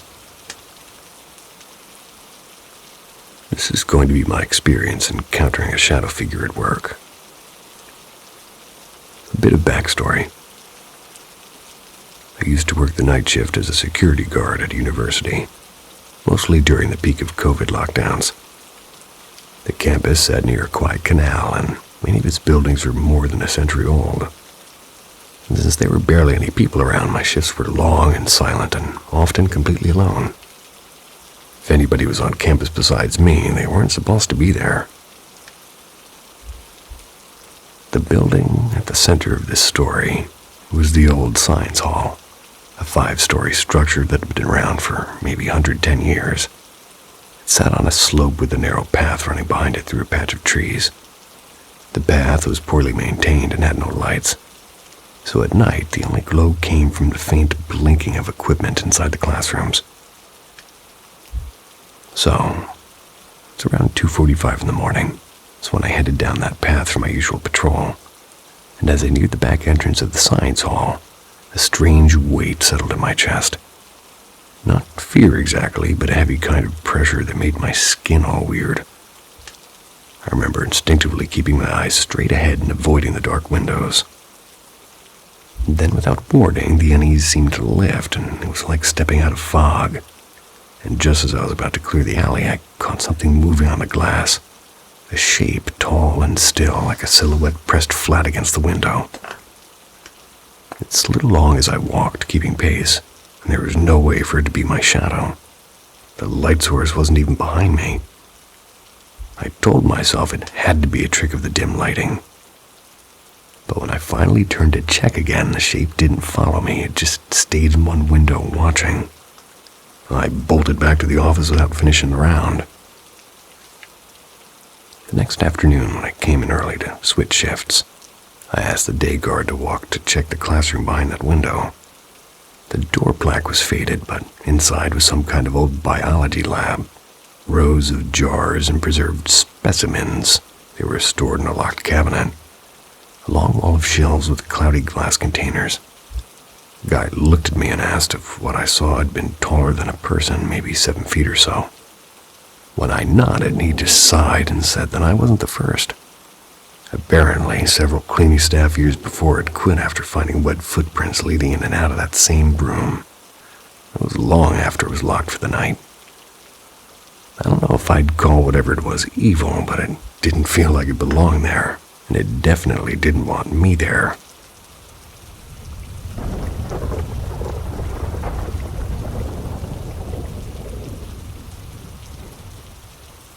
Whispers on the ceiling. I, a 30-year-old female, have had plenty of strange, hard-to-explain experiences over the years. And this one happened not too long ago, and honestly, creeps me out even right now. A few weeks ago, my girlfriend at the time, a 23-year-old female, and I, we decided to exchange Reiki healing sessions together. I've been a certified Reiki practitioner for nearly a decade, though I'd stepped away from it for a while. A few years back, I had some unsettling encounters with what felt like wandering energies being drawn to the sessions I held. But Reiki has always been something that I love, and picking it up again felt like slipping into something familiar and warm. The morning after our session, sitting in my living room, that's when I noticed something odd on the wall above my bookshelf. At first, I thought maybe it was just a trick of the light, but when I looked directly at it, the shape didn't vanish, it stayed there. It was solid and quiet for a couple of seconds. It wasn't just a blur. The shadow was small, maybe the size of a toddler. It moved in a way that made my stomach drop. It looked like it was climbing across the wall slowly. I tried to shake it off. I told myself it could be anything. Light from the window or passing car or whatever. That evening, my dog started acting weird too, and he's normally the chillest boy. But suddenly, he let out this deep, sharp bark and stared straight up at the same spot in the wall, hackles up, low growl, completely focused. I turned on the brightest lamp in the room, thinking maybe there was a moth or something. Nothing, absolutely nothing. And that's when my witch brain went, nope, not today. I opened the back door wide, started clapping sharply, and said out loud, "You don't belong here. This is not your home. Out now." That was my rendition. I sprinkled a line of salt along the baseboard and whispered a short protection blessing I learned years ago. Within minutes, the air felt lighter. My dog relaxed. Haven't seen or felt anything like it since. And here's the thing I've learned over the years, like you don't owe wandering spirits your space or your energy. They can't linger without some form of permission, conscious or not. Once I got a spirit to leave me alone just by saying a clear, firm no and meaning it, we're stronger than we think.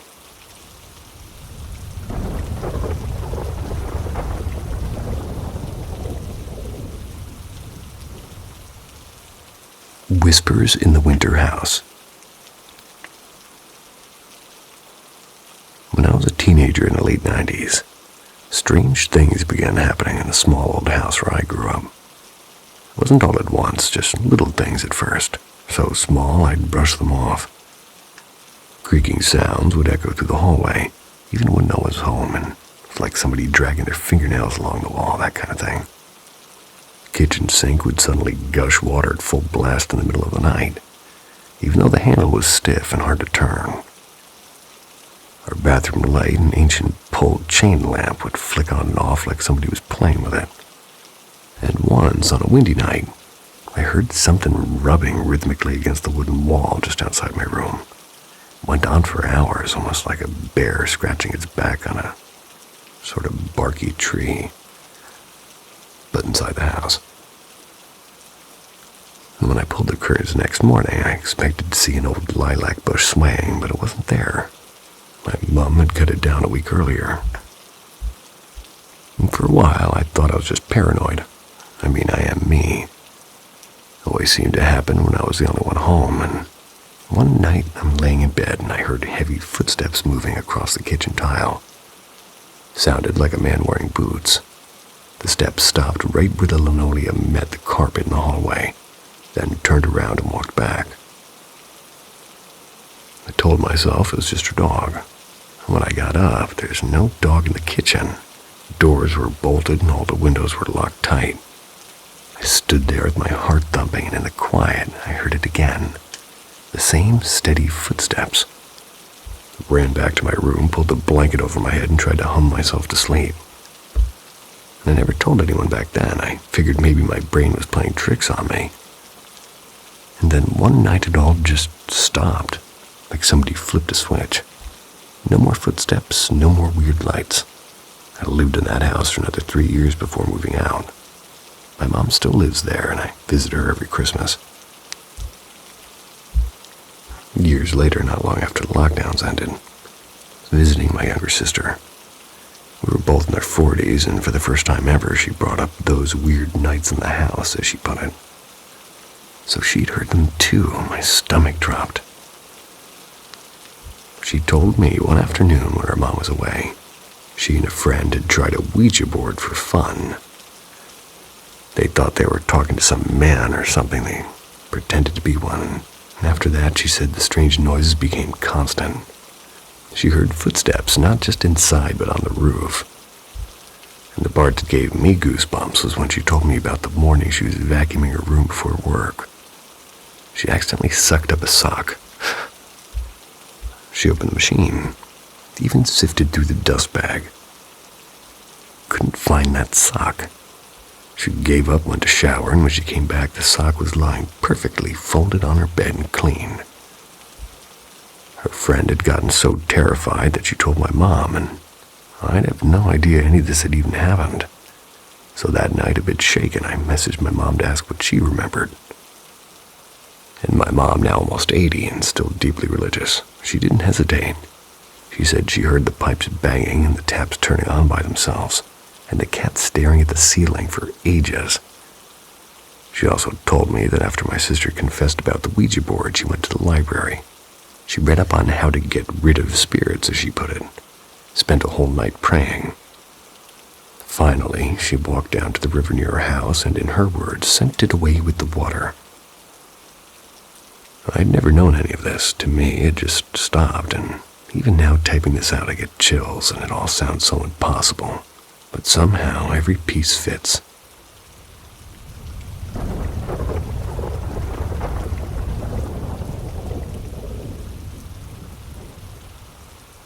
The third spot at the table.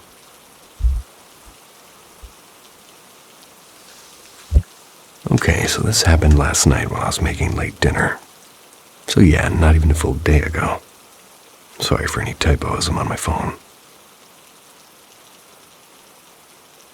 For some quick context, this isn't my first time experiencing something kind of off or hard to explain. But I'm not somebody who looks for paranormal stuff. Had a few, maybe you could call them weird moments over the years, but they were always spaced pretty far apart. So I, a 23-year-old female, was in my apartment. I've lived here for almost a year and a half now. My girlfriend was sitting at the table, or not sitting at the table, but setting the table, and asked me to grab some plates from the living room cabinet. I went, I got them, and I came back. But the second I stepped into the kitchen, something felt different. I couldn't even focus on what she was saying, because my brain was trying to figure out what exactly was wrong. The air suddenly felt heavier, like the room wasn't just holding the two of us, but someone else as well. I became very aware of my right side, like something was standing quietly between me and the refrigerator.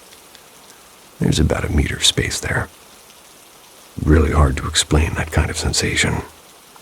Not cold exactly, but like a dense pocket of air. I froze for a second, let myself feel it, and I swear something was there. Now, maybe I should have just ignored the weird feeling. Maybe if I had forced myself to focus on the plates or on her voice, nothing would have happened. But I didn't. I turned my head slowly. And as I moved, I caught sight of something from the corner of my eye, and I saw her. A little girl, maybe 10, maybe 11. She wasn't blurry like a shadow, but she really wasn't crystal clear either. More like catching a reflection at a strange angle. She had shoulder-length hair, pale face that wasn't smiling or frowning, just there. I noticed the collar of her dress and how her hands were hanging still at her sides. The second I fully focused on her, she vanished. Not in a dramatic flash, just gone, like I'd been looking at her through a fogged-up window and somehow wiped it clean. But the feeling, that presence, it didn't leave. If anything, it pressed in closer to me. All of this, from the moment I walked in to seeing her disappear, happened in maybe 2 or 3 minutes. My whole body was tense and covered in goosebumps, and I wasn't terrified like in a nightmare, but I was deeply unsettled. My girlfriend didn't notice a single thing. I must look pretty pale. She asked me twice if I was okay, and I just said I was tired. For some reason, telling her about what I saw right then felt wrong, like speaking about it out loud would make it worse. So I helped her finish dinner like nothing happened. It took about half an hour for the feeling to finally fade. This morning I told her everything. She laughed, not in a mean way, but like she thought I was exaggerating, and I wish I was, honestly.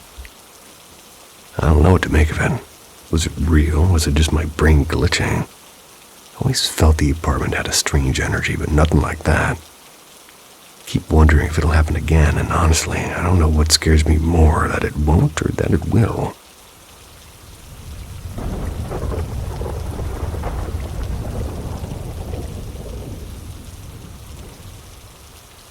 Whispers between the shelves.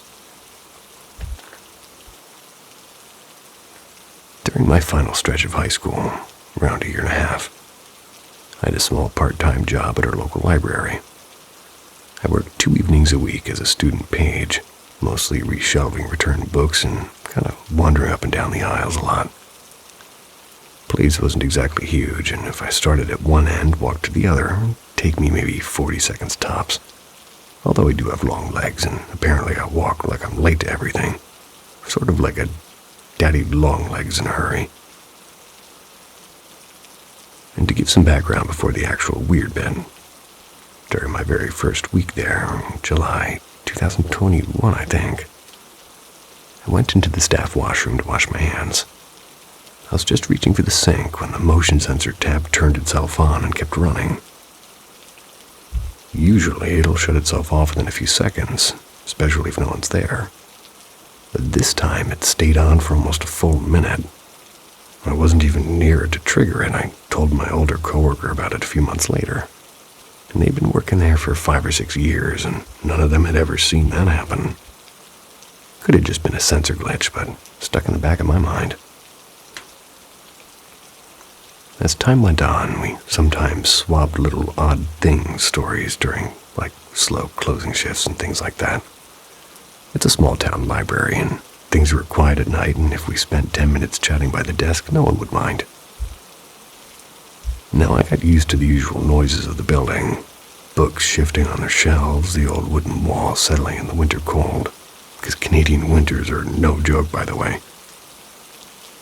And the occasional creak, maybe somewhere in the kids section. I often worked with one earbud in at low volume, and I know what my music sounds like, and this was not that.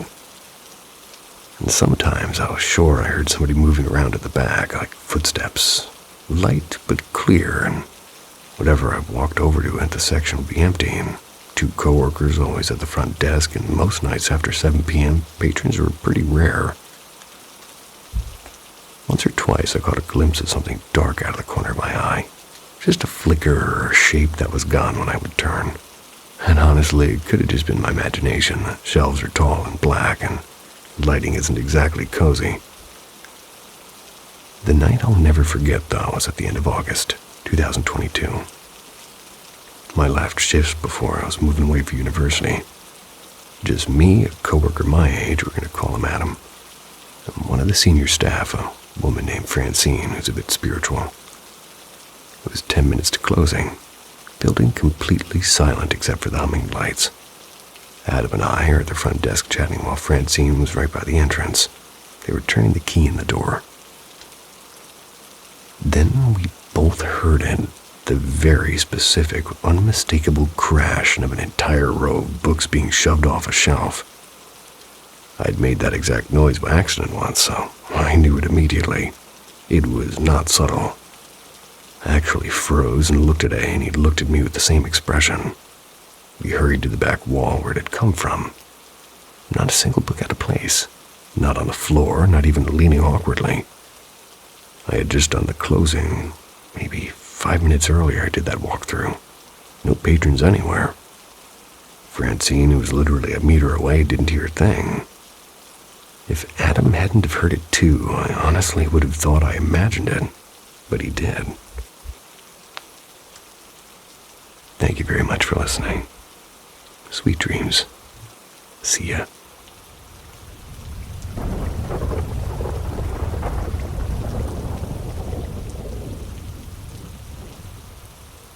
Paranormal M shines a light on the mysteries of the night.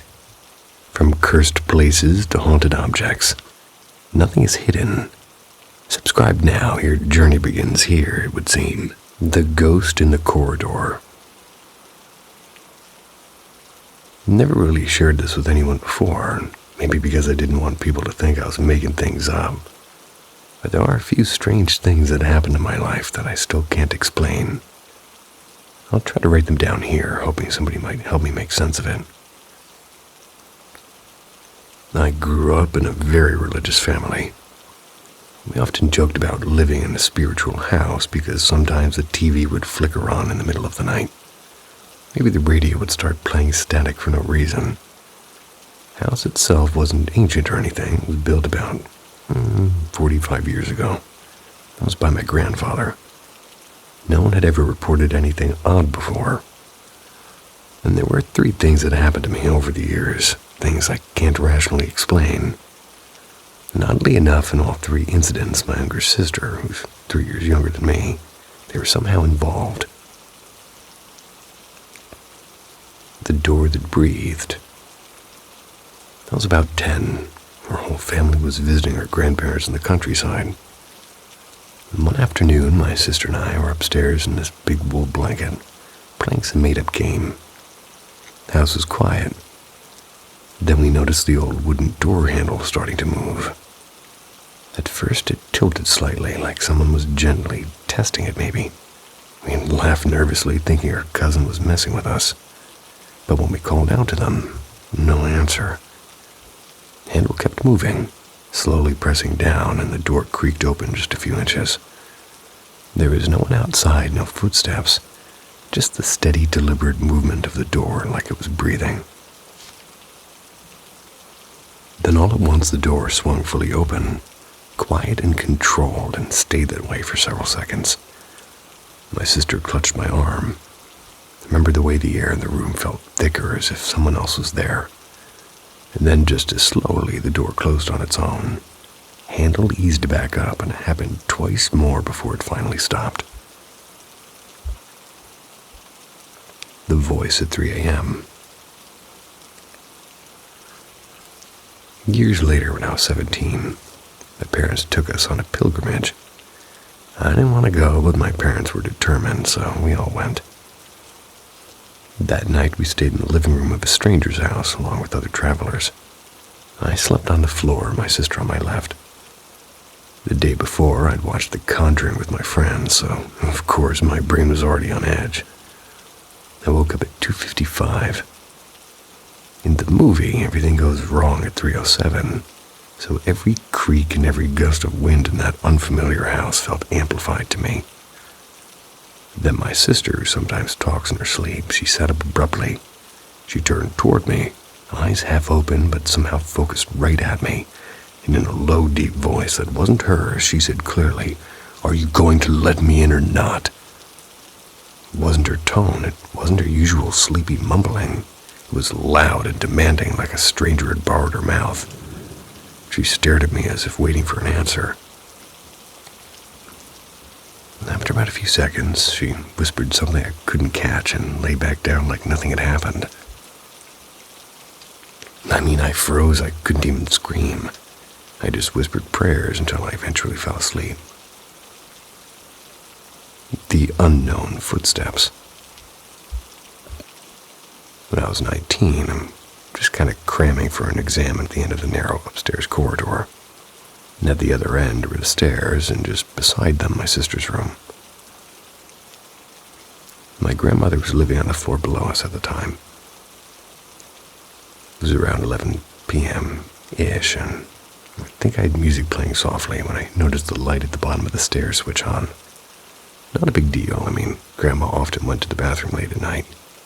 Took off my headphones to listen. No footsteps, and the light clicked off. And then it turned on again, and this time I heard 3 slow steps on the stairs, and then silence. Whoever or whatever it was standing halfway up. The light went off, and I held my breath. Then it turned on again. But this time I heard 6 steps coming from the bottom of the stairs, as if the person had gone back down without ever making a sound going down. I knew every sound of those stairs by heart, and everyone in my family had a distinct step. This wasn't anyone I knew. I called out. There was no reply. Then there was a sudden burst of footsteps, and they were fast, rushing all the way up the stairs. There was no one there, and the light flicked off mid-run. Slammed my door and didn't move for the rest of the night. Later I told my mom, and she grabbed the holy water she kept on her bedside drawer and prayed over the staircase. Now, I'm not really religious anymore. Well, not in the way I was as a kid. But those 3 things, they happened. I don't have any explanations, but they kept a corner of my mind open to things I can't quite name. And we're a happy, normal family with no dark secrets or tragedies. But sometimes I wonder if some places just hold something extra. You bet.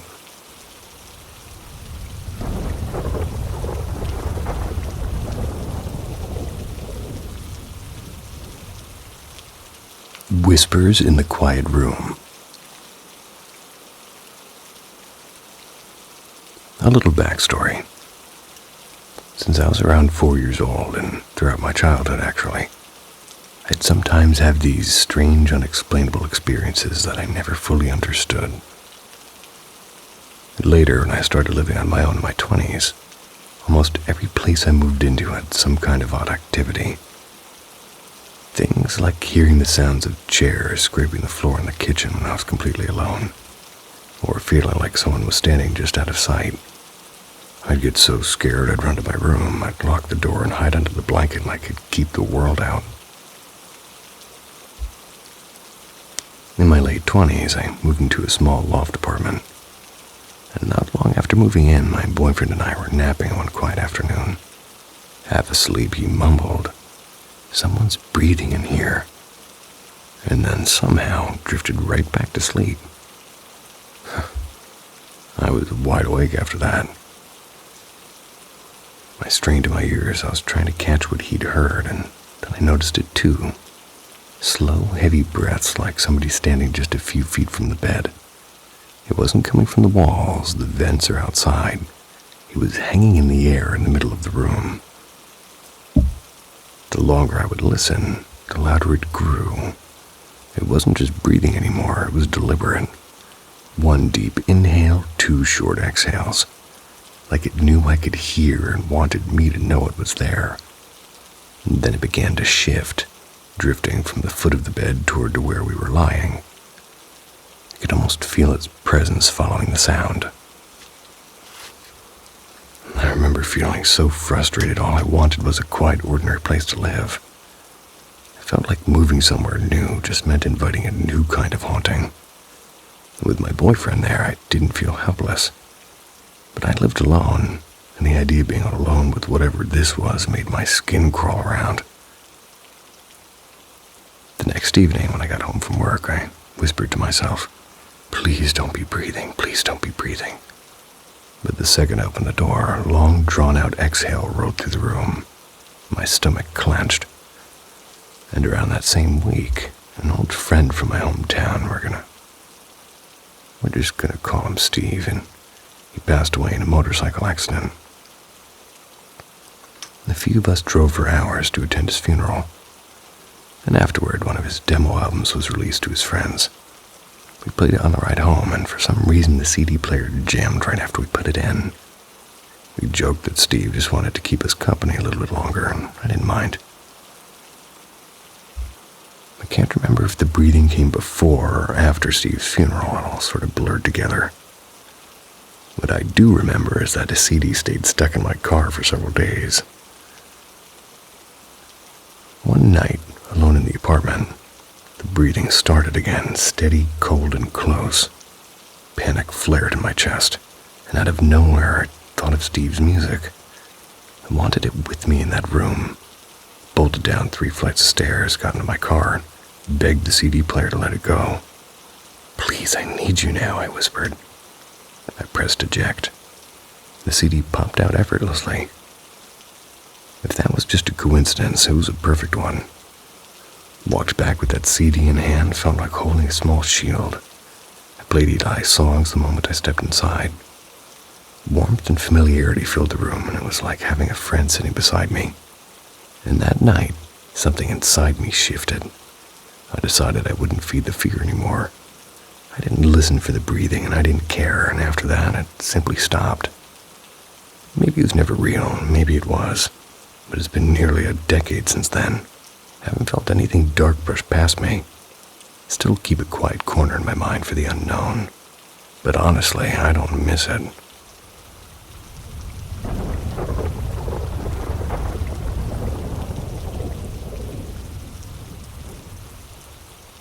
Whispers after the last breath. When my uncle fell seriously ill with pneumonia and COVID, the family went through weeks of restless nights and quiet fear. Machines hummed softly in his hospital room, the ventilator rising and falling as if holding on to hope for us. When the doctors gently told us there was nothing more they could do, we made the heartbreaking decision to let him go. All of us gathered in that small, cold room. We held his hands and whispered prayers. Some simply sat in silence with tears running down their faces. When the ventilator was removed, there was a stillness that felt heavier than anything I'd ever known. I'll never forget the sound of that silence. As he took his final breath, something strange happened. I felt a rush of warmth on my fingertips. It's as though an invisible hand brushed mine. It wasn't dramatic or frightening, just a quiet, weightless touch. Maybe it was my mind trying to find comfort in an unbearable moment, but it felt real. It's like his soul paused for a heartbeat just to say goodbye. A few days later, I'm standing in the kitchen making coffee. That's when I heard a sound behind me, the exact soft, rasping, throat-clearing coffee always made. It was so close, right near my left ear. I spun around expecting to see someone standing there. The house was empty. My wife was in the bathroom at the other end of the hall. When I told her what I'd heard, she thought maybe it was just stress, so I kind of did too. Till it happened again. One evening, we're both on the couch. Same cough echoed softly between us. We looked at each other without saying a word. We both knew exactly what we'd heard. And then came the other things. My wife told me she sometimes felt the blanket at night tightening, as if being gently pulled from the other side. I'd felt the bed shift too, like somebody sitting down next to me. A faint dip in the mattress, a pressure on my leg. Not harsh, not threatening, just present. The strangest part is I don't feel scared. When I sense him near, there's this odd mix of comfort and unease. I drop things more, I knock over cups, and my movements get clumsy. Maybe it's just my nerves. Maybe it's him trying to be noticed. We both heard the cough several more times together and alone. It's like a reminder that love doesn't always disappear with the last breath.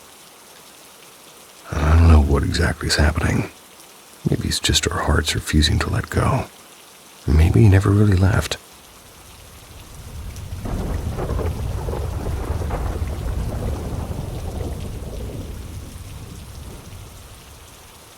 A whisper in the wind.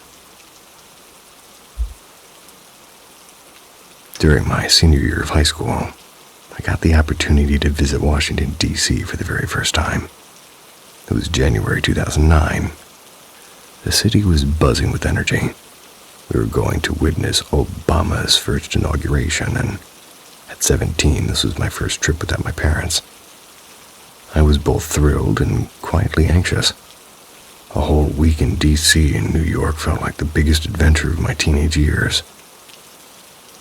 We flew out on the 18th, and the inauguration was on the 20th. And on the 21st, we visited Arlington National Cemetery. That morning was cold but clear. The sun rose slowly, coloring everything gold. As my friends wandered between rows of silent white headstones, I pulled out my phone and texted my mom. "Do we have anyone here?" A minute later, she replied, "No, sweetheart, but it must be breathtaking." I smiled at her words, slipping my phone back into my coat. I didn't think much about it then, just kept walking and breathing in the quiet. Fast forward to the day we returned. We left New York in the afternoon, changed planes in Chicago at dinner, finally landed in Minneapolis around 9 p.m. I'd been exhausted from the night before. We'd gone to see a Broadway show and stayed up way too late laughing in the hotel. And on the last leg of the flight, curled up by the window and fell asleep almost instantly. When the plane touched down, I carefully checked my seat and under it and the pockets and the floor, convinced I might have forgotten something. Everything was there: passport, carry-on, jacket, wallet. Still, as I walked down the jet bridge, a strange heaviness was sitting in my chest. Felt like I'd left something behind. I just couldn't name what it was. Back at school, Mom was waiting in the car, and when we got home, I walked in to find the living room covered in poster boards, photographs of my dad's father at different ages, black and white portraits to warm, faded family snapshots. "What's all this for?" I asked. She took a shaky breath. Grandpa passed away early morning on the 21st. Everything slowed down. We hugged tightly, and the quiet house filled with our sobs. Then in a flash, I remembered that hollow feeling as I stepped off the plane. I told her about it. She wiped her eyes and whispered, "Maybe he was trying to say goodbye." I believe her, I really do.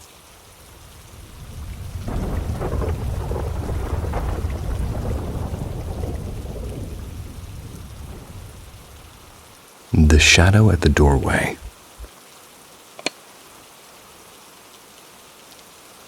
As I remember, this happened when I was maybe 5. I know I wasn't very tall because the top of my parents' dresser was just about level with my eyes, and that little detail matters in a minute. My room was a small corner space. It's connected to my parents' bedroom by a sliding door. And one night I woke up feeling uneasy, like something had pulled me out of sleep. I had a bad dream. Slid the door open, tiptoed into the dark room where my parents were asleep. I whispered if I could sleep with them, and my mom, still half asleep, murmured something like, "Come here." And on the opposite wall was a narrow door that led to the hallway. And just as I started to climb into the bed, that door creaked open by itself. A tall, shadowy shape stood in the doorway. Couldn't make out its face, or even if it had one.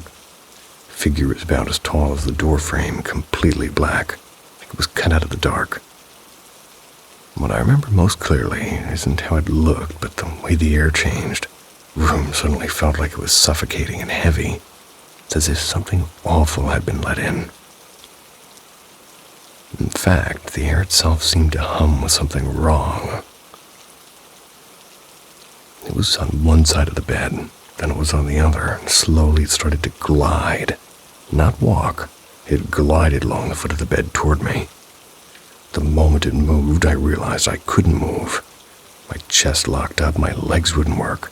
My throat made these broken sounds instead of screams.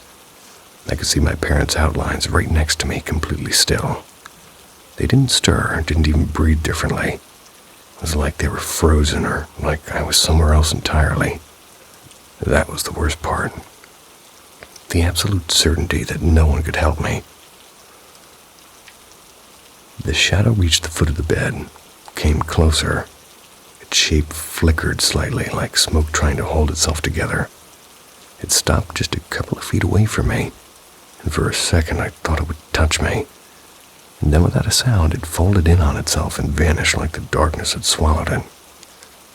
The instant it disappeared, everything snapped back, and my body jerked free. My voice returned. I scrambled onto the bed between my parents. I don't know what that was, and I've had nightmares before, but this was not the same. This thing felt real. It felt like it knew I could see it. The next morning, I told my parents. My mom just told me it was probably a dream. But my dad looked at me differently. He told me quietly that he'd once woken up as a child and seen something standing at the foot of his bed, too. He never forgot it. He couldn't blame me. Grateful I never saw that shadow again, but to this day, whenever a door opens at night, my heart remembers.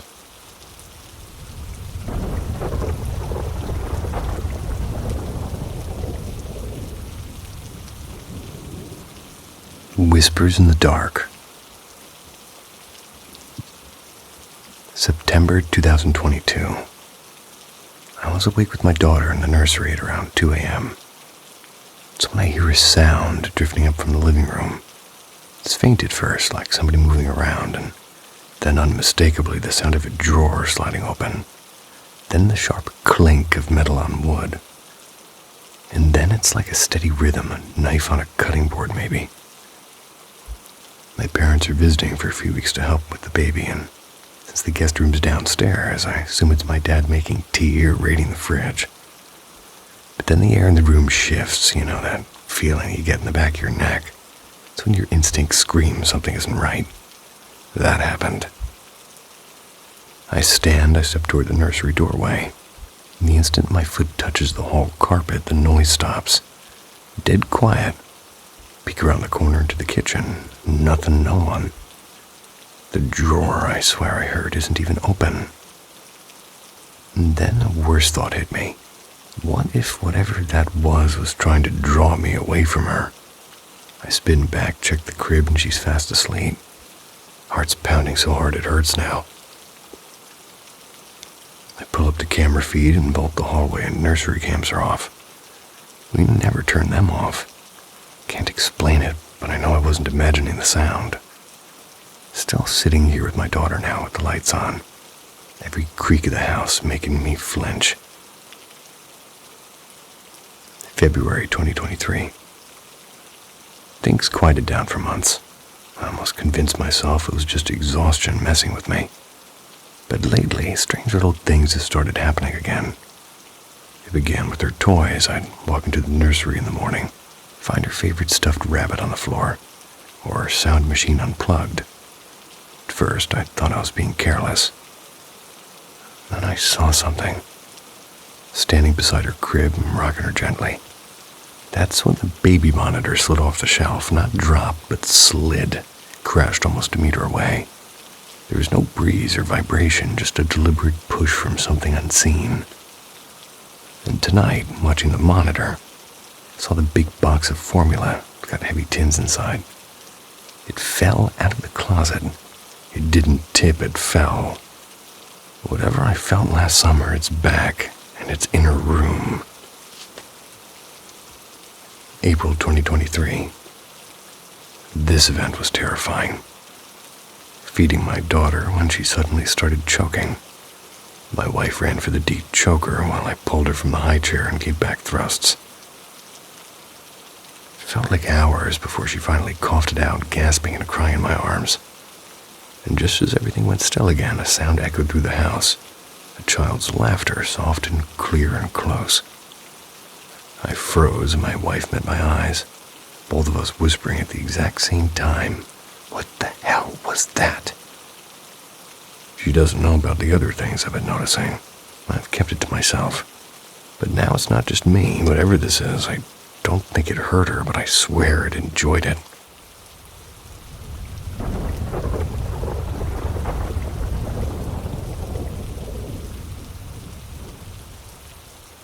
The phone that wouldn't die. The house I bought was in a quiet corner of northern Minnesota. winter of 2015, and it had a secret. It wasn't obvious at first. To me, it was simply the first house I'd ever owned. 30 acres of woods and field, and a little white farmhouse tucked between old pines. 30 acres. The price was surprisingly good, which I later learned was because the owner was selling the place after her sister passed away there. She had lived alone for decades, and she's known around the small town as the Garden Lady. Her house had been carefully arranged like a museum. Rows of flowers around the porch and trellises in the backyard. A neat little stone path leading to a fountain that she'd built by hand. Even the plumbing diagram for the fountain had been sketched in tape inside a kitchen drawer. The house wasn't exactly my taste, but it felt gentle and quiet. Things only started to feel off after I began changing things. My husband and I tore up the heavy orange carpet, and we put a wood floor down, painted the walls a pale gray, and we pulled down the ivy-covered trellises and cleared some of the tangled garden to make space for a small deck. The fountain in the backyard was the last to go. It had cracked during the first thaw, and we decided not to fix it. The night after we dismantled it, the phone started ringing, which by itself wouldn't have been strange, except the phone was disconnected. It was a transparent old landline from the late 80s. It was sitting on a dusty end table on the enclosed porch. When I moved in, the internet company had to dig a new line to the house. There had been no active service at all. At first, we ignored it, but it rang again a week later. When I finally picked it up, there was a long, hollow pause, and then a low, flat voice that said my husband's full name, including his previous address from years ago. Then the line went dead. The next incident happened on a windy afternoon when I was home alone. The phone started ringing again. It rang over and over, and I let it ring. I was determined to ignore it. And just as it went silent, I heard a sharp crack upstairs, like something splitting apart. So I ran up and I saw the large frame photograph of what her bed, and it was lying on the floor. Glass was shattered clean across the room. The nail and hook still firmly in the wall. After that, my husband tossed the phone into the old metal burn barrel out back. And that same night, lying in bed, we heard the ringtone again, clear as day, coming from the porch. What followed for the next year was a slow unraveling. One pipe burst without warning in the middle of a warm week, flooding half the kitchen. Mice appeared in impossible numbers inside drawers and walls and even the attic. We trapped dozens, but they always came back. Power flickered constantly, and sometimes for hours with no storms or wind to explain it. And eventually we gave up. She doesn't want us here.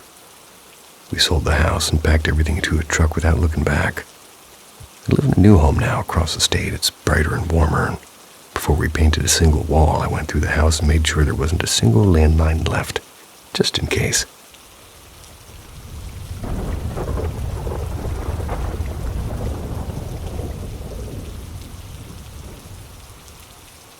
The Shadow on the Road.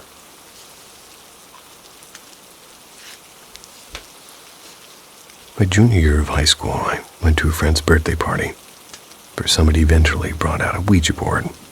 Oh boy. Back then, I was really into anything paranormal, but I had no idea just how dangerous those things could be. So we started with the usual questions. Is anyone here, and what's your name? We laughed at the slow, shaky movements of the planchette. But then something changed. It got darker in the room. Not like the lights went out, but like the air itself dimmed. When someone asked how old it would be when we died, everybody got numbers like 80 or 90, except me. The planchette just went back and forth, 0101, over and over.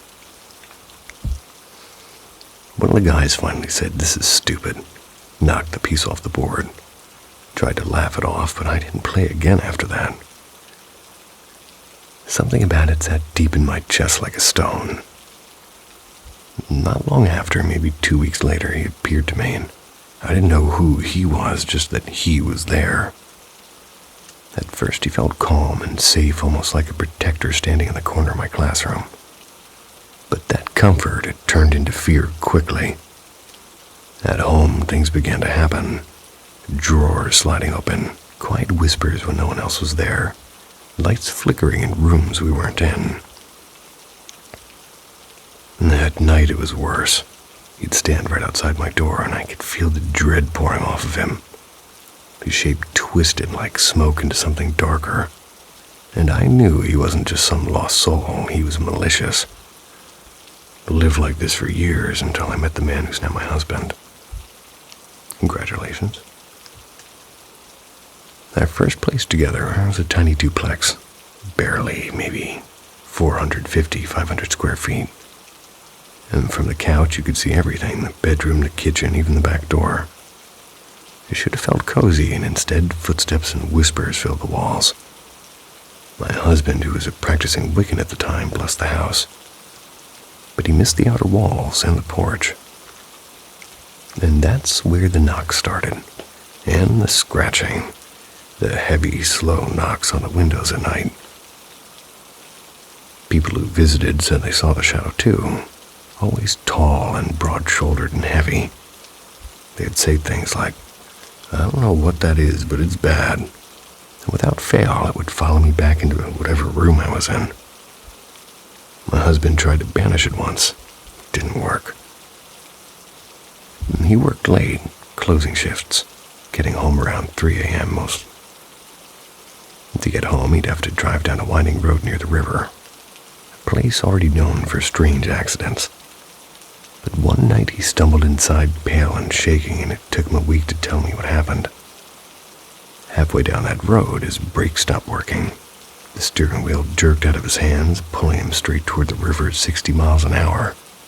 He fought with everything he had to keep that car straight. The next day, the brakes worked fine, and so did the steering. And that was it for me. If evil existed, then so did good, and I started going with him to the church that my parents attended. One night I prayed and told whatever had followed me for years that it wasn't welcome anymore. I claimed my home, and after that the house was quiet. And for the first time in a time I slept without listening for footsteps. We've since moved out of that state, and our new home is calm and safe. The only spirit that ever comes around now is our dog. His name's Solo. Lost him last year. And his visits feel warm. From everything I've lived through, I'll say this much. Don't mess with Ouija boards. It might not seem like much at the time, but what followed me nearly cost someone I loved their life. You heard him.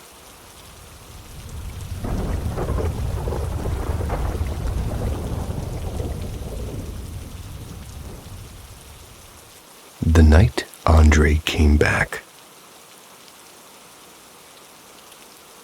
At 19, I worked the front counter at a cozy pizza place called Ciro's. My job was simple. Run the register, pour drinks maybe, beer and wine mostly. Help close up at the end of the night. Wine at a pizza place.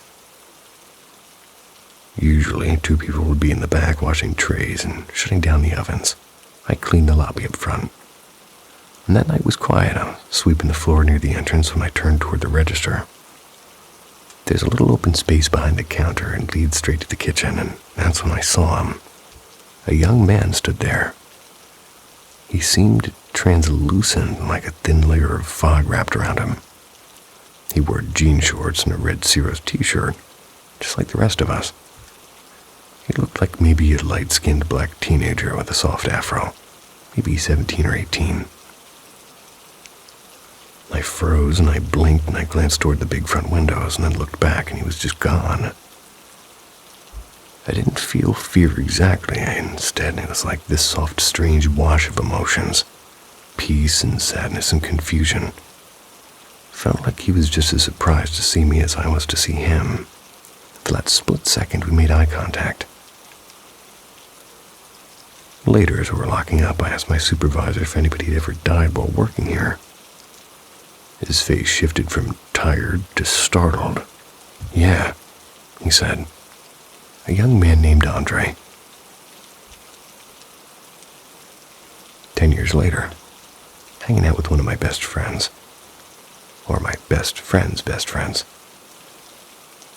Ghost stories come up, and I told mine casually, not expecting much. But when I finished, she went pale. "I knew him," she whispered. "Andre. We were close in high school, and he still visits one of his friends in one of my dreams. He was working at Ciro's when he died." Then it hit me. I'd seen his face before. Not that night at the restaurant. Years earlier at school. Mutual friends. He died young in a strange and tragic accident. They said it was the choking game. He'd been found at He'd been found at a park by a jogger early one morning. And the official report called it an accident, and some of his friends whispered otherwise. I never saw him again. I almost never talk about this. It's been nearly 20 years, and it sounds unreal when I say it out loud, but people's questions made me remember more than I had in years. Back then, Ciro's had huge glass windows. It was dark outside, and the lights inside were bright, so everything seemed to reflect like a mirror.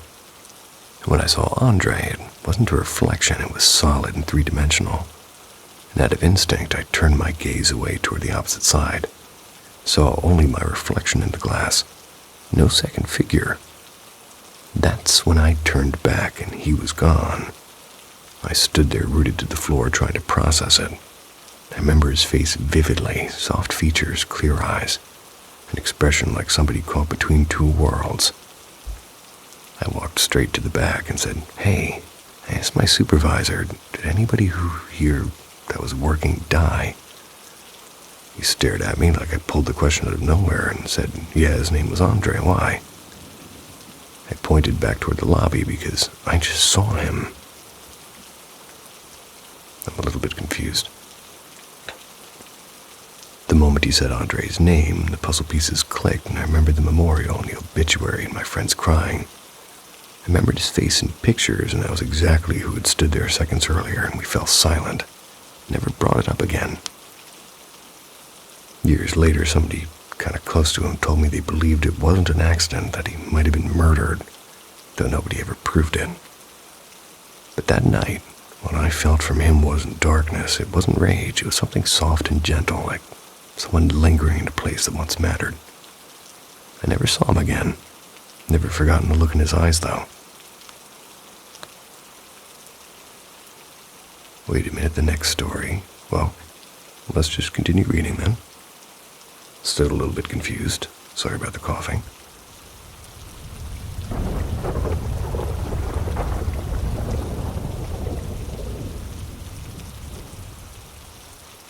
The night Andre came back.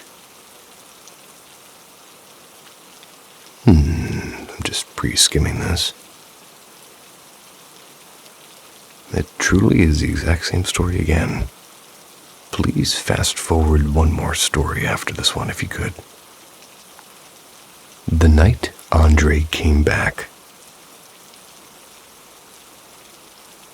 At 19, I worked the front counter at a cozy pizza place called Ciro's. My job was simple. Run the register, pour drinks maybe, beer and wine mostly. Help close up at the end of the night. Wine at a pizza place. Usually, 2 people would be in the back washing trays and shutting down the ovens. I cleaned the lobby up front. And that night was quiet. I was sweeping the floor near the entrance when I turned toward the register. There's a little open space behind the counter and leads straight to the kitchen, and that's when I saw him. A young man stood there. He seemed translucent, like a thin layer of fog wrapped around him. He wore jean shorts and a red Ciro's t-shirt, just like the rest of us. He looked like maybe a light-skinned black teenager with a soft afro, maybe 17 or 18. I froze and I blinked and I glanced toward the big front windows and then looked back and he was just gone. I didn't feel fear exactly. Instead, it was like this soft, strange wash of emotions. peace and sadness and confusion. Felt like he was just as surprised to see me as I was to see him. For that split second, we made eye contact. Later, as we were locking up, I asked my supervisor if anybody had ever died while working here. His face shifted from tired to startled. "Yeah," he said. "A young man named Andre." 10 years later, hanging out with one of my best friends. Or my best friend's best friends. Ghost stories come up, and I told mine casually, not expecting much. But when I finished, she went pale. "I knew him," she whispered. "Andre. We were close in high school, and he still visits one of his friends in one of my dreams. He was working at Ciro's when he died."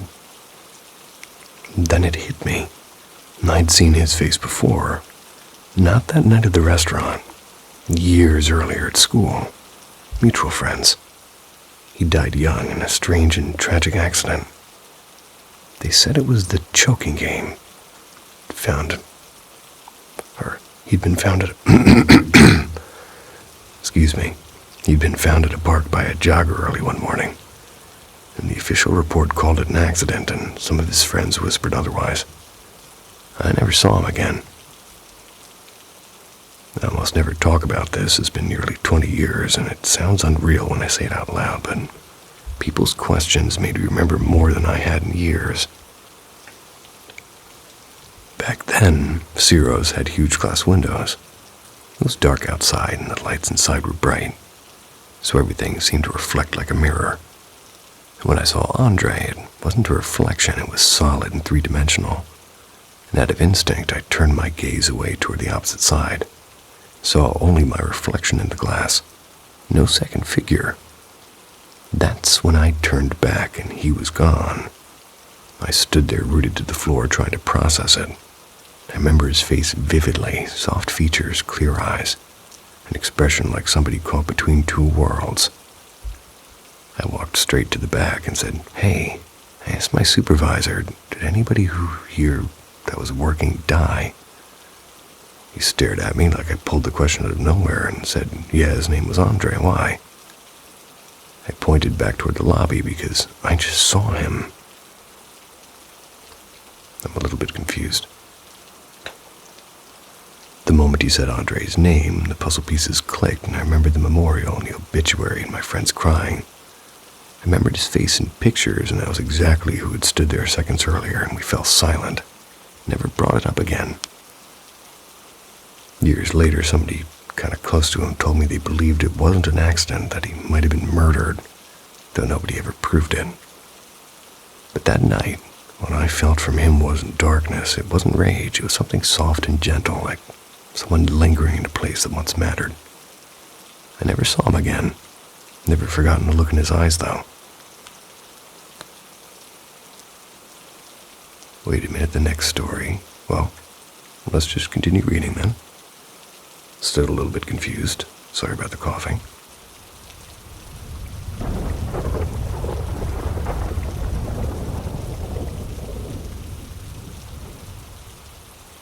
A quiet house that wasn't so quiet. Different story this time. Oh yeah. First off, I wouldn't call myself a religious person, nor am I the type to jump at any sort of strange sound and call it paranormal. I'd say I lean more toward agnostic. I think a lot of things could be real, but I've yet to see anything I can't rationalize, at least most of the time. But since moving out here to this quiet patch of land in East Texas about 4 years ago, things haven't exactly been easy to explain away. About 3 years back, my girlfriend was pregnant. We started noticing odd things and knocking, and not on the front door, but around the side of the house. Like small hands tapping, then light footsteps, like a child running. We both blamed the wind or maybe raccoons at first, and it went on for months. No pattern, no clear source, just there. After our baby was born, about 3 months in, another thing started. A single bedroom light, always the same one, it would turn on in the middle of the night.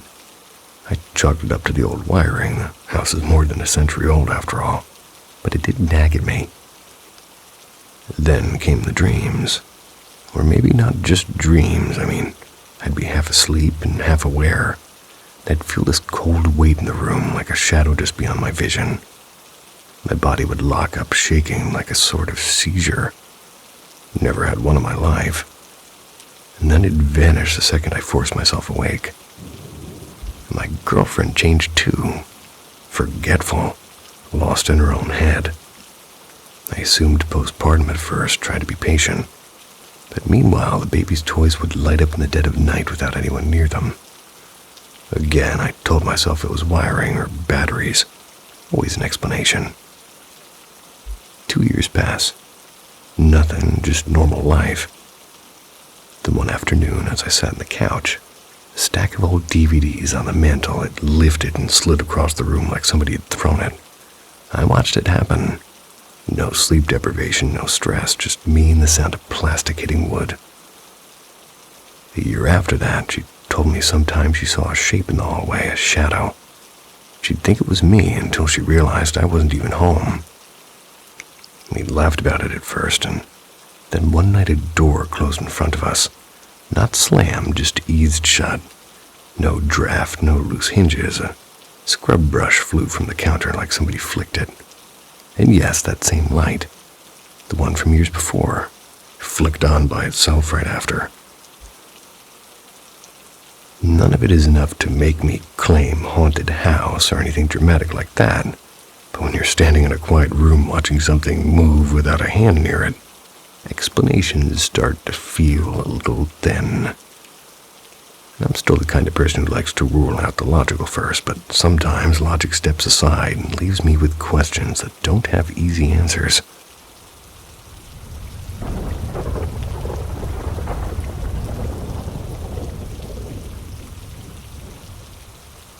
Whispers by the river bend. There's this quiet little park just a few streets away from the new apartment I moved into. I've known this place since I was a kid. Lately, I've been going almost every evening. It's like it's calling me back there. There's a small river that winds through the park where a man reportedly disappeared years ago. I never once felt alone when I walked past it. Sometimes it felt like someone or something was waiting for me.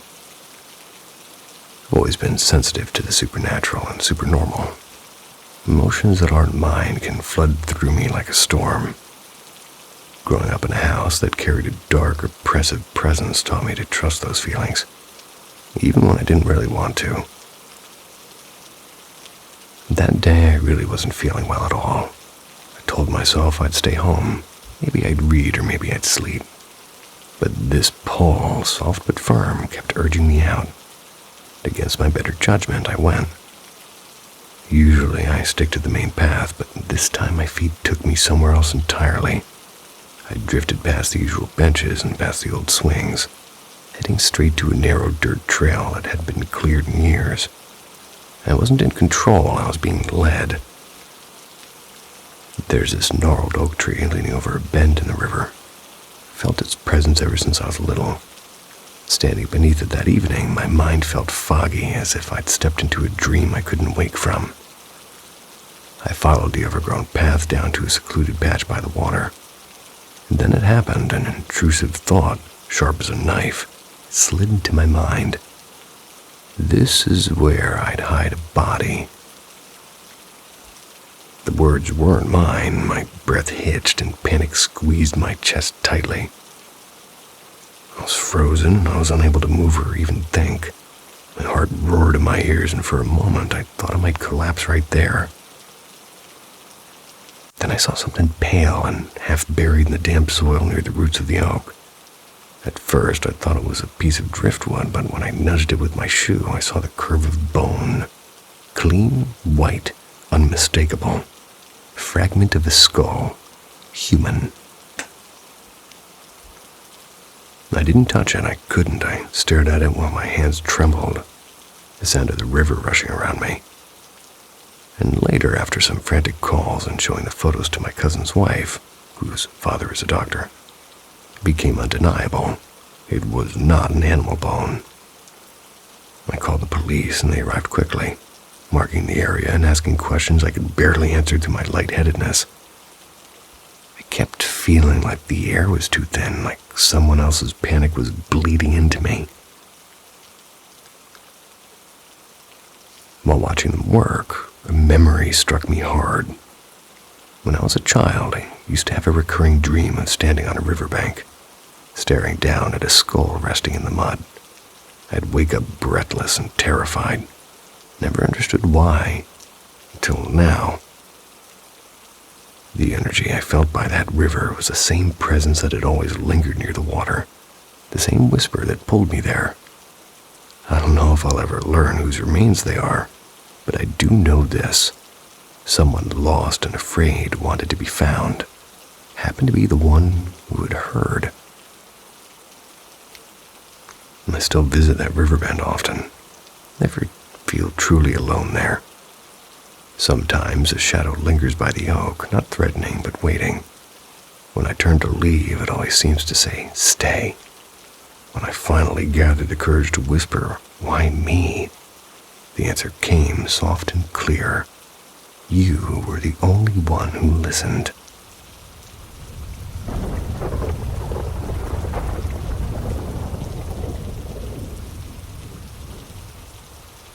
The man in the corner. You have no reason to trust what I'm saying. I'm just another random person on Reddit after all. Duly noted. But I know ghosts are real, and even though I've never actually seen one with my own eyes, too. My parents bought their house in 1984. That's when I was still little. It's a solid old place. 4 bedrooms, red brick, built in 1919. It has a big yard full of oak trees, and I didn't learn about this until years later, but just a few days after we moved in, my dad had his first encounter. My dad's the last person who'd believe in anything supernatural. He's practical to the core. But one night while walking from the kitchen toward the staircase, he glanced toward the living room and saw an elderly man sitting calmly in the armchair tucked into the corner. He blinked, he looked again, and the man was gone. Not long after, Dad ran into the granddaughter of the original owner. She still lived nearby and ran a tiny grocery stand down the street. When Dad told her about the old man, she disappeared into the back of the shop, returned with a faded black and white photograph. The man in the picture, every detail from the bow tie to the suit, exact same figure Dad had seen in that corner. It left him completely rattled. He never could explain it logically, and over the time he just sort of started referring to it as the ghost. When we looked deeper into the house's history, we learned that the man hadn't died there, but had lived in the house for decades. And for its time, the house was considered fancy. While everything else nearby had made of wood, ours was brick, and we found old records showing 2 funerals had taken place in the house. The family's teenage son, a brakeman for the railroad, he'd been crushed in an accident, and their daughter died young after drinking carbolic acid. Whoa. Both funerals were held right at the parlor, and it was a house soaked in memory and grief. When I was about 14, I used to record songs off the radio with my old tape deck. And one day, when I was playing this tape back, there was a man's voice. It was raspy and elderly and so clear, saying, "I believe the booger man has a hold of you." It was right in the middle of the track, and I hadn't heard a thing while recording. Booger man. My mom had our pastor come bless the house after that. And I was a stubborn teen back then. Probably an easy target for whatever energy was lingering. Still wish I had that tape. The voice, the rough rural twang, burned into my memory. Had that backwoods old America eeriness. There were other things too, like the thermostat cranked up to max in the middle of summer, or the TV flicking on and off by itself. Small disturbances that never quite made sense. And then a few years ago, something happened that still chills me. My dad saw me walk through the door and glanced at him without a word and head straight to the kitchen. Only it wasn't me. Showed up 5 minutes later, said hello as usual, and his face went pale. He swore on everything that he saw me. Well, I can't explain any of it. Honestly, neither can he. But my dad isn't the kind of man to invent stories or exaggerate them. That's why I believe. Not because I've seen ghosts with my own eyes, but because I trust his.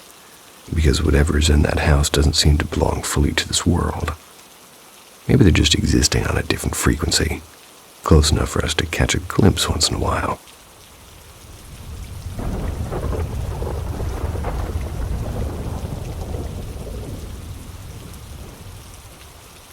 The thing in the hallway. As a kid, I had a few strange encounters I've never really talked about. The most vivid one involved something or someone looked eerily like a childhood friend of mine. She had long black hair and fell in uneven strands, pale skin, pitch black eyes. It was like looking at a twisted version of someone I used to play with after school. The first time I saw her, my dad's driving me home from soccer practice. Caught a glimpse of her standing motionless on the sidewalk in the rearview mirror. About 50 yards away, watching the car fade, I blinked and she was gone. Second time, years later, opened my bedroom door to grab a sweater or something, and I saw her kneeling on the far side of my bed. She didn't move, she didn't breathe. I just quietly closed the door and waited in the hallway until the sun rose. I didn't think too hard about it back then. Kids see weird stuff, right? But years later, something happened that made me wonder if these moments were connected. It's about 3 years ago now, just before dawn. I'm living with my girlfriend at the time. Both of us are keeping weird late-night hours. We were getting ready to crash, and I decided to get some cereal. She trailed behind me sleepily. "What are you even doing?" she asked, rubbing her eyes. Before I could even answer, she froze, staring down the hallway. "What the hell?" she whispered. Then she flipped the hallway light switch on. The second the light flicked on, the bulb burst with a sharp pop. And for the briefest second, the flash revealed a figure. She was tall, way too tall, and her head nearly brushed the ceiling, and her limbs were impossibly thin, like a shadow stretched by something unnatural. Her hair hung forward, and I swear she didn't have a face, just darkness. And then she was gone, leaving behind the smell of burnt dust and broken glass. My girlfriend later said she'd seen a pale mist forming sort of beside her before she turned on the light. And that was why she reacted. That was why she screamed. For the next 2 years we were together, and the house was never quiet. We'd hear soft knocks at the windows at 2 a.m. and murmuring outside the bedroom door when no one else was home. Bedroom light switching on by itself right after we mentioned turning it on. And once something slammed its weight on the floor behind me, like somebody sprinting. But when I turned, the hallway was empty. Objects would vanish only to show up later in bizarre places, like inside the freezer. And her dog, normally calm, would stand rigid, staring down the hallway with his hair bristling and growling at nothing. Oddly, it was always worse for her. She even once told me she woke up and saw someone lying right beside her, facing her. When I asked, she said the figure didn't breathe and it didn't blink, it just stared at her. And the strangest part is, everything stopped after we broke up. No more whispers or shadows and no tall woman in the hallway. It's been over a year and it's quiet again. Well, that's at least good for you. Don't know how that went or if it was good or bad, but no more of that sounds pretty relieving.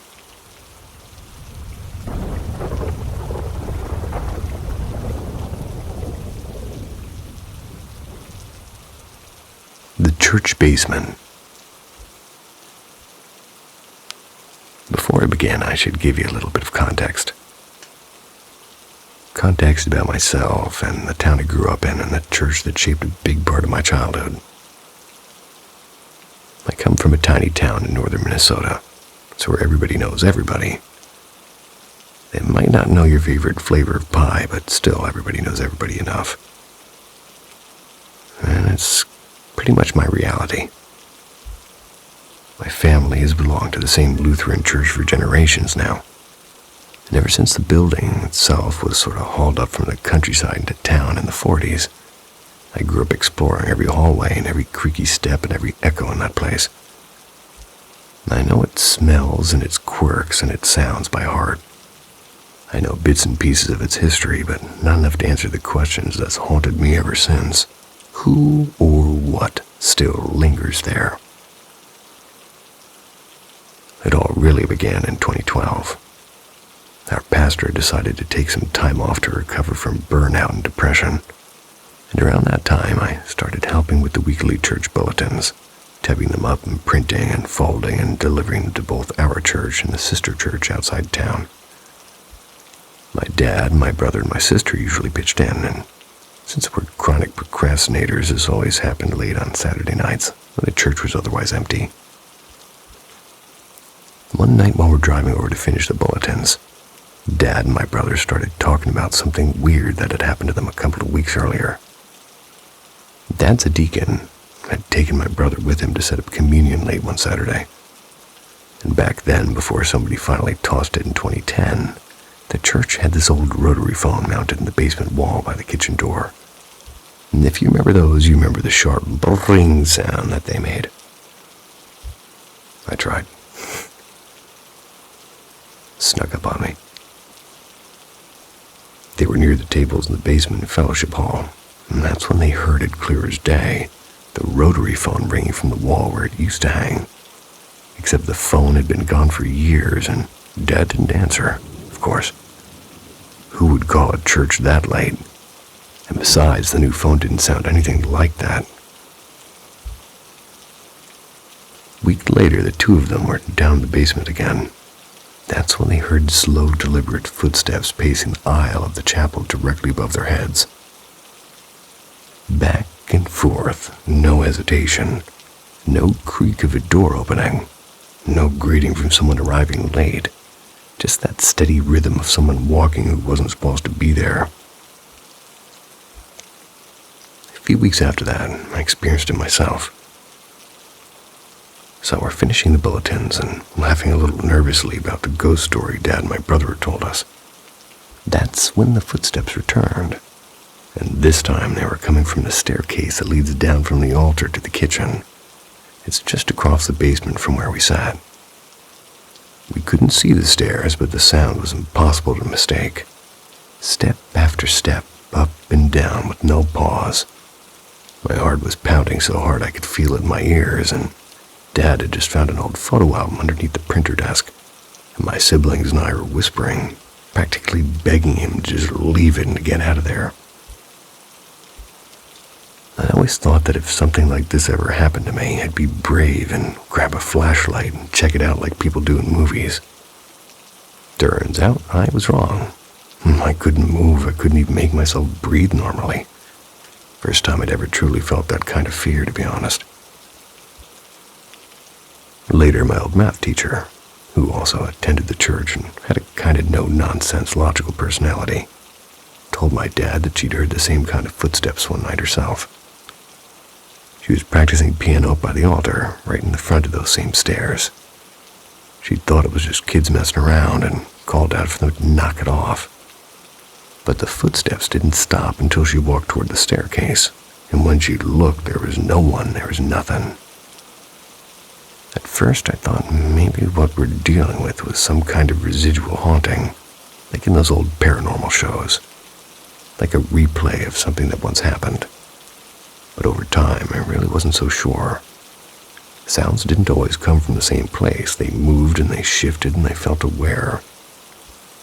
And now, whatever I've had to step foot in that church, or rather, whenever, I find myself listening for those footsteps, tensing at the smallest creak. I don't think whatever is there is malicious. It just feels lost and stuck between places. And since the basement was added after the building was moved into town, I can't help but wonder if whoever or whatever, maybe it came along afterwards.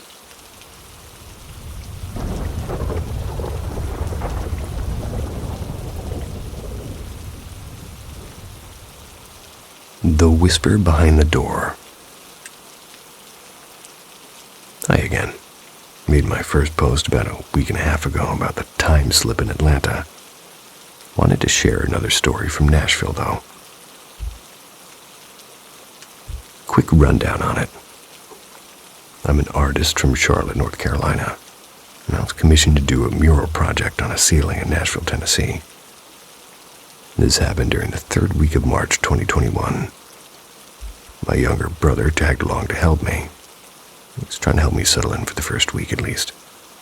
He spent most of his time reading while I was painting. We arrived on March 17th. First thing, we dropped off the ladders and supplies at the site, and after that we stopped by a small local grocery store before checking into an extended stay hotel somewhere near downtown. Pretty sure it was just a short walk from the riverfront. Once we unloaded our bags, my brother brought up visiting a small cemetery where one of his favorite old school country singers was buried. We were tired after 6 hours on the road, so a quiet walk sounded perfect. I brought my camera, mostly out of habit. I like snapping random shots. And sometimes I get lucky with something eerie, but other than a few photos of famous graves, I took one picture of a tombstone that caught my attention. Had the same last name as my wife. Didn't mean much at the time, just felt oddly familiar. Back at the hotel, the first strange thing happened. The lamp by the bed was on. I was sure it hadn't been when we left. 2 days later, we came back from lunch and found the closet door in the hallway where the water heater was wide open. We figured maintenance might have stopped by. Our stuff wasn't touched, so we shrugged it off. But the real weirdness happened the next night. Went out for dinner after work and came back, went to sleep. Woke up to chaos. Toilet paper was shredded and strewn across the room. Closet doors were wide open. My clothes were scattered. A chair had been dragged a few feet from where it was, and an old thermostat cover nobody had ever seen before. Well, a thermostat cover I'd never seen before, sitting right next to my brother's pillow. Strangest thing of all was a puddle of clear, oily liquid under the chair. It had no smell, but left a residue I couldn't fully clean up. Called the front desk immediately. Staff checked the digital lock system, said nobody had entered since we did. Their best guess was sleepwalking. Neither of us had ever sleepwalked, and that liquid wasn't anything normal. We were genuinely shaken, and ghosts suddenly didn't feel like just a Halloween story anymore. So my brother left for Raleigh 2 days later. I stayed behind to finish the job, and that's when the activity kicked up again. One afternoon, eating lunch, watching TV. A decorative globe on the side table slowly turned about half a rotation. No one else was in the room, mind you. Then the following evening, as I was about to step into the bathroom, the door gently but firmly closed right in my face, and I froze and my stomach dropped. I called my brother. I asked if maybe I'd taken something from the cemetery, or maybe he did. Laughed and said no at first, but then I remembered the photos. I hadn't taken anything physical, but maybe the photos were enough to upset whatever was there. That night I deleted every picture I'd taken, removed the post I'd made on Instagram, sat down and spoke out loud, apologizing to the spiriting. Whether or not anybody believes this, after that everything stopped. No more movement, no more sounds, nothing. And a little side note. When I got home, I mentioned the name I saw on the tombstone to my mother-in-law. Her face went pale. Turns out it was a distant relative of hers. Always, always show respect to both the living and the dead. Everybody deserves peace. I second what that guy said. Or gal, I forget the gender. Whatever. It's a good line.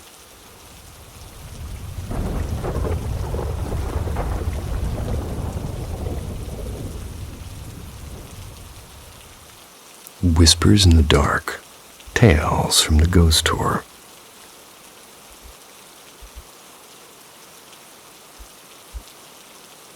I used to work as a tour guide. It was a small, bustling tourist town in Tennessee. My job back then was to lead people on a winding walk about 2 miles around the town, sharing with them the ghost stories of its former residents. And during the summer, we'd always just kind of go before sundown. By the time we returned, the sky was deep black.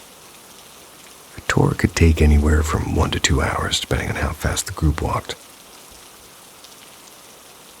Just a little background. Most of the stories we're told weren't actually real. They were either glorified legends, twisting facts, or bloody crime stories with a paranormal, ghostly ending slapped on for good measure. I didn't write the script, so don't shoot the messenger.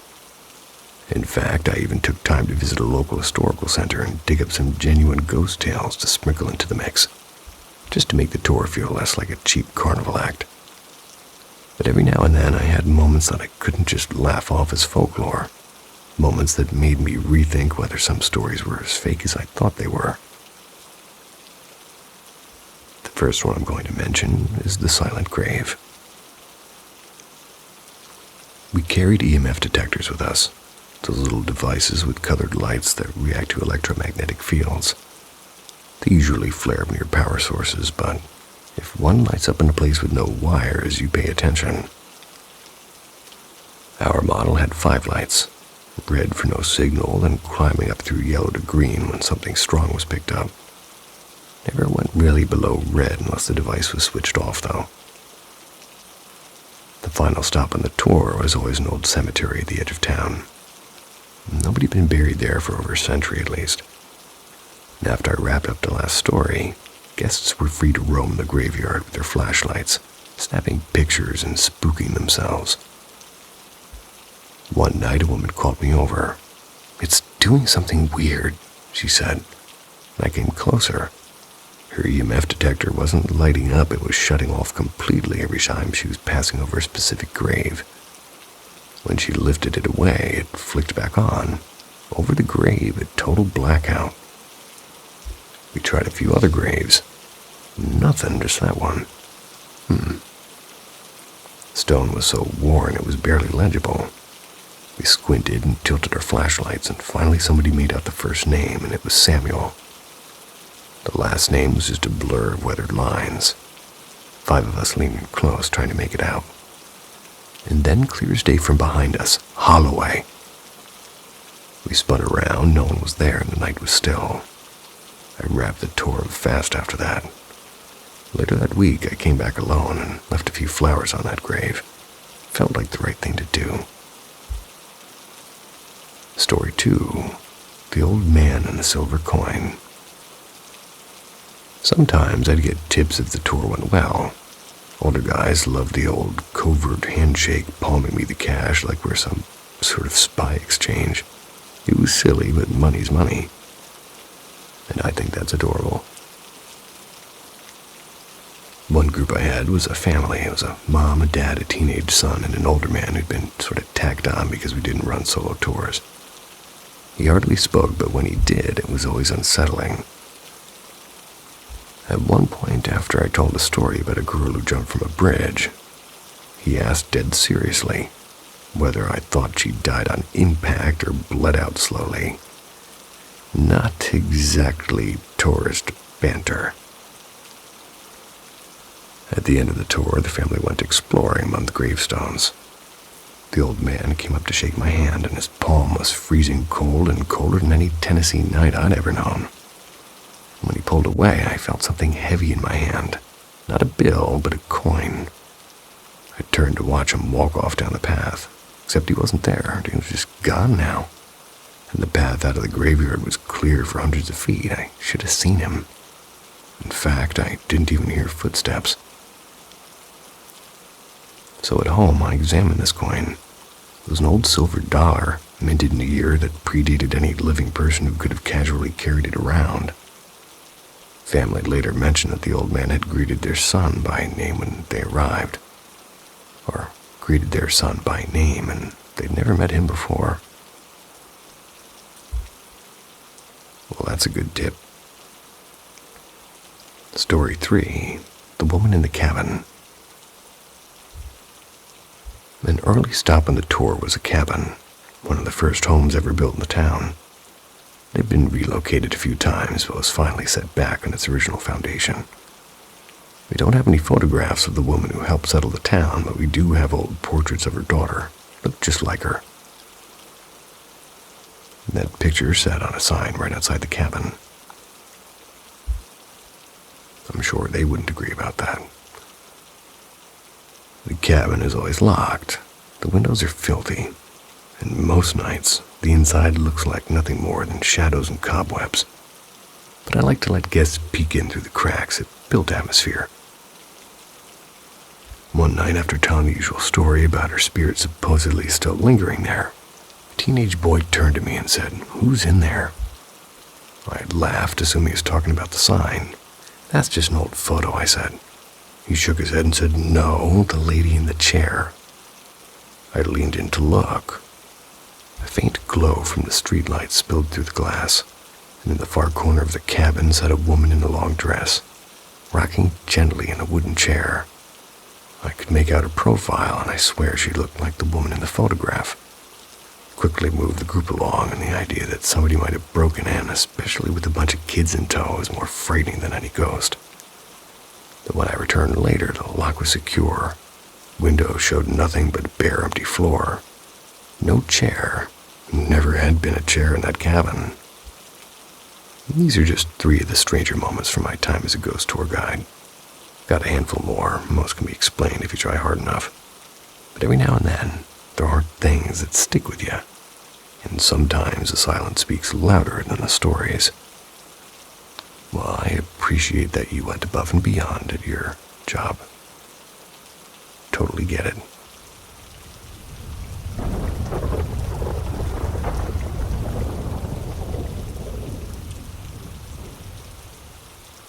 The thing that waited outside.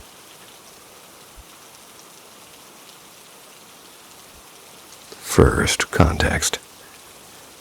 We lived in a house where things always felt just a little off. It wasn't loud or dramatic, just wrong in a quiet way.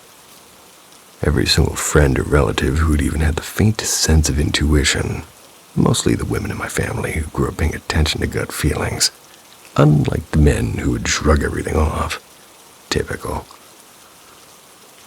Independently, they told me that something about the place made their skin crawl, especially the back part of the basement, which was fully underground, by the way. The house itself matters here, too. It had a main floor built above a basement. Basement partially open to the backyard and the side of the house.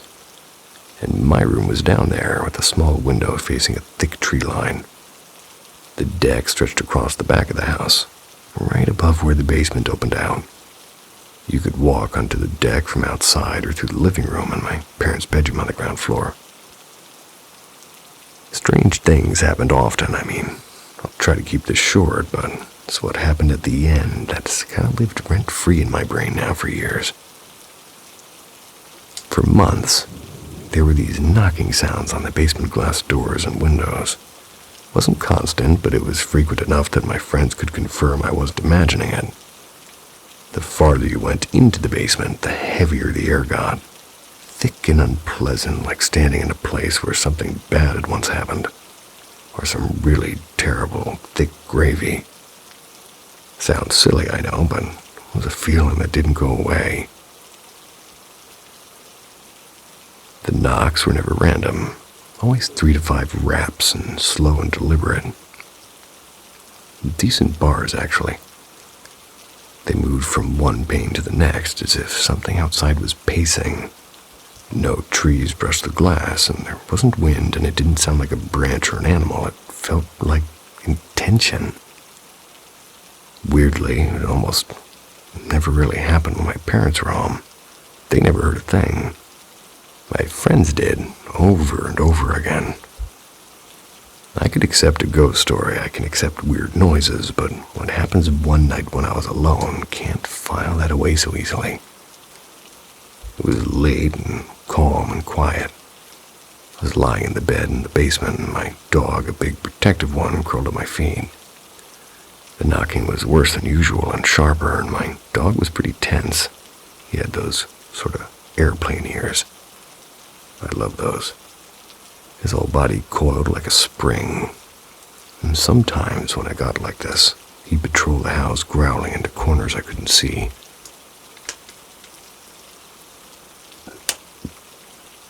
Then came the footsteps, slow and heavy. And on the deck right above me, clear as day, I could tell it was boots.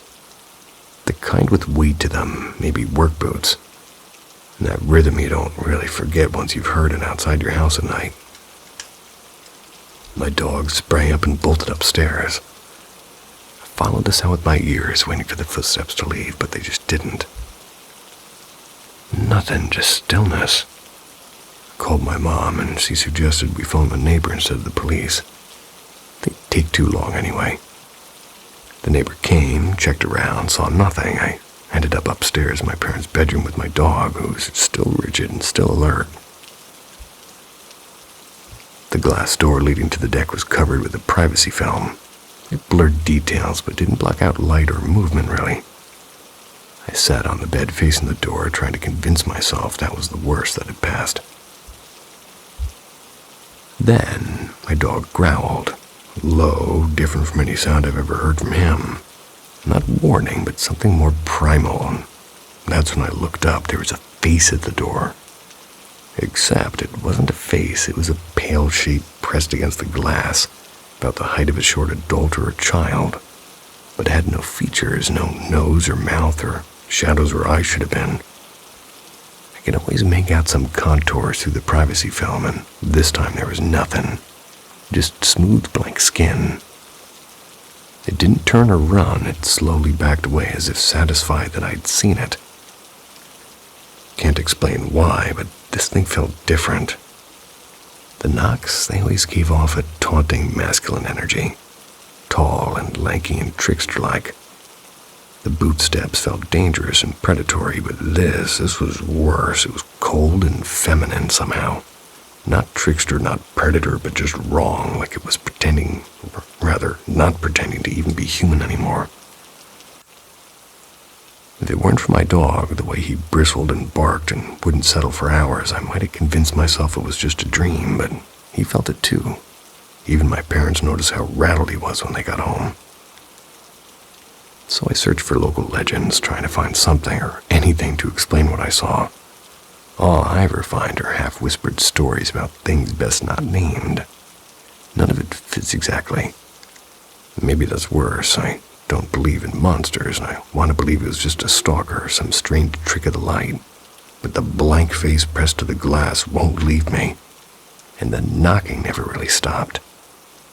It just made me learn to wait. At least as patient.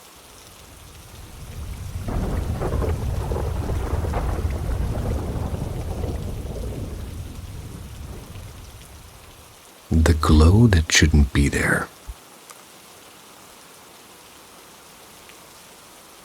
I'll try to be quick here. This happened in 2020. It's when I was still in college. And that year, I'm working at a tiny cafe-style eatery on campus as a cashier. Mostly during the late shift between 6:30 and 11:30 p.m. Sometimes past midnight on weekends. It was usually just me and one other person. They handed the kitchen in the back and, well, they handled it rather. I was out in the front alone for the most of the night. Shift going as uneventfully as usual. I'd been making coffee drinks and taking orders for hours. Then this group walked in, 3 girls and 1 guy. All the girls had light brown hair, clearly not freshmen since I'd never seen them before. And at a campus as small as ours, unfamiliar faces were kind of rare. The guy stood out immediately. Not because of how he looked exactly. He was stocky, average height, dark hair, light tan skin, but something about him just felt off. The only visible thing that really caught my attention was his eyes, and they didn't seem to line up in the same direction. It's like they were slightly diverging, and they were dark and almost entirely pupil. Whoa. At first, I figured maybe it was a vision issue, like we couldn't focus properly. He moved a bit awkwardly and didn't make eye contact, and sort of swayed when he stood there. but later I overheard him clearly commenting on how big one of the girl's sandwiches was. I knew he wasn't completely out of it. It was a hefty sandwich after all. Here's where it gets strange, though. The second he stepped into the cafe, before anybody even said anything, this wave of sensation just hit me. It was like an unexpected rush of euphoria, like catching a drug high out of nowhere. I didn't even have a better way to describe it. It wasn't attraction or curiosity or anything logical like that. It was like instant. Like his presence itself pressed a button in my brain. You gotta settle down. The closer he got, the stronger it became. When they came up to the register, I wasn't even talking to him. One of the girls ordered. I started to feel this intense ASMR tingling crawl up my scalp and down my neck. Real medical ASMR. I almost never get that unless somebody has a unique voice or whisper or something deliberate. But these people hadn't said a word to me yet. The feeling lingered the entire time he stayed in the main dining area. Even when he walked into the adjoining lounge, it took minutes for the sensation to fade. I remember standing there, forcing myself to keep talking or taking orders, and trying to act like nothing was wrong, but deep down just knowing that this was not normal. There's a difference between emotions that make sense, like a crush walking in, and emotions that feel like you've been switched on against your will. This was the second kind. Imagine walking down a crowded street and some random stranger walks by you, and in that 1 second your brain just lights up like fireworks for no reason. That's how bizarre it felt. And the way the girl sort of hovered around him. Man, I'm falling over myself because this is too funny. Laughing at things that he barely said only made it kind of creepier. It gave me this sick feeling in my stomach, like there was something underneath all of this that I wasn't seeing. And to this day, I have no idea why it happened. I told a few people, and they always give me skeptical looks. Honestly, I get it. It sounds ridiculous. But it felt forced, like his proximity itself altered something in the air around me. I can't explain it, and I can't shake it. Has anybody else ever experienced something like this? Because I can still not find myself having a rational explanation for that night. Some people say that they know what love is, and then they really fall in love. Those might be those fireworks you're feeling. I wonder how big that sandwich was, though. Sweet dreams. See ya.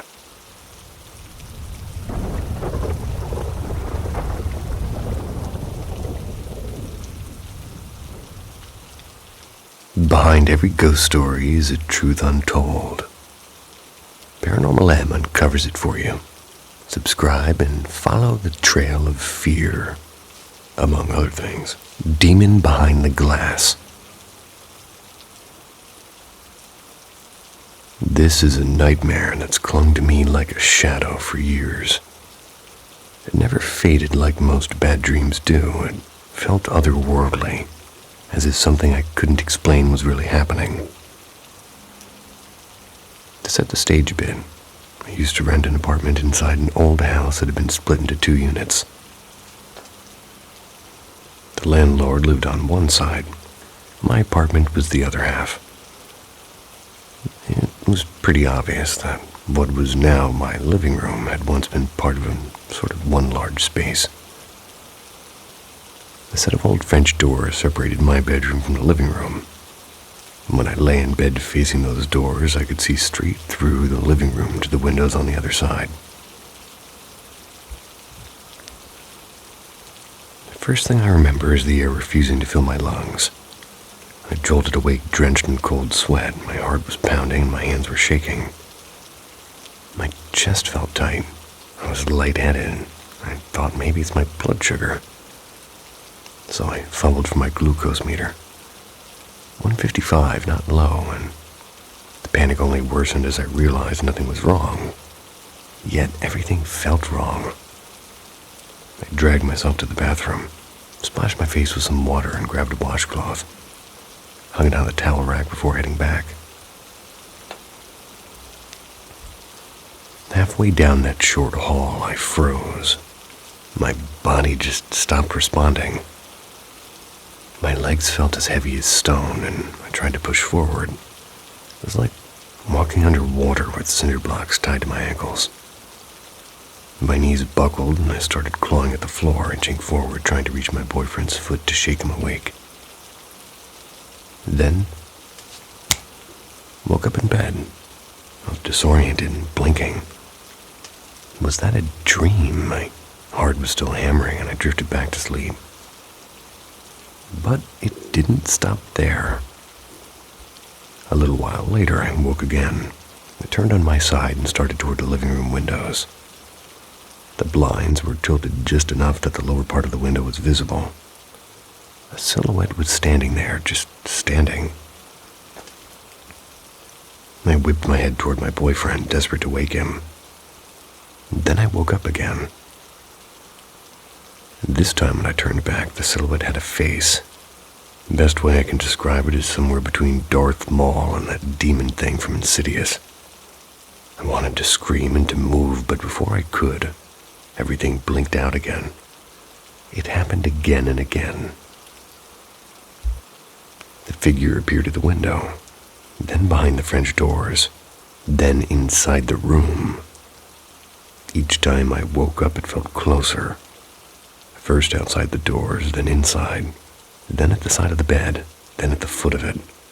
And eventually it was standing so close I swear I could feel its cold stare prickling the air on my skin. I must have woken up 10, maybe 15 times. My body felt real like each time, and the fear felt real. The weight in the air like dread, thick enough to breathe in. Sometimes it scratched at my legs sharp and quick, enough to make me jolt but not draw blood. I slapped my face, I pulled my hair, I screamed at it. Anything to break the cycle. Nothing seemed to work. I kept waking into the same nightmare. Finally, after what felt like an eternity, I opened my eyes to an empty room. The air felt normal again. My hands were shaking, but the thing was gone. Tears came before I even realized it. Relief and exhaustion and fear. I turned to my boyfriend wanting comfort. I shook him gently, was whispering his name. He slowly turned over to face me. It wasn't him, it was it. I didn't even get the scream out before I woke up again. And the dread was gone this time. I slapped myself hard, and it stung. I was finally awake. Clock glowed 4:07 a.m. I didn't move until daylight struck. In the morning, I checked the evidence. My glucose monitor had a reading time-stamped around the time I first got up. The washcloth was still damp on the towel rack, so that part hadn't been a dream. But if I'd collapsed on the floor, how did I end up back in bed? I know it sounds insane, but I can't shake the feeling that my body went back to bed while my consciousness stayed behind me. Almost like my soul was walking around while I slept. And this wasn't my first brush with the paranormal either. My family's old house, the one I grew up in. It's old and full of stories. My great-grandmother lived and died there. She was blind and nearly deaf before she passed. She often talked about people moving through the walls and scratching and whispering. Everyone chalked it up to hallucinations, but over the years, other things happened too. My grandma still feels somebody sit on the end of her bed at night. My dad once woke to see an old woman knitting in a rocking chair who matches my mom's description of her grandmother. My mom sometimes astral projects in her sleep, wandering through houses that we haven't even visited yet, only to later recognize them in real life. As for me, I felt taps on my shoulder in empty kitchens, seen shadow figures dash across the room. I've woken up with scratches I couldn't explain. Streetlights flicker when I pass under them. Maybe there's a logical explanation for that night. Maybe it was sleep paralysis or panic attack or some strange hypnagogic loop. But even now, years later, I can still see that face at the window like it was last night. Some dreams you forget, some never let go. I second that.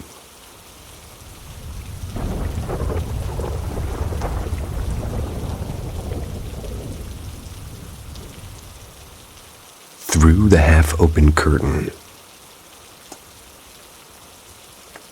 was 2:37 a.m., and that's when I suddenly sat upright, my lungs burning like I had surfaced from deep water. And for a second I was stunned and disoriented. This kind of thing was supposed to happen in horror films, not in my quiet apartment. My shirt had clung to my skin, drenched in cold sweat.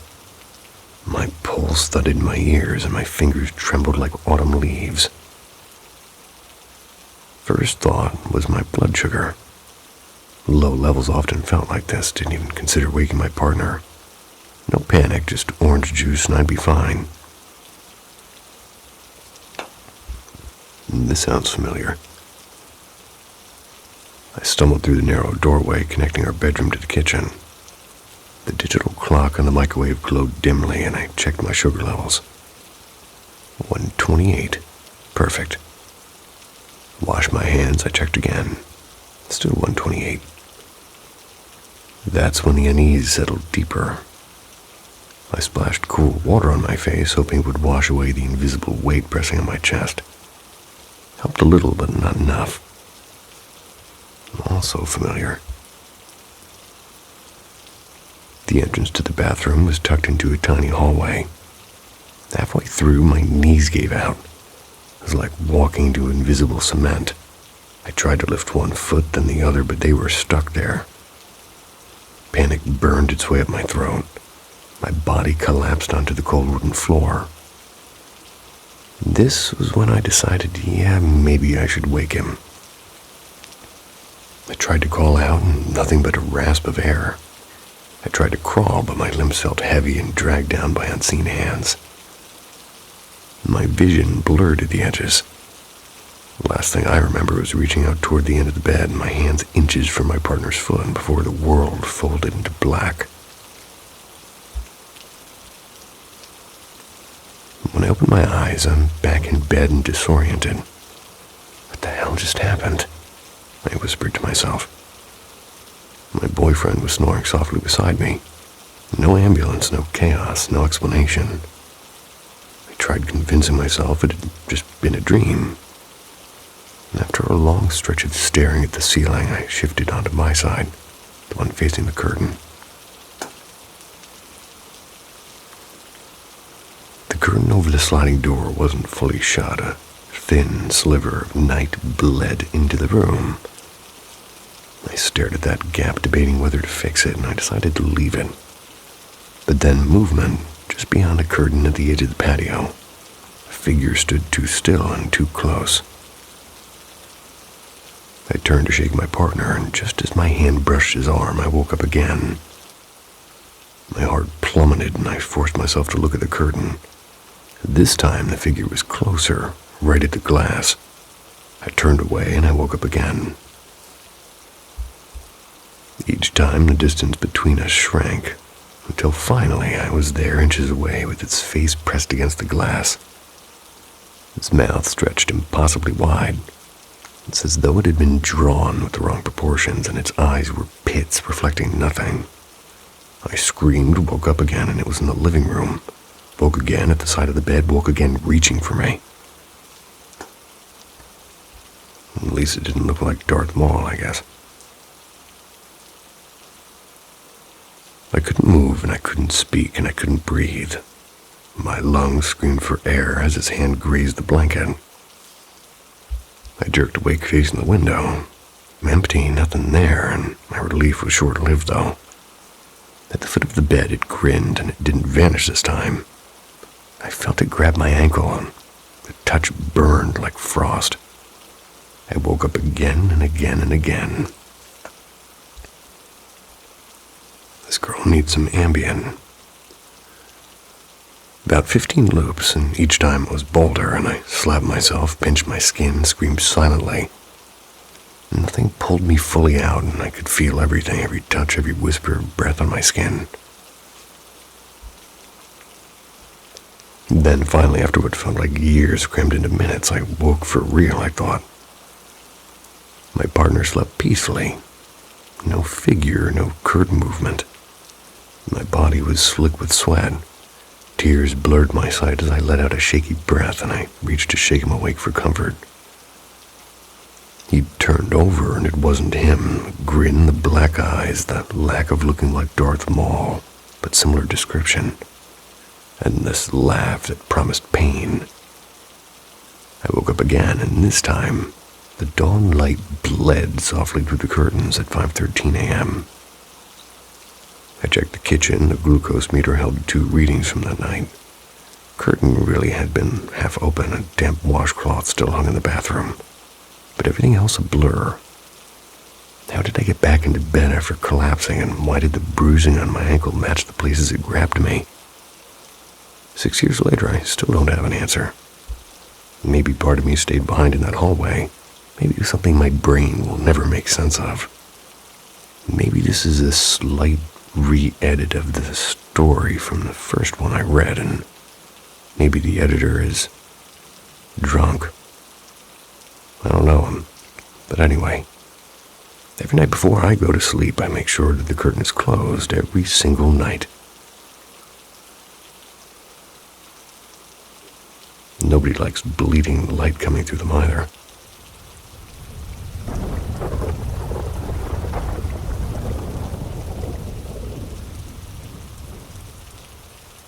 South Carolina Mountain Road. I've been a fan of this sub for a while, so I guess it's about time I shared something of my own. This happened just last summer, right at the start of the season. My mom and I were on our way to spend a weekend at my Nana's place. And for some quick background, Nana lives on a small farm tucked away deep in the country, right at the base of a mountain in rural South Carolina. It's the kind of place where the road narrows into 2 cracked lanes. All the paint is kind of weird on those roads, like they keep going over it and over it and over again, and sometimes they put it over a pine cone and that part kicks away and you get this cool little shape of a pine cone. But there's barely enough space for 2 cars to pass. That's my main point. Houses are hidden back in the tree line, and they're scattered pretty far apart. And once the sun goes down, the only light you get is from your headlights. I'm driving with Mom behind the wheel, and I'm riding shotgun. That's the passenger seat. It was close to 11 p.m. We were about 10 or 15 minutes away from Nana's place.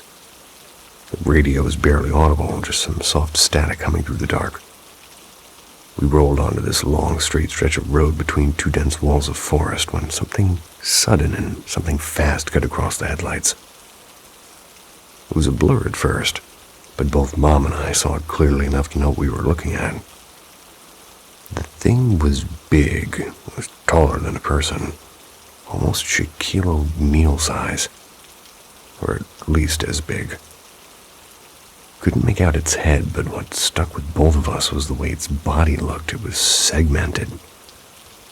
Mom said later, like you could see each bone or rib pressing out beneath the skin. Didn't really seem to have any fur. It was just dark, and there was bare surfaces that caught the light weirdly. Its limbs were long, or naturally long.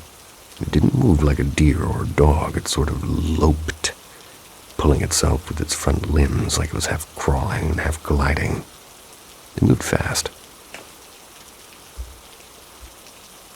As it crossed in front of us, both of us blurted out something like, "What the hell is that?" The moment we reached the spot where it had just crossed, I turned in my seat to follow it with my own eyes. And I swear it stood up. Not clumsily, not like a bear balancing. It rose smoothly, like it was used to walking that way, and then it ran on 2 legs bipedal. I shouted that It had stood up and Mom's knuckles went white on the steering wheel. My mom isn't the type of person to jump at shadows. She's logic first. But the way she went quiet told me this wasn't just my imagination. She made me promise not to say anything to Nana, said she didn't want to spook her, and made it feel all the more real. And here's the kicker. Around that same time, people in the area had been talking. Livestock attacks, horses injured, and fences torn through like they were paper. Nobody knew what it did exactly, but whatever it was strong. Still don't know what we saw that night on the mountain road, but I know for sure that we both saw it. Interesting comparisons.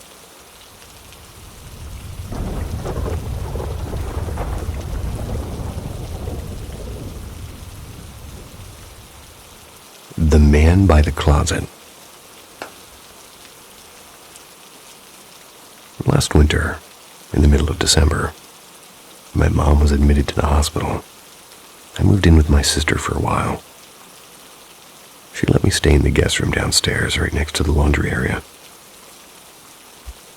The first couple of nights went by without much trouble. I tried to stay positive even though my mind was constantly on my mom. But on the fourth night, something seemed to shift. I had trouble falling asleep, not just because of my worries, but because of the strange noise.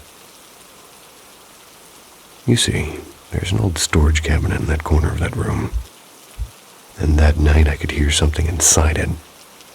It wasn't just a creak or a small thump, it was a steady dragging. It was like somebody was pushing around something heavy on the floor. And the cabinet isn't big at all, and that made the sound even more unsettling. I tried to reason with myself. Maybe it was just the house settling, or pipes, or the laundry room, or a machine or something making weird noises. But deep down, I couldn't shake the feeling that just wasn't my imagination.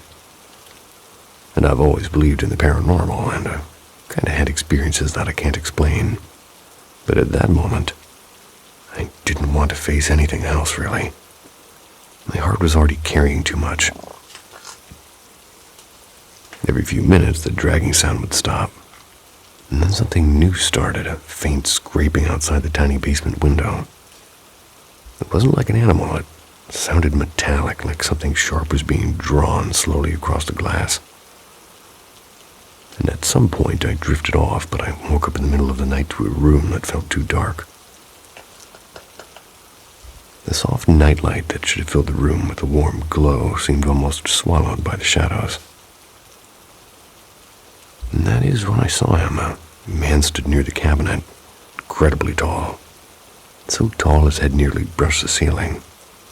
His clothes looked torn, like they'd been dragged through the dirt, and he had long, unkempt hair and a beard to match. His arms were crossed. His presence was so heavy it felt like the air was thickening around him. Then his head turned, slowly, and his eyes met my eyes. Those few seconds of eye contact seemed to stretch endlessly, and I couldn't move and I couldn't breathe.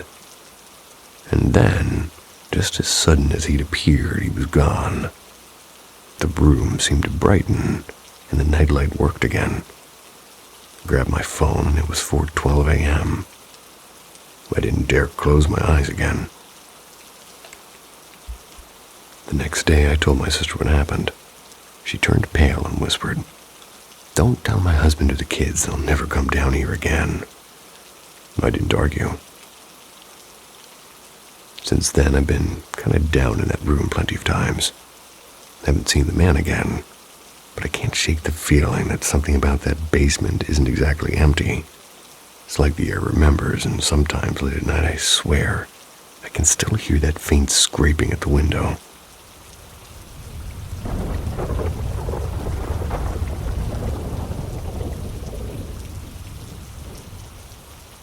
The Night Visitors. Okay, so this happened around a year ago. I'd just set up my LED lights for the first time. and at night I always kept them on a soft blue. Helped me calm down. One night the air in my room suddenly felt heavier and colder than usual.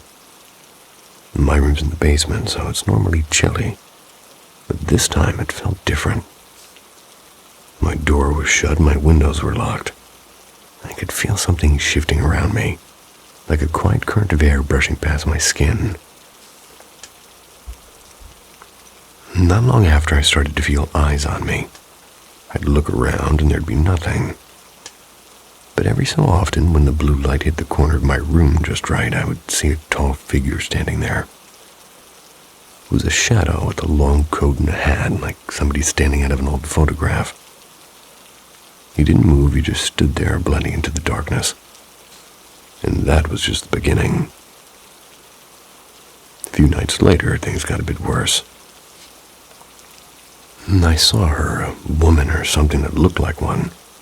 She was clinging to my ceiling, thin as paper, her tangled black hair spilling around her face. Her skin was so pale it was almost glowing, and where her eyes should have been were just hollow, dark sockets. Her mouth wasn't really there, just a stretch of skin. Her hands were long and sharp, like she could almost peel the air open if she wanted to. Every time she appeared, I couldn't move. I was awake, wide awake, but frozen. I'd blink and she'd vanish, and the shadow man too. The cold would stay, though. It always stayed. I started dreading the gap between the headboard and the wall. I couldn't stop imagining something waiting there, fingers just barely out of sight, ready to grab the back of my neck.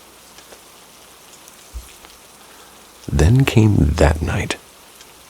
I'd just turned off my phone. I was ready to sleep. But when I opened my eyes again, they were both there. The shadow in the corner, the woman on the ceiling, and something or someone breathing softly behind me. I stared at the man first, then up at her. I blinked once, twice, and they didn't leave. The air turned icy, almost biting. And then, for the first time, she moved. Her head tilted slowly like a doll someone twisted too far. One of her hands reached down, fingers curling toward me.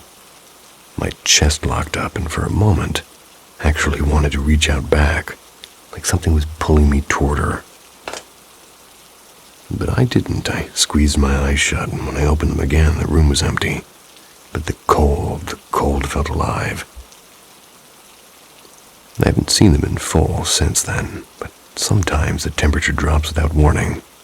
Sometimes I swear I can hear soft breathing where no one is.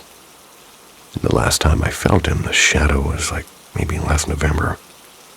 That was when I was sick and feverish and sweating too. I was too weak to move. I woke up around 3 or 4. Air was freezing. I opened my eyes and a black shape hovered inches from my face. And that was the last time I actually saw anything. But not the last time I felt it. Whatever they are, they only come here and only in this room.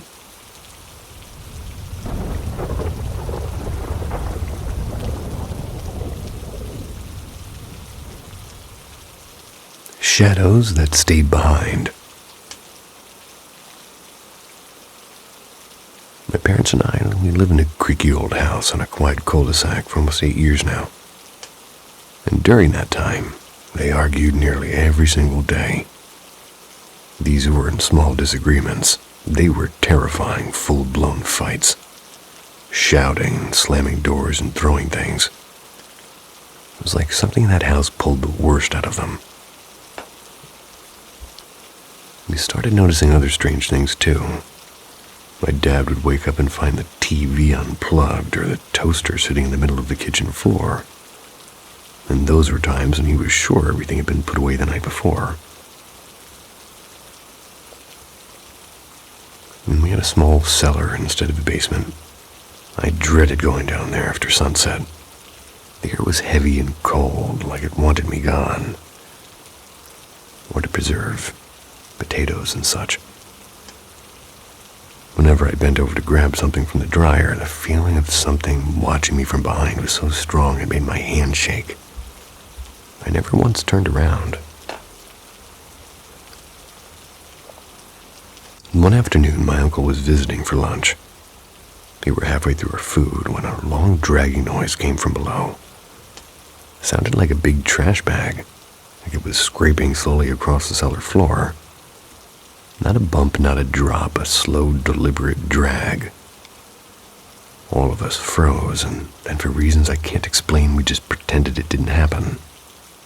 We kept eating like cowards. When my parents finally went to counseling and started fixing their marriage, things changed for them. But that's exactly when I began to fall apart. Depression crept in slowly, and then came the nightmares. Every night I dreamed of something black and formless, would be whispering awful things to me, would tell me I didn't belong and that I should end everything, and I always woke up gasping and fumbling for the light switch. The dread started spilling into the daytime. I stopped sleeping altogether some nights. I just couldn't face what waited in my dreams. One night stands out. I'm sitting alone on the couch, headphones on. I'm watching some cheesy sitcom reruns. And out of nowhere, my entire body went cold, not like a chill, but like my blood froze. I ripped my headphones off. I paused the show. I just sat there. I didn't hear anything, I didn't see anything, but I've never felt fear that big. It was like something was next to me without being seen, and then just like that, it was gone. A few months before we moved out, something happened that still knots my stomach. So I woke up around 2:45 a.m. My little dog, a sweet 15-pound fluff ball who was scared of his own reflection, they were asleep at my feet. I saw a shadow slide under my door like somebody walking past, and I heard footsteps. My dog shot up and launched himself onto my chest. He was snarling with a deep, vicious growl I didn't even know he was capable of. His fur was standing straight up. He didn't bark, just stared at the door like he was ready to fight something. Well, I tried to convince myself it was just one of my parents getting up for water. Maybe he had some kind of a bone to pick with them. The next morning, I asked them who'd been up all that last night, and they both said they hadn't moved, and that's when the fear settled in deep into me. The night before moving day, I had the worst dream of all. Something invisible was grabbing me, slamming furniture and screaming, "You can't leave!" I woke up sobbing. I was unable to breathe properly. My chest felt like it was being crushed, and I don't even have asthma. But the first night in our new house was silence. No dread, no whispers, no shadows. It's been over a year now, and it's like I can finally breathe again. My family is very religious. We've always believed that speaking too much about these things gives them power. We've never owned anything occult and no strange antiques, nothing like that. But I can tell you this. We didn't bring it with us, it stayed there. I still feel that heavy pressure in my lungs every time we drive past that old street. Just so you know, if your folks were fighting a whole lot at a certain place, and then, even though things get better, that might have still bothered you a bit deeply, but if it's all happening at the time, your body goes into a defensive mode, and then when it's finally over, then you might start processing all of that stuff and have a bad connection with that place and have a lot of really bad anxiety and symptoms. It's like your body can now afford to react to it, because if you reacted to it while it was happening, it would have made things worse. Just a psychological point.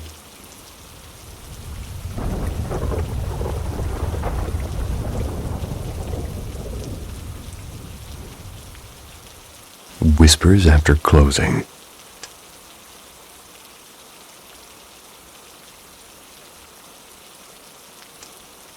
Hi. I've been working as a night security guard at a well-known nightclub here in Baja for a little over a year now. And during that time, my coworkers and I have experienced some truly unsettling things.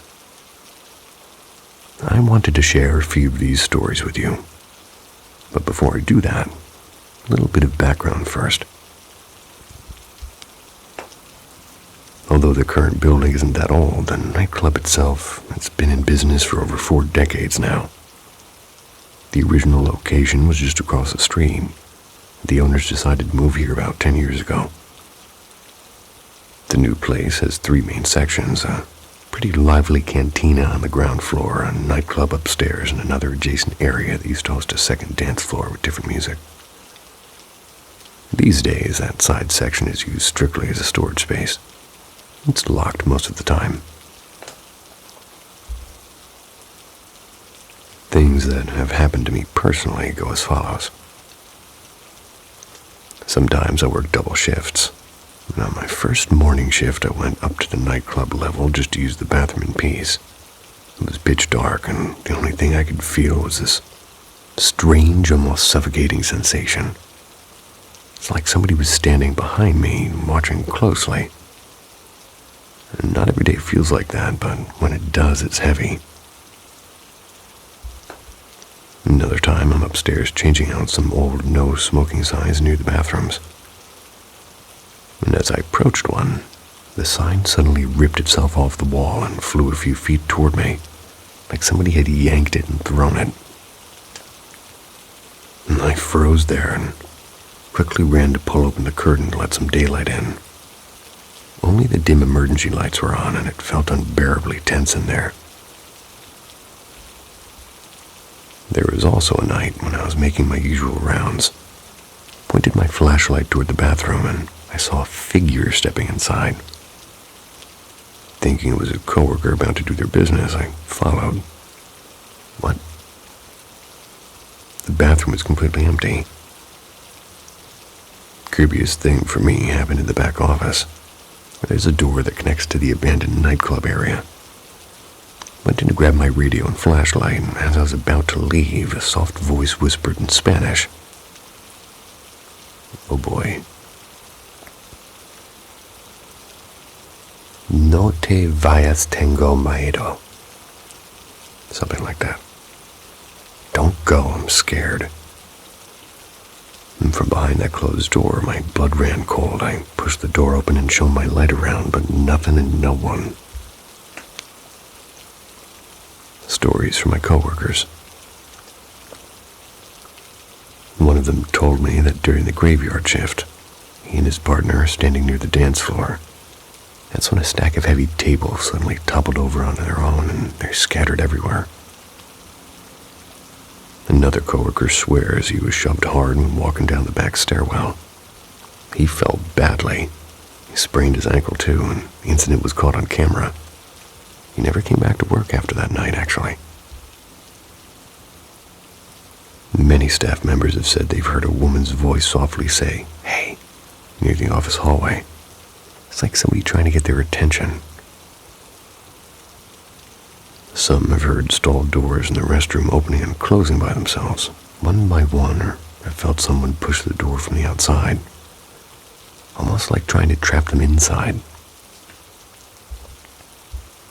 There's also been reports of random smoke appearing out of nowhere, and distant children laughing and whispering. And one night after closing, someone monitoring the security cameras, they saw a woman standing behind the bar counter as if she were searching for something. The image was crystal clear, but no one was actually there. Even the cantina isn't free from activity. Bar stools sometimes tip over on their own. Floating orbs have shown up on footage, and strange faces have been spotted on camera for just a second before vanishing. And as if that's not enough, friends who now work in the old building across the street, which was bought by another club, they say that they sometimes feel a cold hand brushing against them in the restroom. Some even claim to have seen a pair of legs walking with no body attached. What do you think is going on?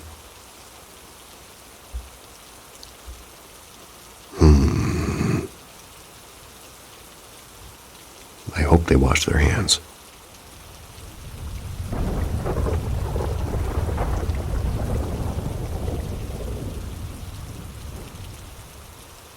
The case of the vanishing things. All my life, strange little disappearances have followed me. It got to the point where I just expected something to go missing. Whenever I had anything important, I'd carefully choose a spot, I'd double-check it, then even draw a little map of where I'd left it, like some kind of personal treasure hunt. And still, the next day, poof, gone. The first thing I really remember losing was a small denim purse with sparkly patches on it. And inside were my kid treasures, like a few stickers, some play makeup, and my favorite thing in the world. A holographic Pokemon card of Suicune. I guess I am old because that is no Pokemon I've heard of. A holographic Pokemon card of Suicune? My brother had a crush on this girl who really wanted that card. And for years I swore he stole it for her, but the whole purse seemed to vanish. Not just the card. When I finally asked him about it again as adults, he swore that he didn't take it. He even reminded me that he eventually admitted to breaking my Bratz boy doll, the one he and my cousin destroyed when they heard ghost noises coming from my room. Those things are kind of creepy. My room back then, it was the creepiest place in the house. It was an old place, over a century old, and at least 2 people had died there. And there was this weird hole in the wall that led straight to the attic. And the attic could be entered through the garage, and we shoved a little dresser into the wall hole to block it. Never did stop feeling off, though. And another thing that disappeared is my favorite Barbie doll, actually 2 of them. One was a My Scene doll with long braids, and the other was a Kid doll from Atlantis. I liked swapping their heads so Kidda could have a body that actually bent in the knees and elbows, like in the movie. I was 14 and embarrassed about still playing with dolls, so I hid them deep underneath my mom's bed. When I finally reached for them again, there was nothing, and it was gone. Tore the space apart for years after, hoping one day they'd just turn up. And then there was the time I hid a small bag of weed under the bathroom sink. I even wrote down exactly where I stashed it. The next morning, it had disappeared without a trace. Did someone find your map? My older brother didn't live at home anymore, and my younger brother would have loved to get me in trouble if he found it. And if my mom had found it, well, I'd probably still be grounded, but none of them did. Our house was old, full of holes, and absolutely infested with mice. We once found a 4-foot rat snake skin in the living room, and a baby snake chilling in the spoon drawer like it owned the place. I used to joke the mice were stealing my stuff to decorate their tiny mouse mansions. But the thing is I moved, and my current house was built in 2014. No mice, no ghosts, no weird attic holes. Just me and my son. No one ever visits, and yet things still go missing. And a few years back, it was my AirPods, then the earbuds, then the case. And just this past week alone, my portable charger, some makeup, 1 headphone, and now my Apple Watch. And I keep my house spotless. It's a habit from growing up in chaos. I know exactly what I throw away. I never misplace important things. And just a few nights ago, the charger was right beside me, and I blinked and it was gone. It's starting to feel personal now, like the universe has its own invisible hand, plucking things out of my life for no reason at all, questioning my taste in Pokemon when I was a child. And I'm honestly starting to get angry about it.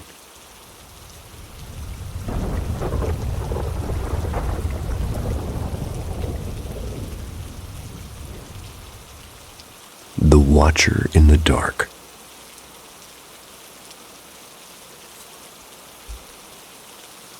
I first saw the Shadow Man when I was 11 years old, and I'm now 30. It was sometime after midnight. I woke up to an odd creaking noise, and at the corner of the room near my desk stood a figure.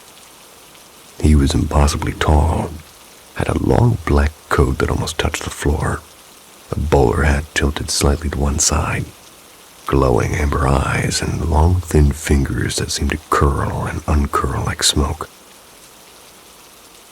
I couldn't see a face there, I could just see darkness.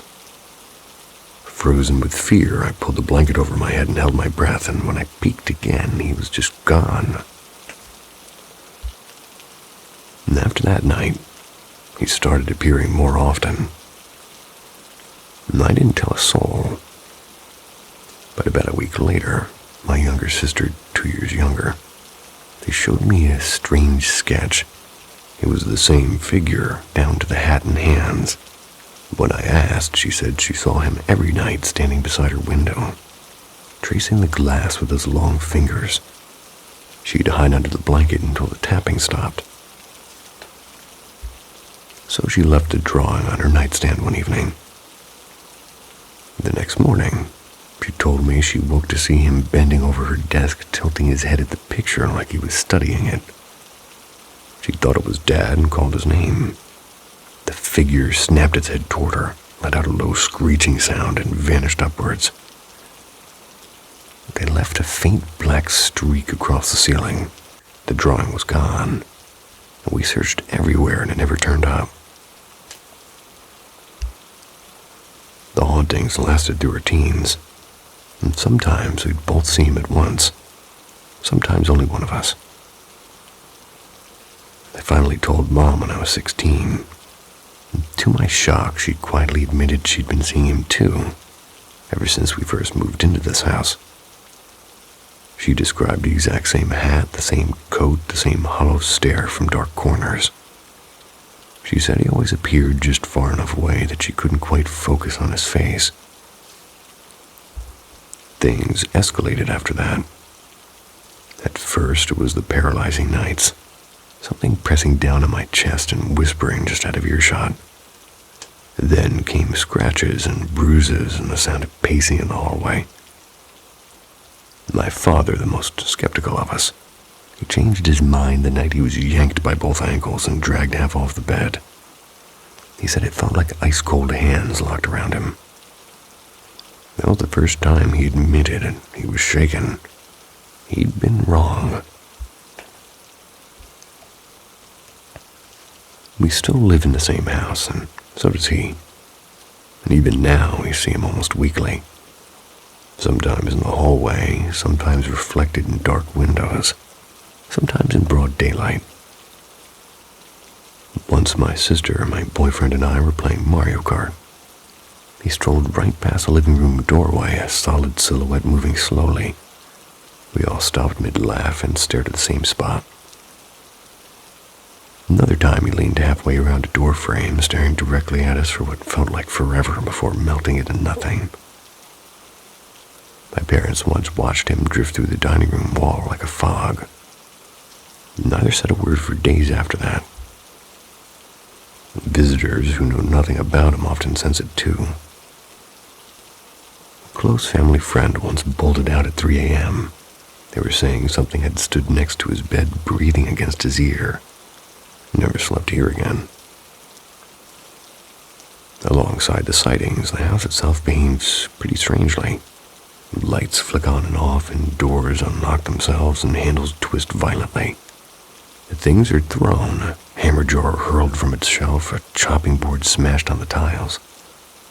Children's toys sailing across the rooms. Radios whisper on their own, and once I woke to find every closet and drawer in my room hanging wide open. Our dogs bark and whine at empty corners. They refuse to go into certain rooms. I keep reading about shadow people, but those stories are kind of one-off sightings. Ours has lasted nearly 2 decades. It's like he belongs to the house. Has anybody else lived with one this long?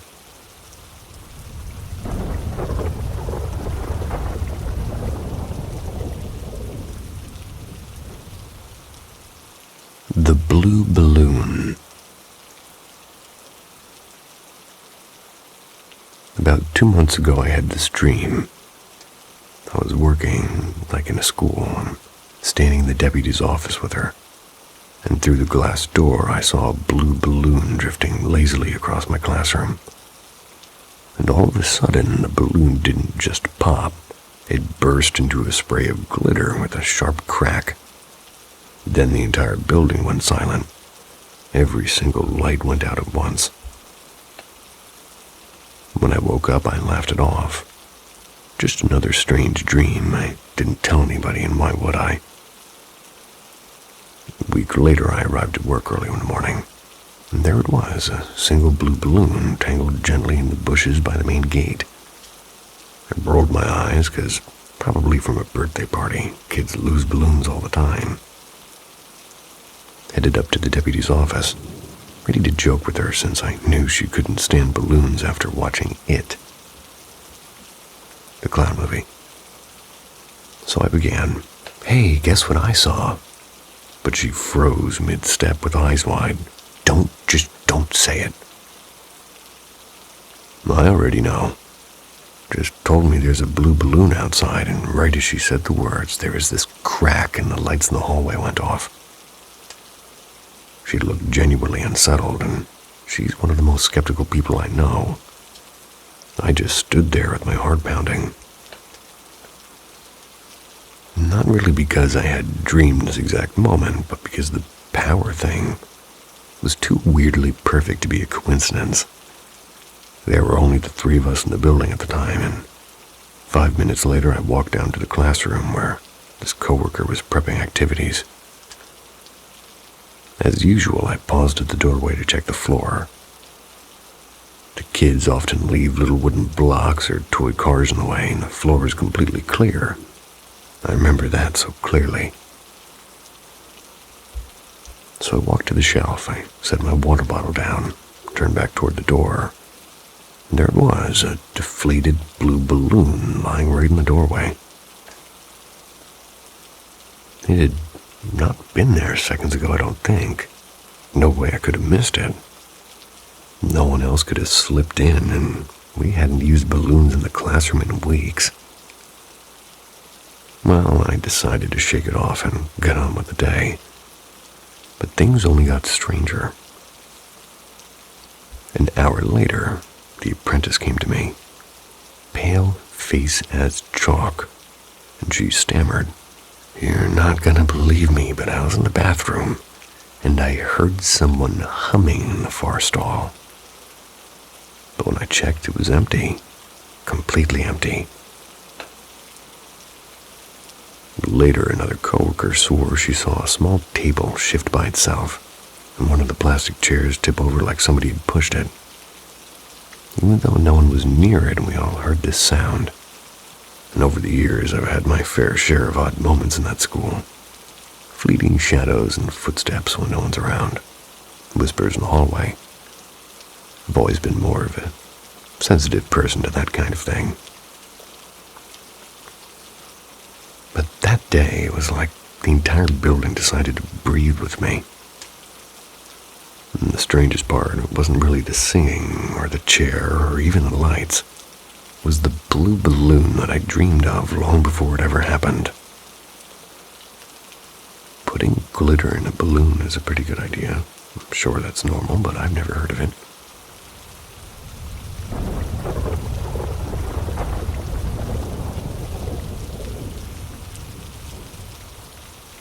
The shadow that knew I was there.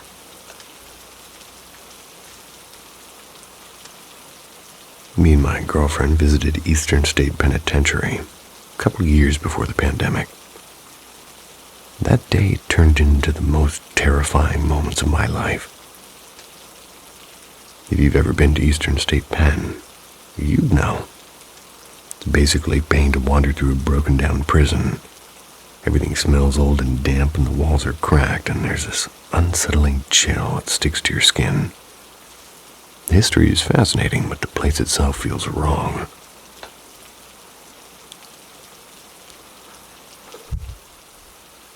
We skipped the audio tour and we decided to explore on our own. Actually kind of fun at first. We poked our heads into old cells and walked down long hallways where the paint was peeling like dry skin. Took photos of everything. It was a hot July afternoon, around 4:30, aside from a few other visitors scattered around. Felt like we had the place to ourselves. Sunlight spilled in through broken windows and didn't make it feel any less eerie.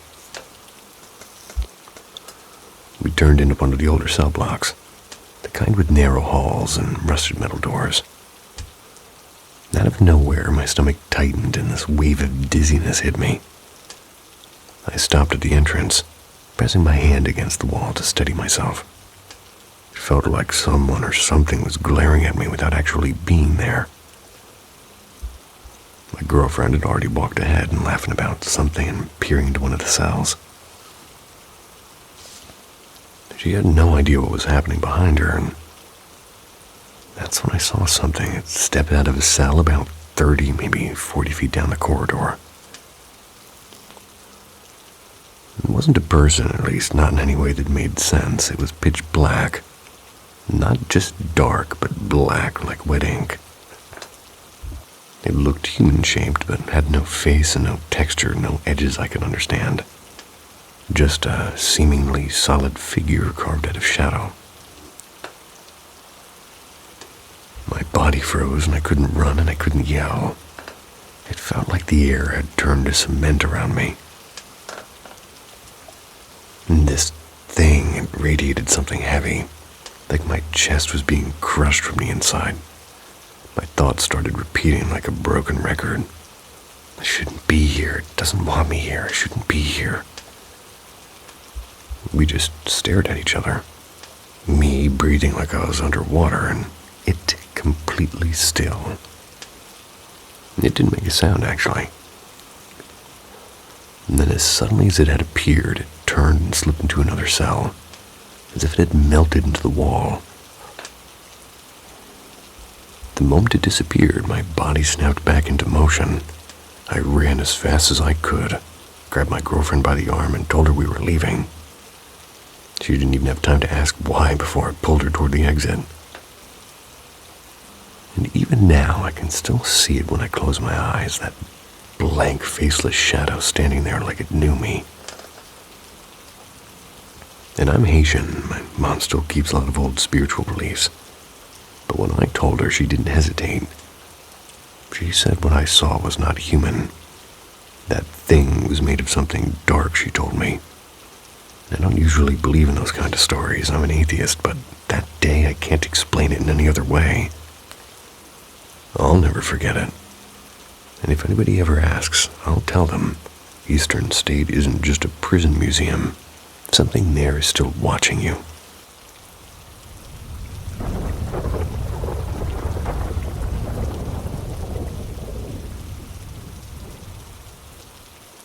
The Vanishing Stone.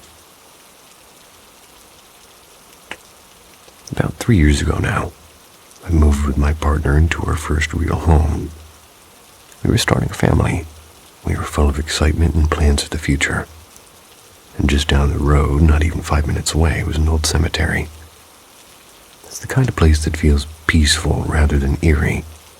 Wide paths and tall oak trees, rows of weathered headstones. Some of those headstones dated back over 100 years. The kind where you can't even quite see the writing anymore. From the moment my daughter was born, I took her there almost every other day. I snug her in her little carrier, walk and breathe in the quiet.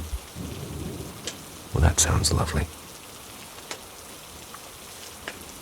One cool spring afternoon, as the wind was gentle and the paths empty, I came across a headstone that made me stop. The name carved on it looked like it read Tyson, Tyson, the same as my mom's side of the family. Below it, halfway down, were the names William and Eliza. I'd never heard of them before. I snapped a photo of the stone to show my grandma later, curious about who they might be. I remember clearly telling myself I'd delete it once I showed her, and out of respect, I simply forgot. About 6 weeks later, went to the cemetery again, this time with my grandma and great-uncle. We were visiting another family grave, and I casually mentioned, "I saw a Tyson headstone here, and William and Eliza were on it." My grandma's eyes lit up, and she said, "I've always wondered where they ended up. William and Eliza were your great-great-grandparents." I had no idea that they were that close in our family line. I pulled out my phone to show them the photo, but it was gone. It was completely gone. I scrolled through everything, no photo. I wasn't too spooked at first, just assumed I'd accidentally deleted it, and I walked them to the exact spot where I'd seen the stone. Except it wasn't there. I wandered up and down the path, my stomach turning pretty cold, and I can still picture that stone as clearly as if it were right in front of me. I can picture the shape in the gray-blue marble and the way the letters curled at the ends. The patch where I saw it was empty, just grass and a few scattered leaves. I checked the nearby rows, thinking maybe I'd mixed up the location, but no, it was gone, like it never existed at all. Since then, I've been back countless times. Contacted the cemetery office, emailed the caretaker, even dug through birth and death records to confirm that William and Eliza Tyson were real. Well, they were, but according to the cemetery's official records, no such grave existed there. No headstone and no plot. It's been 3 years, and I've walked nearly every corner of that cemetery. I was pushing the stroller, and now with both my daughter and my baby boy. Even my partner helps. He mostly jokes that maybe I dreamt the whole thing, but I know I didn't. I saw it. I know I did. Was it a sign or something from another time? A moment where two worlds brushed up against each other. My family's always felt a strong pull towards spiritual things. My uncles had experiences. My son, even at 3, he said strange things we can't explain. Maybe it wasn't a mistake. All I ever wanted was to find that stone again, to bring flowers and give those ancestors the same care that we give the rest. But the stone, their stone, has vanished into the air.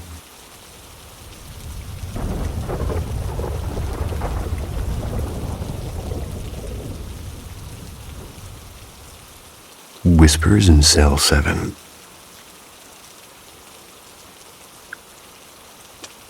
I'm using a throwaway here for obvious reasons, but I'm a CO down in the Deep South.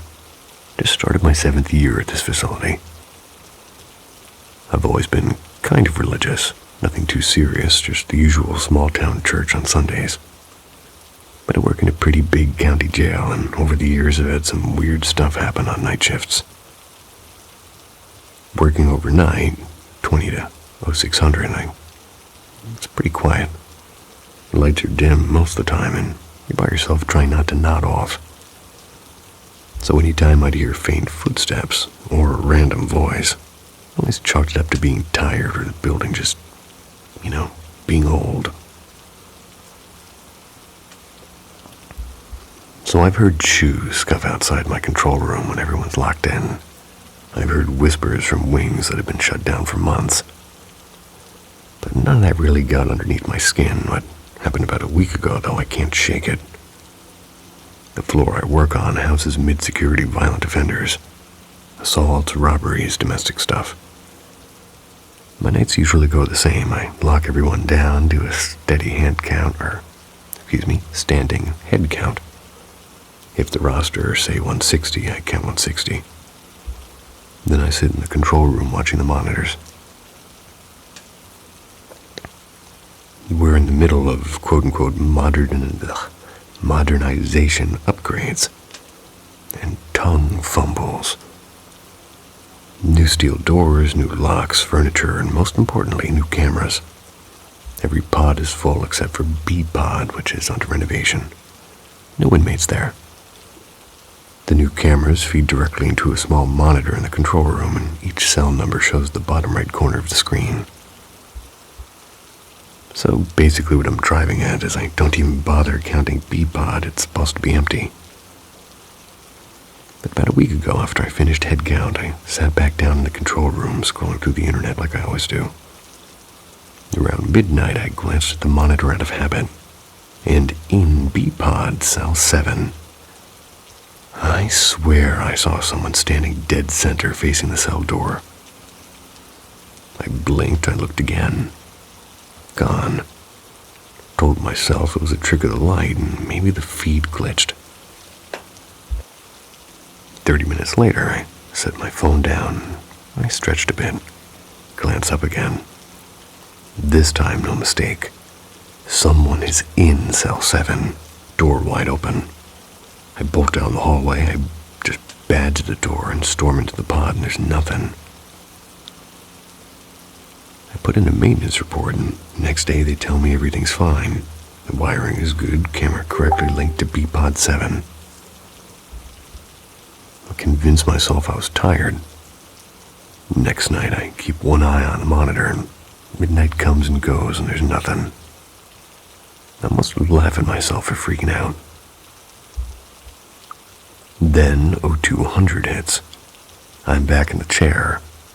All doors in B-Pod are still propped wide open, and those doors are heavy, at least 70 pounds each. Then suddenly, Cell 7's door slams shut like somebody let it go from the inside. A second later, it sounds like something is kicking it from within, not tapping, but kicking, like a damn horse. Every camera feed in B-Pod starts to blink. I go in anyway. I'm supposed to. Halfway up the stairs, another door slams, then another, one after another. I ran out, and I'm not ashamed to say it. Supervisor comes down, we pull footage from the server. 0200 hits, and every feed from that pod guts out. Maintenance says it wasn't a lock malfunction. The fresh paint on the frame of 7 chipped. I went through 5 years of incident reports.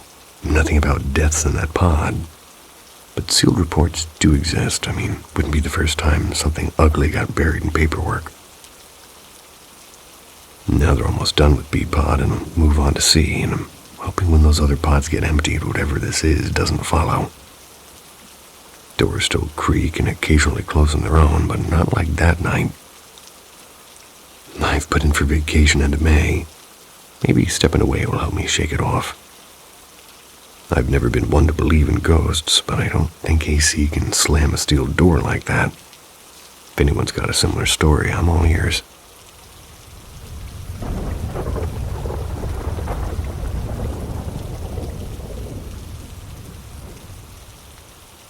The Quiet House at Maple Street. Ah, Maple Street. How familiar you are.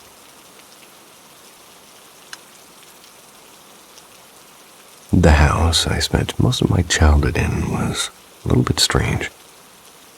It was an old 3-bedroom place from the 1960s.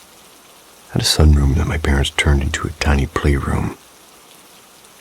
We didn't know until years later that the woman who used to live there had passed away peacefully in that very sunroom.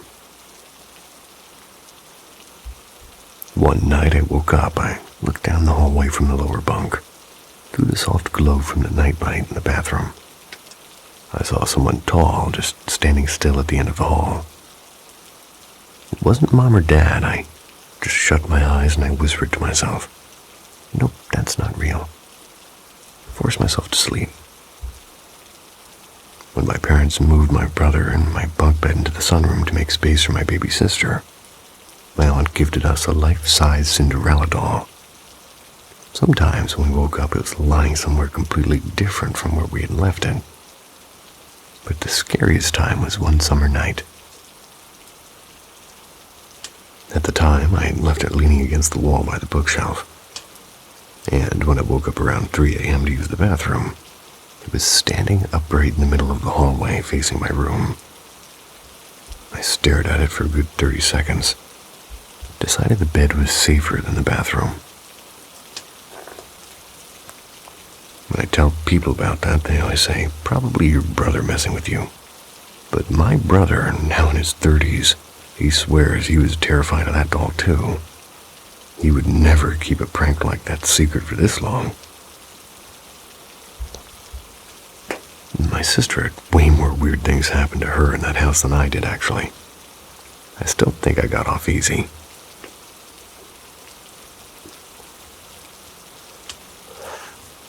Years later, as an adult, I'm driving home around 1:30, turning onto Maple Street. I saw under the dim yellow streetlight a figure taller than any person should be, maybe 8 feet tall, thin as a pole. It didn't move, and I blinked and it was gone. I've also experienced some intense hypnopompic hallucinations, but once I felt something tugging at my blanket, then grabbing my ankles hard, dragging me toward the floor. When I actually woke up, I'm still in bed and I'm sweating and shaking. Another time, when I was exhausted from taking care of my baby, I woke up to a strangely bright room. There was a faceless gray creature clinging to the upper corner of the ceiling like a lizard. I muttered, "Nope, that's not real," and rolled over. Not too long ago, I woke to find my closet door wide open. I always close it before sleeping because I really don't want to see anything in there. I closed my eyes and I refused to look again. In the morning, it was shut. The weirdest thing recently happened after I brought home a fox skull I found near a creek to put on my altar. In that first week, I heard faint clinking in the kitchen and what sounded like soft footsteps. I finally whispered out loud, telling whatever was there to stop. The house has been quiet ever since. Fox skull on an altar.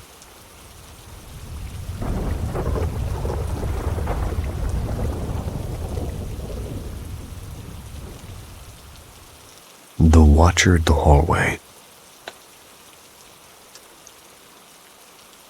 My grandmother, she passed away this March. She lived in an old house where I spent most of my late teenage years and early 20s.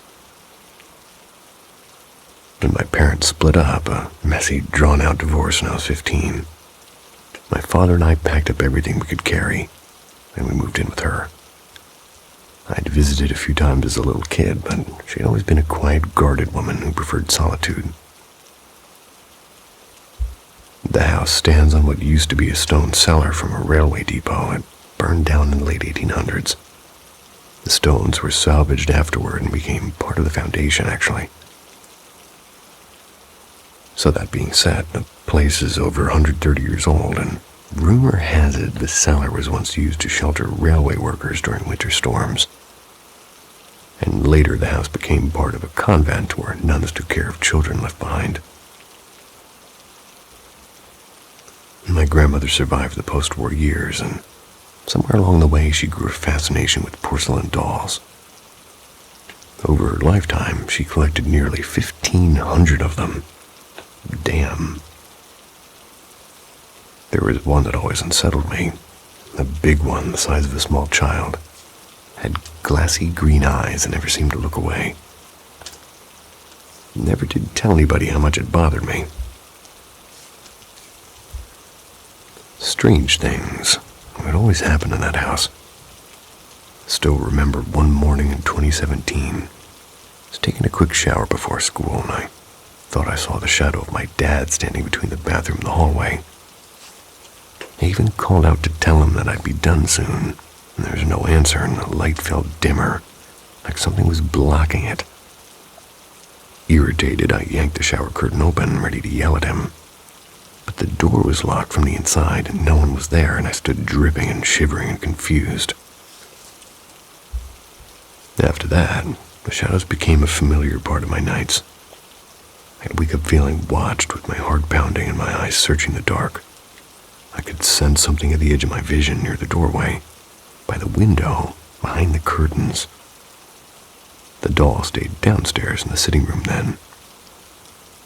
I never really saw it move, but passing that room always made my skin crawl. In the final year of her life, I moved back to help care for her. She'd been in that house for nearly 3 decades. My old bedroom had become a storage space, so I stayed in her old room, and the doll, it had been moved right into my former room. Every night I'd catch myself staring at the crack of the door, certain that there was something standing there. And after a while, the thing wasn't just at the door anymore. My computer would turn itself on at 2 or 3 a.m., bathing the room in a faint cold light. Then came the night I got sick. It started with waking in panics and breath being stuck in your throat and catching glimpses of something pacing the staircase. Something wearing the skull of an animal, its movements too smooth to be human. One night I was shoved down by nothing, like no one else was home except my grandmother, too weak to leave her bed, mind you. My father had to move back in to help. While my health got worse, the house grew louder. Whispers, laughter in empty rooms, dreams that felt like someone else was inside of them with me. My grandmother's health crumbled too, and in the end she had to be taken to the hospital. That's when the strange noise stopped.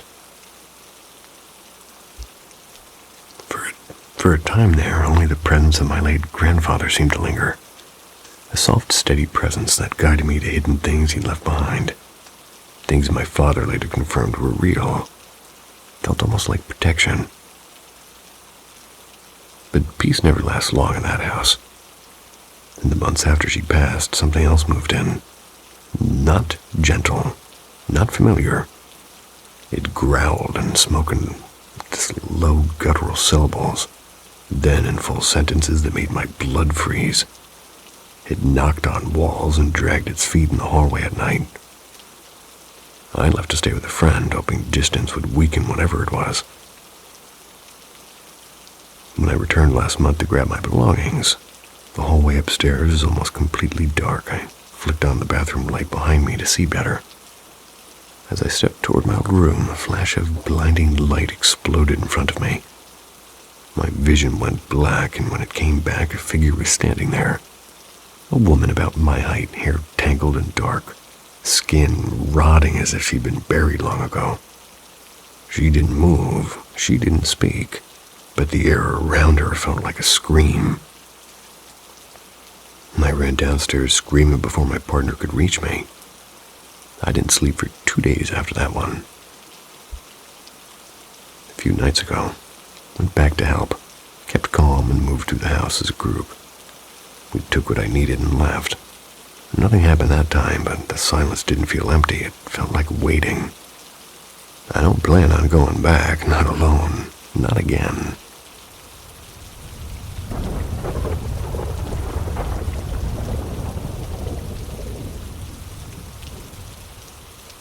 The Shattered Silence.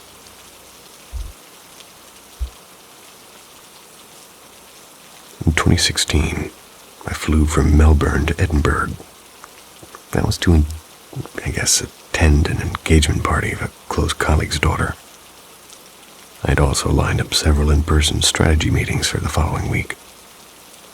Getting there was pretty chaotic, honestly.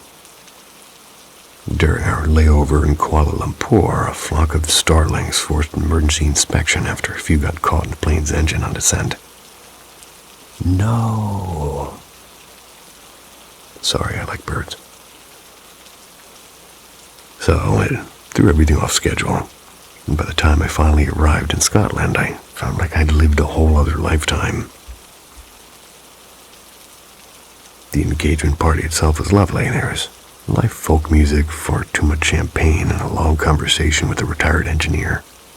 He told me stories about old castles and broken windows and winter storms. I stumbled back to my hotel late that night. I was buzzing with jet lag and, to be fair, alcohol in equal measure. The next afternoon, it all hit me at once.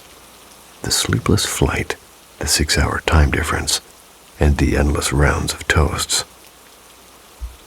I postponed my first meeting and collapsed into bed what I swore would be like a short nap.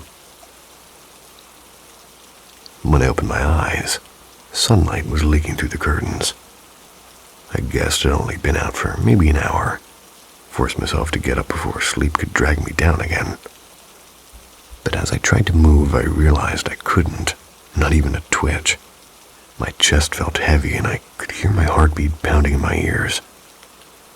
I pushed every ounce of strength into breaking whatever was holding me down, and right at that moment a deafening crack split through the air. The huge floor-to-ceiling window in my room had fractured, a perfect spiderweb of glass. I sat up gasping, finally free of the paralysis, and the timing was so exact it felt like I'd somehow caused it, like one of those movie scenes where a character discovers they have powers they can't control. And the night before, that retired engineer had mentioned that on rare occasions, old double-paned glass can burst on its own due to trapped air pressure changes. That is true. I hadn't thought much of it then, but hearing it less than 24 hours before the window in my room exploded, well, that was unsettling. When I called the front desk, they panicked for a moment, and apparently, sudden explosions make people uneasy around here. Really? The security officer rushed up and inspected the scene, moved me to a different room. He told me that decades earlier the hotel had been damaged in an actual bombing during the Troubles during the Troubles. And people hadn't forgotten. I lay in that new room that night and I'm staring at the ceiling, listening for cracks in the dark. I knew it was probably just a coincidence, just old glass giving up. But in that moment it felt like something far stranger was at work. Rest in peace, birds that got sucked into a jet engine.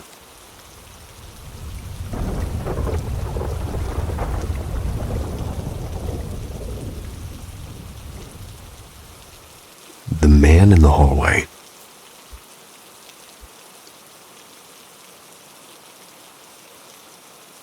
To start this one off, my aunt has always lived with one foot in the spiritual world. She's done tarot readings and crystal gazing and palm readings and tea leaf readings, you name it. She's tried it. Her house is filled with strange trinkets, dream catchers and old candle jars and little figurines that seem to follow you with their eyes. She even keeps an old Ouija board in the living room like it's a decorative piece of art. When I was a kid, I thought she was the coolest person in the family, while most relatives thought she was a bit eccentric. I adored how she'd pull cards and tell me stories about spirits and energy. She always told me that I had a gift. I could sense things most people could not. She wasn't wrong, though. I mean, I've always felt things. I can tell when a room isn't empty even if no one's there. It's like my skin wakes up before my brain does. Fast forward to a few weeks ago. I help my aunt and uncle by cleaning their house every so often. They're in their 70s now, after all. And usually they're home when I come by, though. At this time, the house was empty. No big deal, I have a key. Walked in, dropped my bag in the kitchen, called my uncle to let him know I was there. And then it hit me. The air changed. My shoulders tightened. Every hair on the back of my neck was standing. I got those familiar goosebumps and I froze halfway to the sink. My brain immediately thought, great, she probably forgot to cleanse the house again. Or maybe she'd left that Ouija board open. Well, I tried to brush it off and started cleaning, but the feeling grew heavier, like someone was quietly standing in the hallway just watching me, not threatening, just present. So I whispered, "It's okay, I'm just here to clean, you can stay there." The image came to me slowly, like a photograph developing. A tall, lean man in his 50s, close-cropped black hair, wearing a pale brown work uniform. I didn't recognize him, and that confused me because in the past the only spirits I'd felt were relatives who'd passed away. About 45 minutes later, the air lightened, and whatever was there, it faded. And by the time my aunt and uncle came home, I'd finished half the house but bolted out the door like a kid avoiding chores. The next day I called my aunt. I told her what I saw. There was a long pause on the other side of the line, and then she quietly said, "That sounds like Mark." When they first bought the house, a friend named Mark helped them check the wiring. He forgot to cut the power when he was electrocuted. And right there in the hallway, I'd never heard the story before, but the way I described him is, she said it was basically exactly that. I went completely silent, cold all over, and my mom later confirmed it and told me they never mentioned it to me. And as a child, I wouldn't be scared of visiting the house, but my aunt cried a little, saying she was grateful he was still keeping an eye on things after all these years. Now, whenever I go to clean, I quietly say hello to him, but the second I step inside, I haven't felt him since that day. And I think I know that he's still there. And this one time, I'm outside of this building. This is me talking now. Outside of this building that I'm attempting to rent, and this guy, there's no power in the place, and I'm like, well, I can't see the place. I can't see, and motorcycle headlights do not suffice to look through a building, so this electrician comes over. Pretty old, gray hair, Vietnamese, and his eyes are the most beautiful thing I've ever seen in my life. They looked like glaciers. And I attempted to try to figure out how to ask this guy he's Vietnamese and his eyes were so blue. He told me he was electrocuted 3 times. Anybody know that can change your eye color? Because I didn't. Don't know why I'm even telling you this. Moving on.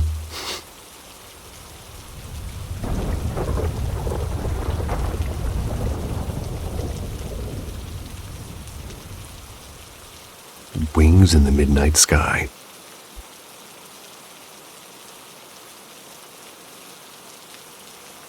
I want to start this off by making it very clear. What I'm about to share is real. It isn't a short story or something I made up on a late night. Sure as heck isn't put through any sort of software in order to correct everything I'm saying and change information slightly. This happened to me. Something that I've carried quietly for years, in fact. I'm sharing it here in hopes that maybe somebody out there has seen something like it too, or maybe has an explanation. I know it sounds unbelievable, but I know my truth, and this night changed the way I see the whole world. I should also say, throughout my life, I've had a number of strange spiritual experiences. I wouldn't say I'm religious in a traditional sense, but I do believe in God. I've seen too many unexplainable things to not believe. When this happened, I was 18. I'm 22, and it still feels vivid. It was a freezing night in late fall, either late November or early December 2019. I was with my ex-boyfriend, and we were bored and restless. Decided to go outside to watch the stars like we often did. It was past midnight, maybe 12:45. So we bundled up in hoodies and coats and grabbed a big old quilt, laid down in the middle of the backyard. We talked for hours about everything and nothing at the same time. Excuse me, need a drink.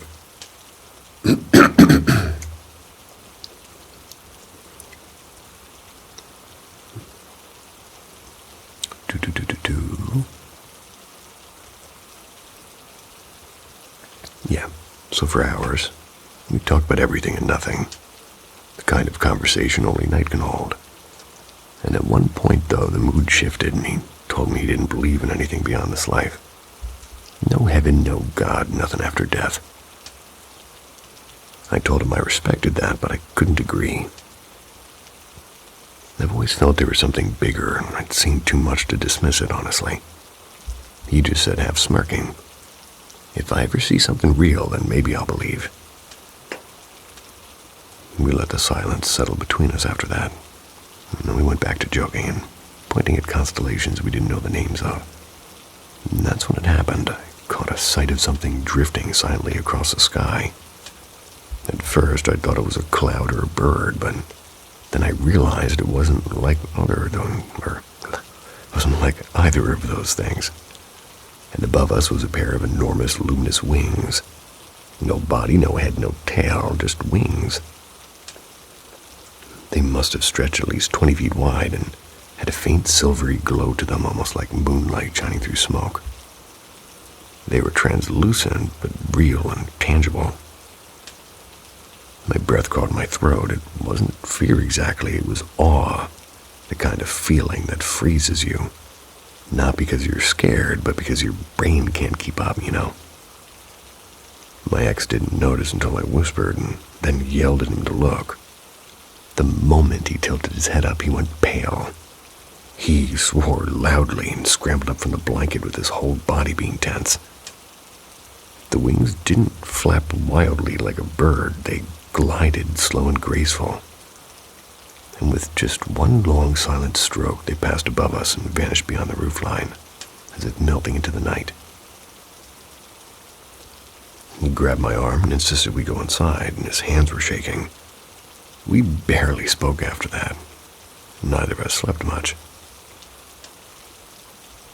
The next evening, despite how shaken we were, we went back outside. We didn't see the wings again, but we did witness two blinding lights hovering low. Too close to be stars, too still to be planes. For at least a moment, everything felt unreal, like we had stepped outside of what we understood. And ever since then, I've looked at the sky differently. The world isn't as simple as I used to think. And after that winter, strange news started rolling in. COVID and wars and spy balloons and odd global events. I know none of it's necessarily connected, but after that night, I stopped believing in coincidences so easily. And I've searched endlessly to find somebody who might have seen something kind of similar. I mean, I've talked to people who've seen lights and shadows and odd shapes, but the wings are harder to explain. Angel or interdimensional being or something else entirely. I guess I may never have an answer. And that's something I've learned to live with. Believe me or not, this happened, and if somebody out there has seen anything like it, I hope this reaches you.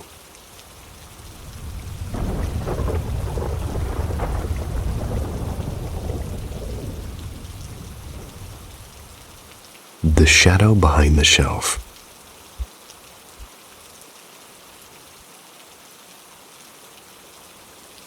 I honestly never thought I'd end up talking about this. To be real, I used to roll my eyes whenever people said they'd seen ghosts. But the more these things keep happening, the harder it is to just brush it off now. I've tried explaining it away, I've tried to sound logical, but I've never experienced anything like this before. So I work overnight shifts as the main storage, in the main storage area of a hospital. My shift usually starts around 9 p.m. and goes until just after sunrise. The storeroom is directly above what used to be an old autopsy lab, apparently sealed off decades ago. I didn't even know that at first, honestly. Weird stuff only began after someone casually mentioned it during a night break. I'm not the type to really scare easily. At least I don't think so. I keep my earbuds in, I crank up the volume and pretend to all those strange creaks and bangs are just the building doing stuff. And for a while it did work, but the lights started to flicker randomly. At first I blamed old wiring, pretty easy. But the flickering followed me. One time it even happened in the pediatrics wing, which is brand new and spotless. About a month ago, things got worse. One night, the lights in the storeroom pulsed hard, and at the exact same second, my phone screen glitched like an old TV. A week later, around 2 a.m., I'm looking down a list of items I needed to pull when something moved in the corner of my eye. Across the aisle, a dark head with unnaturally bright eyes peeked out from behind a shelf. One hand wrapped around the metal pole like a kid playing hide and seek. But when I turned to look fully, it didn't disappear. It slipped back quiet and deliberately, like it didn't want to be seen, but wasn't scared either. I told myself I was just overtired, but my body knew better. Then last night happened. I know the exact time because I ended up calling my mom in a panic. Around 1 a.m., while picking the last few items from the ER order, I heard something crash to the floor on a different aisle. I didn't look, I just turned my podcast louder and kept working. 5 minutes later, another crash, louder and closer. My hands were shaking so bad I had to stop what I was doing. I called my mom and asked her to stay on the line. I didn't want to explain, but she remembered the story I'd told her weeks ago. She told me to pray. I don't even consider myself religious, but in that moment I didn't argue.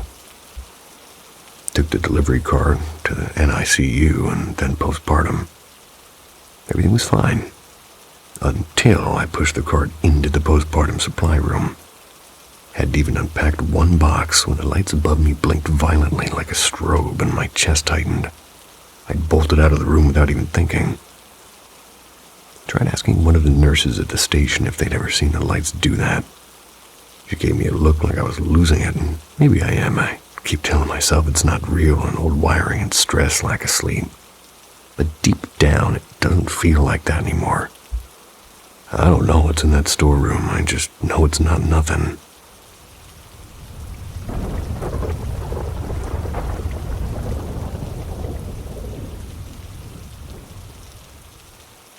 The Quiet Tenant.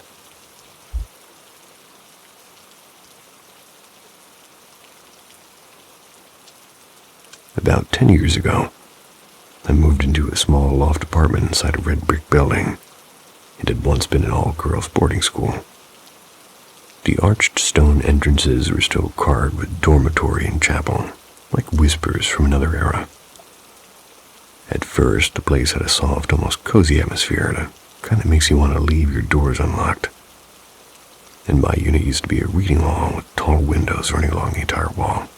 Sunlight would spill in like honey every morning, and the street lamps kept it glowing pretty well at night and gently.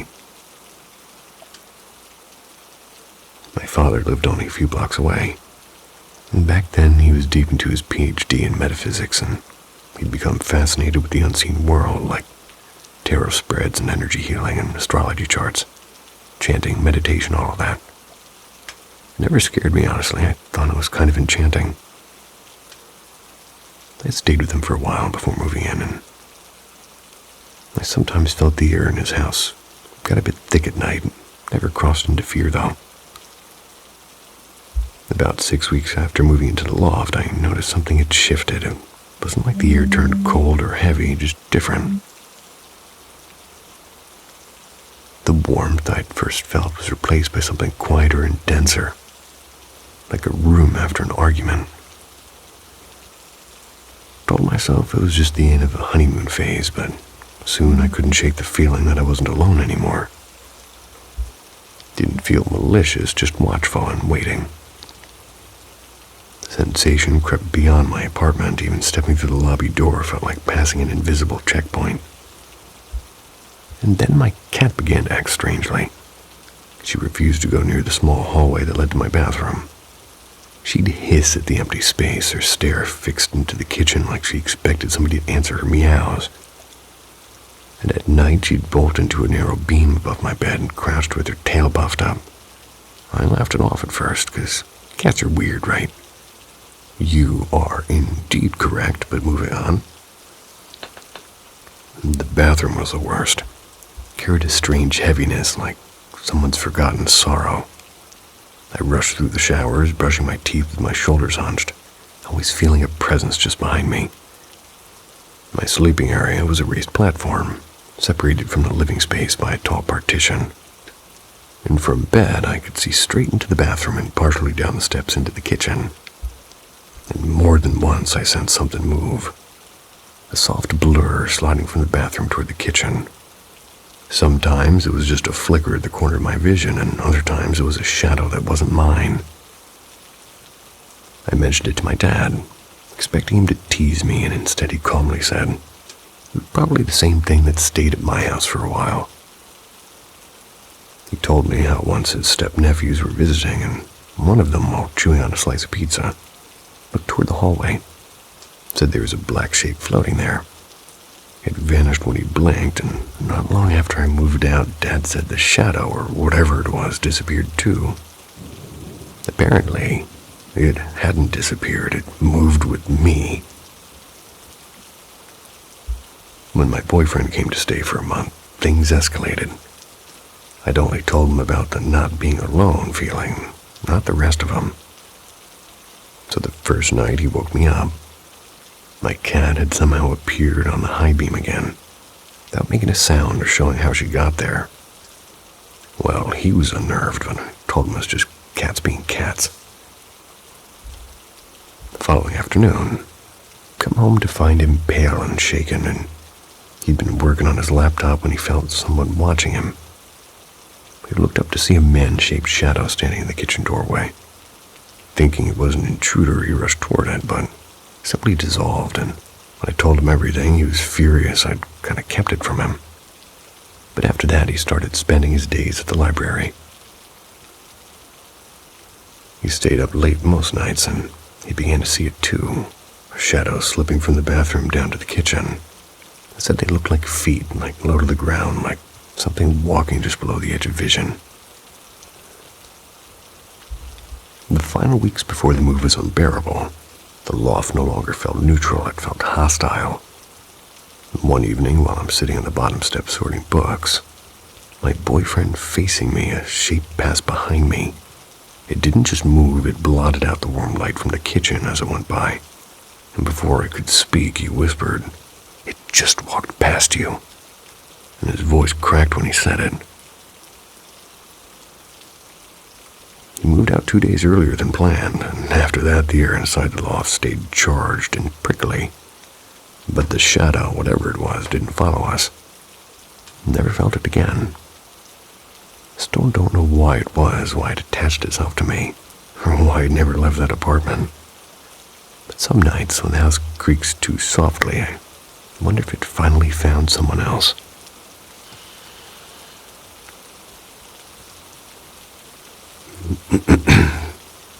And if you ever need someone to listen to that's trying to make you feel alright, you know where to find me. Here or elsewhere. Sweet dreams.